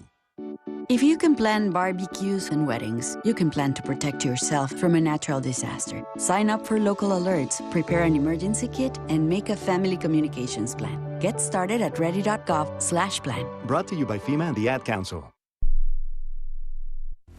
The road to March begins here. He'll fire it open three. Good! It's tied! 4.5 seconds to go. You're listening to the College Basketball Blitz. Our producer is Tim Bickford. Our board op is Zach DeBosart, a.k.a. Debo on the streets. I'm Stephen Hartzell. Appreciate you joining us. A quick programming note. For those of you that do or do not know, we are in the middle of a bomb cyclone, a significant weather event, winter weather event in the Piedmont of North Carolina. We are showing it on video for those of you that are watching on the YouTube stream. You can search Varsity Network if you don't know what I'm talking about. We are going to end the show at 5:30 Eastern Time. That's 45 minutes from now. That's an hour earlier than we advertised because conditions are rapidly deteriorating as far as we're concerned and trying to get everybody home safely. So the show goes on until 5:30 Eastern Time. Let's go back to Lawrence, shall we? Kansas 15, BYU 10. Pair of future NBA players on the floor in Darren Peterson and A.J. DeBonsa. Let's check back in with Brian Haney, Jayhawk Sports Network. Right with an up and under scoop shot. Good around the defense of Jackson and Council in the paint. Not a lot of defense either way in the last few minutes. BYU getting whatever they want. 17-12, KU leads. Melvin kicks to Jackson, dials up a three. In and out, no good. Boy, it was halfway down and spun out. Rebound Cougars. Saunders down the right sideline. Head of the circle now to Rob Wright. Wants to get downhill. Cuts across the paint. Wraps a pass around his man, but they kick it right back to Wright at the top. Dribbles in, forces up a wild one that misses wide right. Rebound Tiller of KU. Here comes Trey White knifing down the paint. Up he goes with the left hand, blocked off the glass. Loose ball scrum, a tie-up, and it's going to be BYU ball on the arrow as Rob Wright and Bryson Tiller got down and dirty on the floor there that time. Give BT credit for a good hustle play that at least steals the arrow back. A ton of credit. I didn't think he had any chance at that, but he got his hands on it. Forced the tie-up. BYU will get it, but a good hustle play by Bryson Tiller. Darren Peterson gets his first rest of the night and played 6+ minutes, and man, was he efficient. 17-12, KU leads. We should warn you, the last time he went up against DeBonsa, we're talking about 58 points scored, 47 of which, according to his high school coach, he scored over DeBonsa. Well, and I was on like 28 shots. I mean, that's efficiency. So efficient. Saunders on the tail feather of the Jayhawk, driving it left side, tries to get to the baseline, cut off by Tiller, has to kick it out to Wright, 7 on the clock. Wright drives, poke loose, oh my, and it's going to be a charge called on BYU. Trey White had a steal for a rip and run, but Sermon says that Wright first cleared with the left forearm. And I'm with you. At first I thought they were going to call a block. You were about to say, oh my, but he had the charge. It would have been great to have the rip and run, but yeah. Offensive foul turnover on Rob Wright. Great job by El Marco staying in front. Doug Sermons and all the officials blowing pink whistles today. Again, Coaches versus Cancer Week, a big part for all these cancer tributes. Here's a three, delivered. Bryson Tiller from straight on. He was wide open for the pure swish. KU by 8. Yeah, and he's really struggled beyond the arc, but a confident stroke right there as BYU misses a 3 on the other end and gets it off. Fireworks at the Fog between KU and BYU. Jayhawks lead by 8. Let's go back to Miami for the final 2 minutes of the first half. Cal with an impressive 7-point lead on the road at Miami. Second free throw to come from Manu. Averaging 19 points a game, 3 here in the first half. And it is good. There was nearly a lane violation there on that shot, but not the case. 42-37, California leading, 2:39 to go in the first half. Bears will face a press here. Pippen will let Camden inbound now, and it will be thrown into Day-Day Ames, and it'll clear out. Not really a aggressive press, but just wanted to make sure that they got it in. Ames across the timeline between the circles, gets a screen from Bell, cleared out. Now Ames goes back outside to Chris, up fake, flyby, steps inside the perimeter, elbow jumper, no good. Coach has the offensive rebound. He pump fakes once and is stripped to the ball by Malovitz. Malovitz out to Allen now in transition. Allen finds the trailing Donaldson. Donaldson behind the back against Camden, moves to his left. Underneath, reverse lay-in is up and through. Mark Madsen furious that was not a travel. 10 points for Donaldson. Pippen the crossover, lost his defender. Now the cutting Chris Bell, and that's broken up by a foot of Uday. 42-39, Cal leading. 1:55 to go in the first. Pippen will be the trigger man, 20 seconds to shoot. He'll inbound on the baseline left underneath the California hoop. Comes into Camden, catch and shoot, corner three, good! John Camden, 19 first half points, and it's 45-39 Cal. Malovitz underhands to Donaldson, long skip feed over to the right side, driving in, cut off is Dovets, now a lob to Uday, and Uday will hammer it down with two hands. 45-41, California leading. Pippen, right-hand dribble, shrugging off the defender with the left, gives it back to Camden. They're right on top of him now. Works it out to Day. Ames, 15 seconds to shoot, crosses to his left, and we've got an offensive foul against Kochinas called. Second foul for Montas. And now what did the Bears do? The Bears get Elich back in with his two fouls. No, they're going to get DK Dute into the game for the final minute and 14 seconds. There's a spot where the Bears could be vulnerable. Once again, that's Justin Allegri on the Cal Sports Network. Bears trying to take a lead into halftime at Miami. Let's go back to the start of the second half in Columbia. Missouri leading Mississippi State 55-41 early in the second half as we rejoin Neil Price, Mississippi State Sports Network. And they will bring in Trent Burns, tallest player in Mizzou history at 7'5". Epps with it, driving down the right lane line, floats one with the right hand and scores. His hot shooting day continues, 55-43. Mizzou with a 12-point lead. Barrett just inside the arc in the left corner. They really hustle up the floor. Kicks it out front. An open three on the way from Mitchell. Off the heel, no. The rebound grabbed by the 7'5" Burns inside. Back to Mitchell, down the left lane line on Jamarion Davis-Fleming. A jump stop, gets behind him, put it up underneath. It rolled off the left edge, no. Rebound batted out in the corner to Jaden Stone. Back out front to Barrett with his short shot clock already down to 12. 55-43 Mizzou, 15:50 left. Barrett angling right. Tried to thread the needle, looking for the big man inside. Deflected by State and stolen by the Bulldogs. Epps pulls up transition three. That one rolls off the right edge. And Mitchell grabs the rebound on the far side for the Tigers. Mark Mitchell from Mizzou driving in on Jamarion Davis-Fleming. Flips up with the right hand, no, but a foul. Jamarion Davis-Fleming picks it up. You got to level Mitchell off early. Can't let him get deep in the paint like that. First foul on Jamarion Davis-Fleming, third on Mississippi State. And we have a timeout with 15:31 left in the game. Chris Jan's not happy and letting Pat Adams hear it as he heads back into his. We go from Columbia and the SEC to Morgantown in the Big 12, where you've got Baylor on top of West Virginia 35-28 late in the first half. Final 2 minutes until intermission. West Virginia did exactly what it had to do. Great rotations, forced a long three, corralled the rebound, and then you get that call to keep the possession alive for the Bears. Bears will inbound, leading at 35-28 underneath their own basket. Carr has the ball out front. Now to Skillings. Fakes the three. Penetrates to the elbow. Into the left side corner. Rattai's three. Swish. Rattai, who has made just 9 threes the entire year, puts Baylor up by 10, 38-28, equaling its largest lead of the game.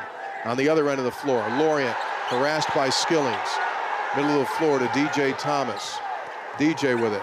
Between the two circles to Jasper Floyd. Shot clock 10. Now Jasper attacks the rim, puts the layup shot up, no good. Tie up for the rebound. Here comes Carr for Baylor. Over midcourt, turns on the gas, gets knocked down, loses the ball, stolen by Jasper Floyd. Back come the Mountaineers, and a foul called against Yesufu. That'll be his second. Great job by Jasper there. Carr, again, about the third time we've seen it, Tony. Out of control when he gets it and tries to go full speed. Jasper just got in his way and forced the turnover. Good job. So it stops the clock at 1:11. West Virginia down by 10, and free throws coming up for Jasper Floyd. Tony, that's a massive foul call down at this end. Remember that moment. You were in a position down 7 to go back the other way with some momentum after you'd gotten a stop. It's going to be a 1-and-1 for Jasper Floyd. He is 2 of 2 at the stripe. Baylor, 38, West Virginia 28. Second time in this game they have a 10-point lead. They built one up early. West Virginia came back to take the lead. Free throw, no good, but Floyd gets his own rebound. Out to Honor Huff for an NBA three. No good, it's too strong. Rebound controlled by Baylor. West Virginia killing itself at the foul line right now. Here is Yesufu, left corner three, air ball. Rebound taken out by Honor Huff. He loses it, and it's saved but knocked out of bounds by Jasper Floyd, and it goes to Baylor. The ball bouncing the way of the Bears right now. Baylor will have it with 54 seconds to go in the half. Get an air ball miss, and then Huff just simply lost the ball as he was starting to spin up the floor. Yeah, it's two straight good defensive possessions, but it's ended up in Baylor's favor. Watch the return to Agbum here. Agbum up top to Skillings. Skillings inside the free throw circle, pump fakes, penetrates in, has a shot blocked, taken out of the air by Jasper Floyd, down the floor to Honor Huff. Huff into the front court. Honor gets a screen from Lorient. Sends the ball back to Brown. Slam dunk down the lane. There it was. All the attention flowed to Honor. He dropped the pocket pass. Belo finished. 38-30. Baylor by 8. 30 seconds and counting. And now we get a whistle. And the ball.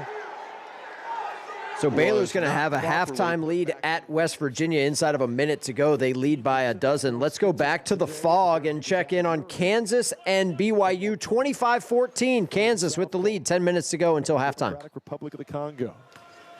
Guy that works extremely hard on his mid-range game. Doesn't have very often. He missed both free throws, though. I was in the practice gym this morning, and he was in there with Jeremy Case shooting hundreds and hundreds of mid-rangers and free throws. 25-14, Kansas leads. 10:30 to go here in the first half. Ibanza slips and falls, and a kick is called by Brooks Wells from behind the play. He's going to put it on Elmarco Jackson. Bill Self not barking in the direction of Wells, but doesn't look to like the call either. What did you see? Well, he just fell down, and sometimes when a guy falls down, the refs have to make an assumption that there was some sort of trip, which he just fell. Yep. And Bill's saying, and Brooks, I mean, I get it both ways. Kansas would want that call, but that was a bit of a flop. Now Council guarding Dibonsa, and a travel is going to give it right back to KU. Yeah, Elmarco right in his kitchen. Didn't allow him much room. Forced the foot shuffle. And after the suspect call, ball don't lie, Kansas gets it going the other way, up 11.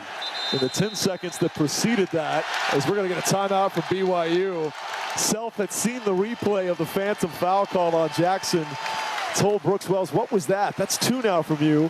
And then 10 seconds later, it was a travel, but boy, that makeup whistle came quick. Over the years, Brooks has always caught in the ire of Bill Self, but you know Brooks well enough that a call will go our way later in the game.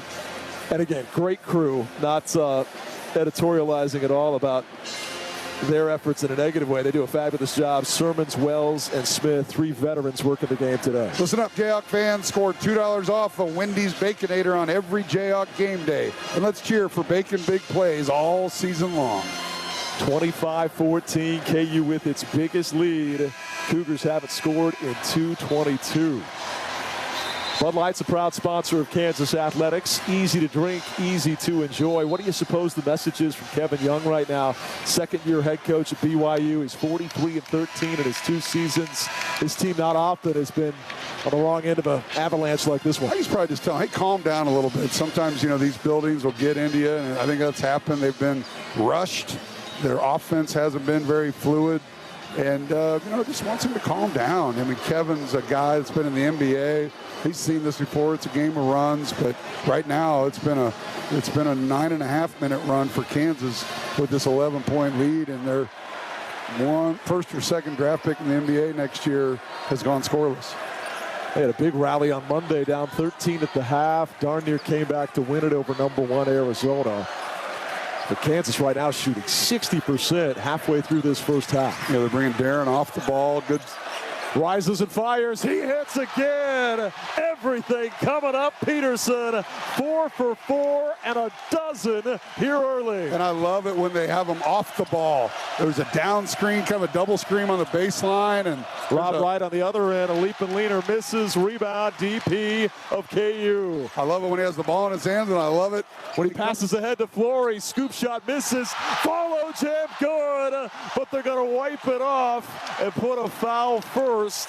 Bidunga will have to earn them the hard way, but how about Tiller soaring in to slam that home? And you couldn't hear the whistle because everyone was still excited about DP's three, and it was the right call. It was a foul, but man, what a follow by Bryson Tiller that will not count, but it's all Kansas right now. Flory missed his first 2 free throws, got a chance for 2 more here, up 14. Peterson just putting on a clinic, not just with his own 12 points, but he passed through the double team that time to find the open teammate as the first free throw is good. And out of the timeout by Kevin Young, he kind of slacked off a little bit defensively, so Bill called a play. There was a little pin down screen on the right block, and the big guy didn't come out and help, and that allowed Darren a wide open look in the corner. One more coming here for Bidunga. 3 points thus far. He misses this one. He's now 1 of 4 from the free throw line. A rebound at BYU. 29-14 Kansas. 9:35 to go in the first half. Cada collects a pass top side, throws left side. A three-pointer missing by Saunders. Peterson wrestles the rebound away from Davis, and now a tie-up will be whistled. It's going to be KU ball, but here, let go of it. He ain't going to let go of it. And the crowd loving it. This reminds me a little bit of Hunter Dickinson at TCU a couple of years back. They finally get the ball loose to the 2 players, but there's a different level of intensity than we've seen on display here tonight from Darren Peterson. And that was Darren Peterson against Cada, who's just an absolute man-child, but I love it right there. Didn't want to give it up. No technicals or anything. Brooks Wells in there. Is like, all right, you made your point. Let's go. And it was right in front of that expanded student section that's as large as we've seen in a decade. They all on their feet going nuts, applauding that toughness out of Peterson. It looks like a zone for BYU here, a little kind of a 1-3-1 with DeBonsa at the top of it. Peterson hands off to Tiller left wing. 29-14 Kansas. Peterson, can he get another three? No, he finally misses. Flory fighting for the board. Bodies piling up, and we have a whistle and a kick. Which I don't know how they think that's an intentional kick.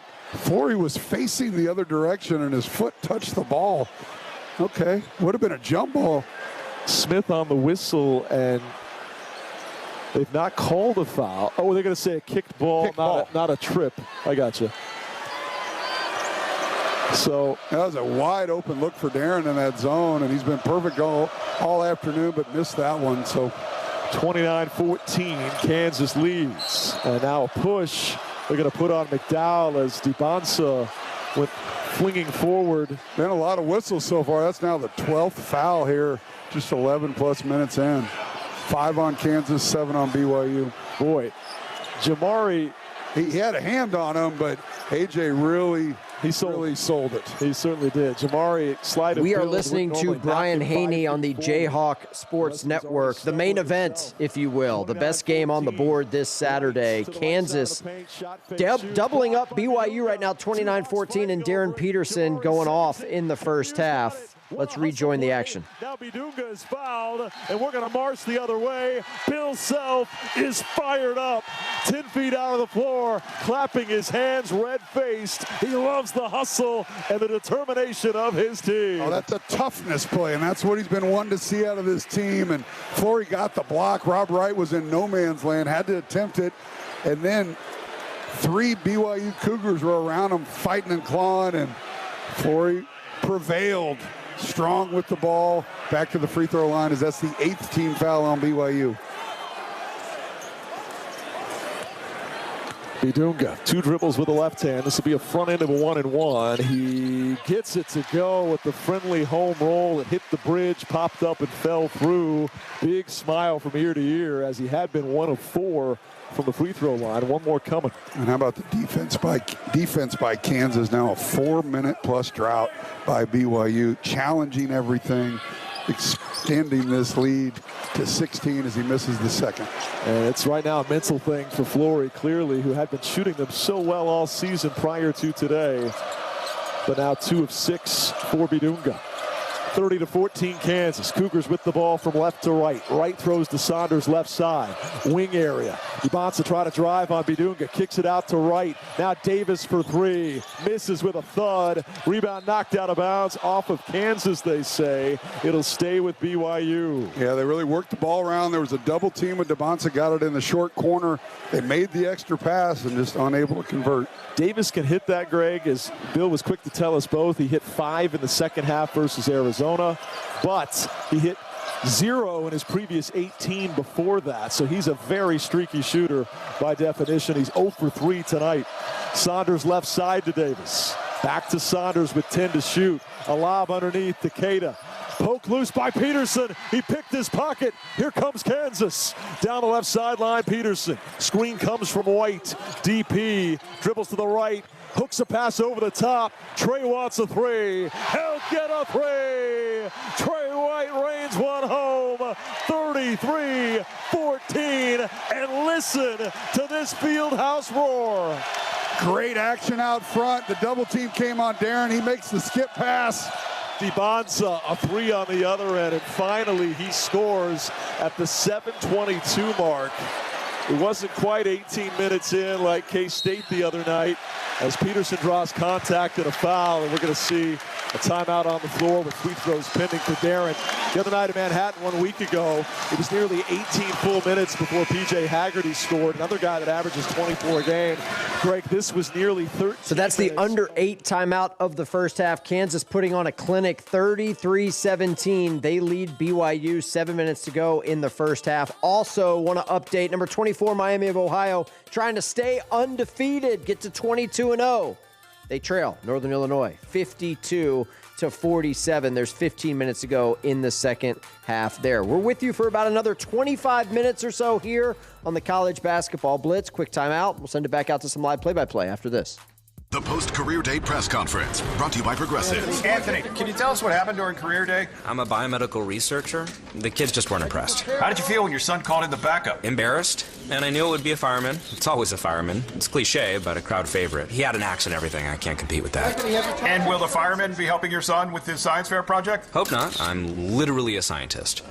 Like it or not, sometimes you need a backup. That's why there's Progressive to protect your home and auto. Progressive Casualty Insurance Company affiliates and other insurers. Not available in all states or situations. Why choose a Sleep Number smart bed? Can I make my site softer? Can I make my site firmer? Can we sleep cooler? Sleep Number does that. Cools up to 8 times faster and lets you choose your ideal comfort on either side. Your Sleep Number setting. JD Power ranks Sleep Number #1 in customer satisfaction with mattresses purchased in-store and online. And now the more you buy, the more you save on beds, bases, and more. Plus, get free home delivery on most beds with base. Limited time. For JD Power 2025 award information, visit jdpower.com/awards. Check it out at a Sleep Number store today.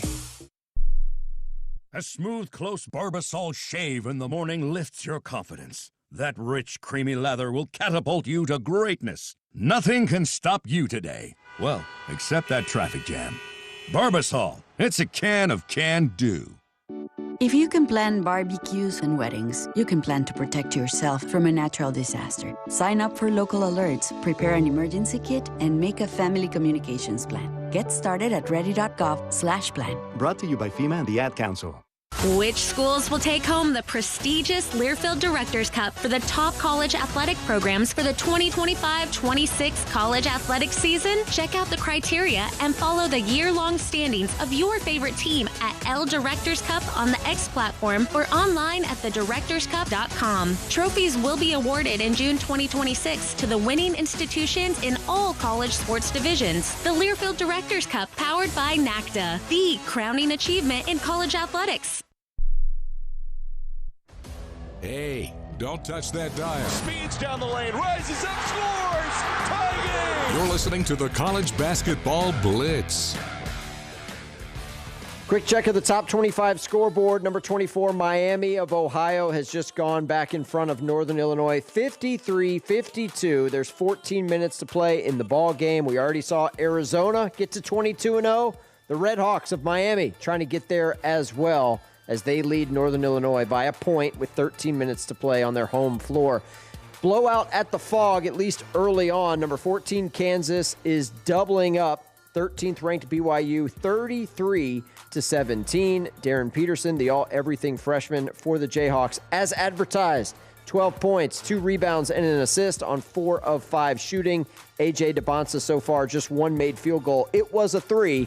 He's got 3 points, but BYU trailing on the road by 16. Other scores of note outside the top 25. Missouri leads Mississippi State comfortably, 66-51. There's 11 minutes to play in that ball game. Baylor leads at West Virginia 38-30. That's a halftime score in Morgantown. Cal leads Miami 45-44. They've just started the second half down in South Florida, and we're going to go there, I've been told. So let's check in on the Bears and the Canes. Just underway in the second half. Justin Allegri on the call here, Cal Bears Sports Network. Tries to get that slip pass down low against Camden. Spin move in the lane. Pump fakes once, gets shot away, no good, and a foul is called.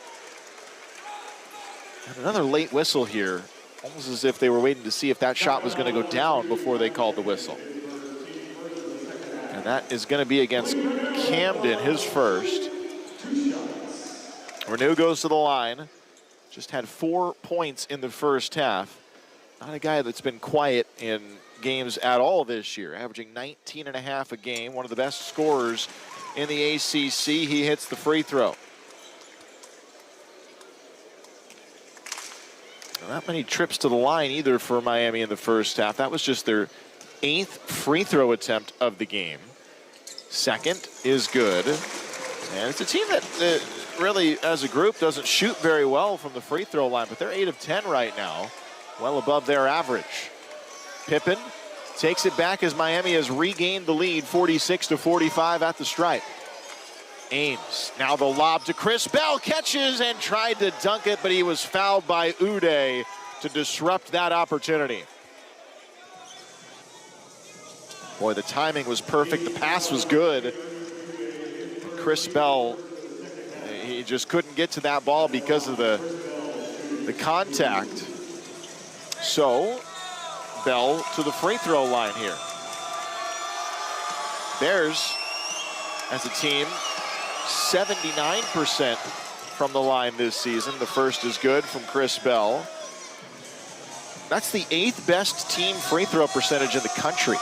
Best in the ACC. The Bears are getting about 17 a game from the line. First was good, second was good. Now the Bears had 11 from the line in this one, and they retake the lead at the stripe, 47-46. 19:02 to play in the second. On the press, Donaldson speeds the lob, the hammer from Uday. That developed immediately on the fast break there. Uday makes it 48-47. Ames back to Pippen now. Lobbed for Ames. Ames thinking about the three, works a double team around for Camden. Splitting the defenders is Pippen. Up fake, fly by, stepping inside the perimeter is Day. No good. Pippen fighting for the rebound, and a foul on that rebound. Pippen just got better positioning against Ernest Uday. Got in front of him, and Uday caught trying to make up for it.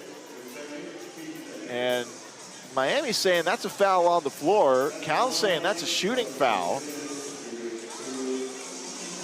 They're going to give Pippen some free throws here. I think that's a gift. I don't think Pippen even had possession. Free throw is missed. That's just the second free throw missed by the Bears in this game. They're 11 of 13 at the line. All right, we're going to pull you out of the ACC and go to the Big Ten for UCLA hosting Indiana. Pauley Pavilion, the site of the Hoosiers and the Bruins, two proud college basketball programs. Is that Don Fisher I hear? Oh, yeah. This dude called a natty a couple weeks ago. Give me Don Fisher, voice of the Hoosiers. Pulls up down to the baseline, fires another jump shot. This one won't go. Rebound tipped in the air and pulled out of there by Dorn. He pitches it outside the counter, and Indiana's got the basketball. Down the floor, and a bad pass thrown out there, intended for Lamar. Picked off by UCLA. Here's Dent with a circle. He literally tried to spin up there and has the ball stolen. They get it to Daly inside for a layup. Daly gets his first two. A flurry of turnover possibilities on that play.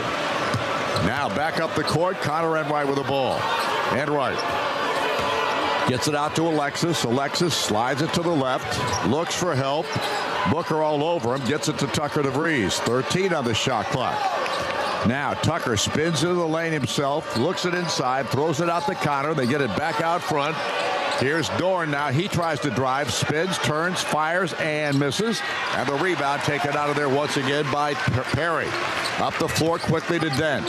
Dent with the basketball on the perimeter. Moves to the top of the key, goes left to Booker. Booker dumps it inside to Bilodeau. He fades, fires, and misses. And Tucker DeVries got the rebound. And then a fight for it as Daly got in there. And they're going to call a jump ball.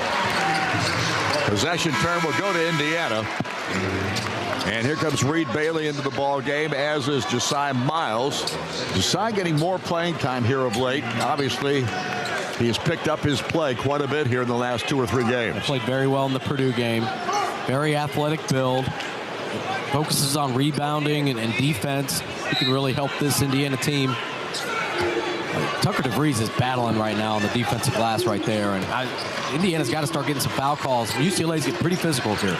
Wilkerson throws it out to Bailey, who lost the handle but picks it back up. Throws it outside. It comes to Tucker.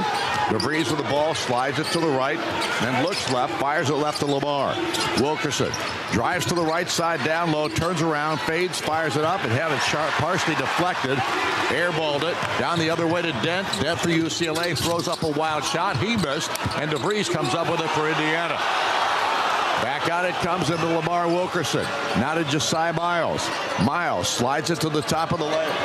Now works it to the right, gets it to Tucker at the Reed Bailey. Another, they're going to have a foul called this time, and this is going to be on a new face in the ball game, and that's Steven Jamerson, who comes in, picks up his first personal foul. Yeah, UCLA's getting real physical out beyond the three-point line. Just watch Lamar Wilkerson. He's trying to cut. There's a body on him every single possession here. He's having trouble shaking free in Indiana's half-court sets.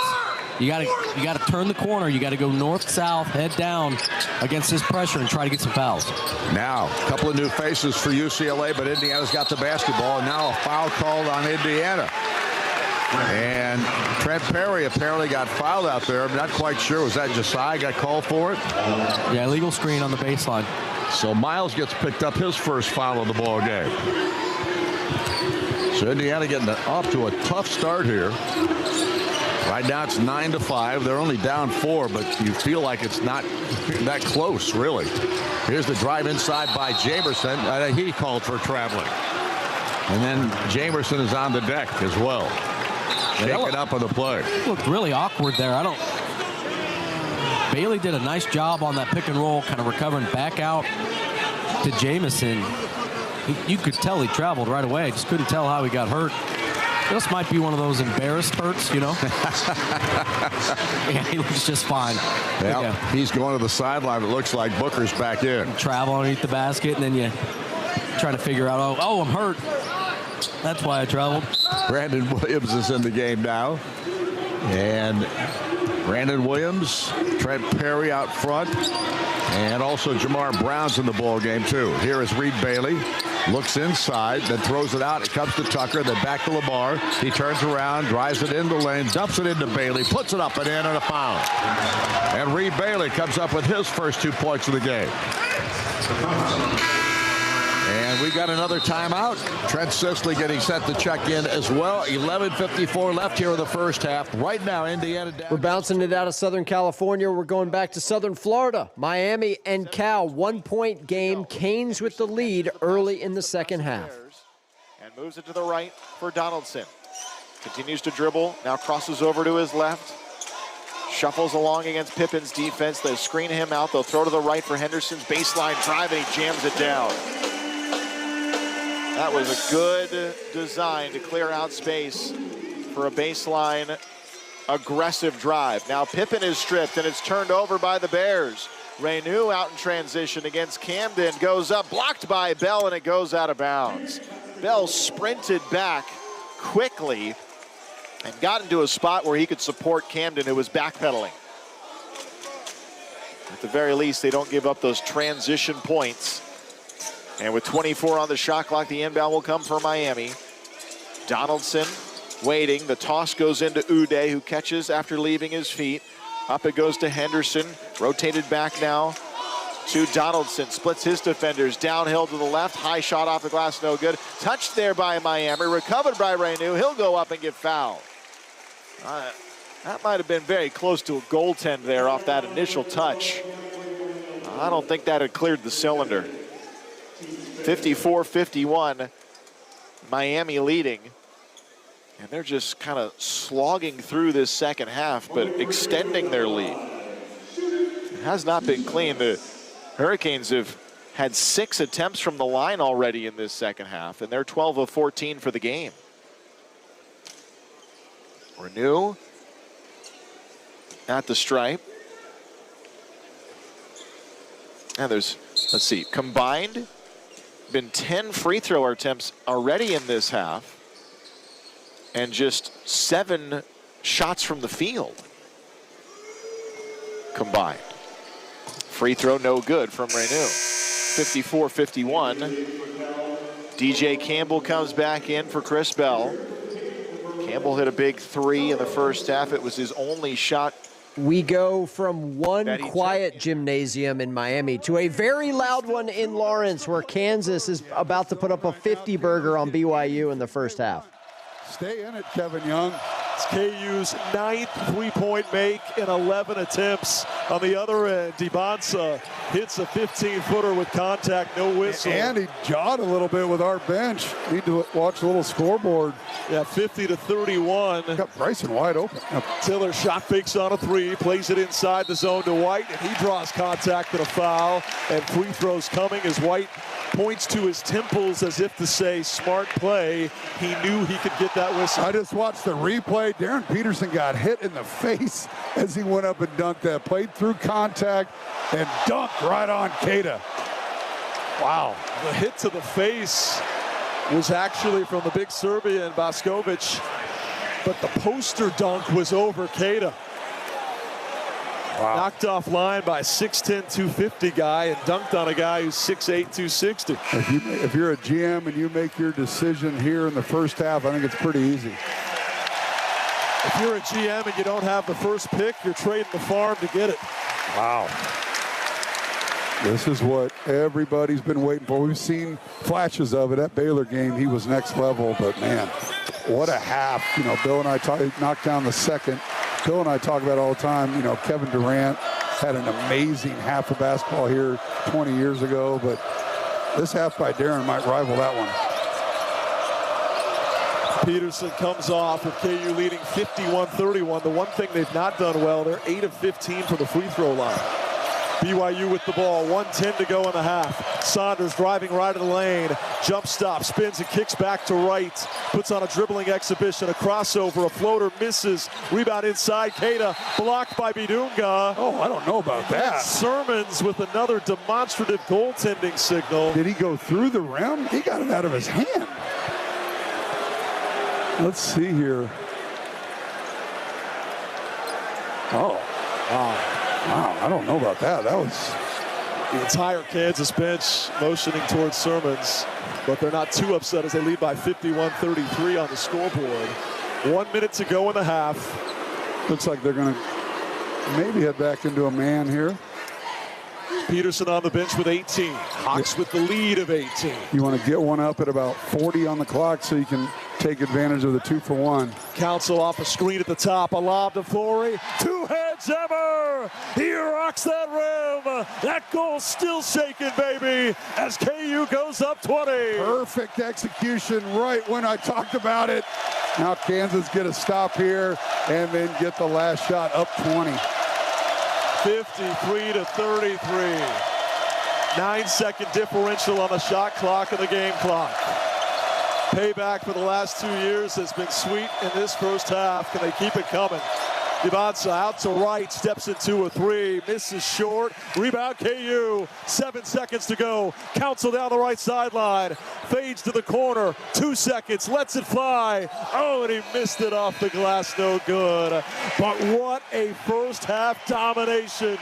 If you're lucky enough to be in the house today. Brian Haney, Greg Gurley on the Jayhawk Sports Network. Those guys have seen some pretty good basketball in their time in Lawrence. But that first half from Darren Peterson, 18 points. points in 17 minutes, 6 of 7 from the floor, 2 rebounds, an assist, and 3 steals for the freshman.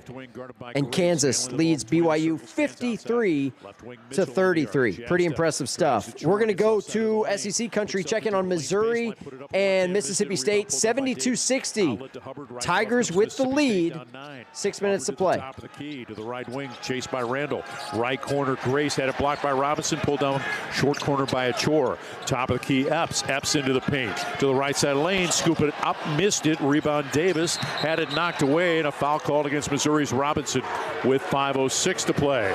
Robinson picks up his second personal foul on a reach.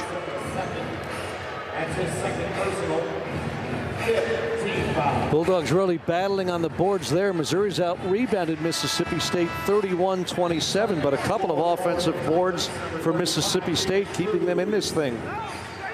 Mark Mitchell goes to the end of the bench. As Chris Perrin comes over to talk to him, he looked like he was wincing a bit. State to inbound, baseline left. Pierce guards the ball. 9-point Mizzou lead, just over 5 to play. Epps to inbound. And Pierce stepped on the baseline, stepped over the baseline. So Mississippi State will inbound again. Tigers go 1-3-1 on the inbound pass. Yeah, just a warning because it could have been a technical. That's what Pat Adams, the crew chief, came over, but I could read Austin's lips, said it's a warning not to go over the line, because you do that, you could get teed up, and that wouldn't be good with free throws in possession for Mississippi State. Epps backs a little bit further away on the baseline to inbound, floats it in left corner. Davis Fleming back to Epps at the left elbow, now top of the key. 15 on the shot clock, 5 to play, Missouri by 9. Epps curls it to the right block on the drive, stripped by Robinson, goes over the back of his neck, and was hanging on the back of his neck as he stepped out of bounds, and so with 4:56 to play, a 9 on the shot clock, Mississippi State will inbound from the baseline right as Robinson is down on one knee, wincing. Took a shot in the midsection. Boy, good hands by Robinson to knock that ball loose, but it rolled right as you called it off his back of his jersey out of bounds. Mark Mitchell on the end of the bench, dealing with some cramps. Robinson looks at Todd Austin, says, I'm okay. 9 on the shot clock. Hubbard will inbound. Watch Hubbard getting it back after the initial pass. Pierce to guard the ball. Hubbard from the right baseline holds and looks. Now a baseball pass into the backcourt. Epps will bring it to the front court from right to left. Deep 3 off the bounce. Missed it. Rebound. Davis Fleming to Hubbard on the right side. Ball fake. 1 bounce. 3 from the right wing on the way. Missed it. Rebound tipped. Run down by Missouri's Nick Randall. 4:43 to play. Missouri with the ball in a 9-point lead. Left side Stone away from the arc. Ball fake. Holds it low. Guarded by Ken Grace. Puts it on the deck. Sliding towards half court. Left side of the court. Handling the ball with the right hand now. Behind a Randall pick. Curls it to the right side of the key. Ball fake into Randall. Turns to the left side of the basket. Blocked by Davis Fleming. Achor has it. Gets it to Epps. Ball knocked away by Pierce. Picked up by Stone. Here comes Missouri. Left to right. Stone to the right wing. Drives into the paint. Leaves the left wing. Cruz. Deep 3 on the way. Air ball. Missouri, an air ball from Cruz from the left wing with 4:09 to play, clinging to a 9-point lead. Yeah, they've only had 6 points, Mike, in more than 6 minutes of game time now. About 10.5 minutes to go, right? Two field goals in their last 10. And again, scoreboard time, it's been about 6. We're listening to Mike Kelly and Chris Gervino on the Missouri Tigers radio network. 72-63. They're trying to hold off Mississippi State. They lead by 9 with 4 minutes to go. There are 2 games in progress involving top 25 teams. Number 24, Miami of Ohio, trying to get to 22-0, keep the perfect season alive. They lead by 9 over Northern Illinois, 6.5 minutes to go. And 14th ranked Kansas leads number 13 BYU by 20 at halftime, 53-33. Now, you're listening to us, you're watching along on YouTube. We got to get out of here, okay? There's a snowstorm. There's a lot going on outside of our studios. We got to get home safely. So an abbreviated college basketball blitz. But all of these games can be heard in their entirety for free on the Varsity Network app. You can download the Varsity Network app. It's available on Apple and Android devices. It's got new features this season. It's easier than ever to listen live and keep up with your favorite teams. not just basketball games, coaches shows. We got baseball starting up in a couple of weeks. All that stuff is available for free. Download the Varsity Network apps if you want to listen to the rest of the Kansas BYU game. If you want to flip over and catch some of these games coming up in the top 25 a little bit later tonight, including Gonzaga St. Mary's, we got you. UConn Creighton, Kentucky Arkansas, Vanderbilt Ole Miss. You get the drift. All of it is available for free on the Varsity Network app. All right, we got to get out of here. Special thanks to our entire crew. Tim Bickford doing a great job producing, Zach DeBossart and Zach Burhans on the ones and twos, board hopping for us this afternoon. And a special thanks to Ben Blevins, who does a lot of stuff behind the scenes and doesn't get a lot of credit for it. We appreciate all your hard work, Ben. On behalf of the entire crew, I'm Stephen Hartzell. Stay safe out there, folks. If it's snowing, don't do what I'm about to do, which is drive home. Just sit back and watch some games, listen to them on the Varsity Network app. We appreciate you guys joining us here on the College Basketball Blitz. Have a good night. So long. You've been listening to the College Basketball Blitz. The preceding has been a presentation by Learfield.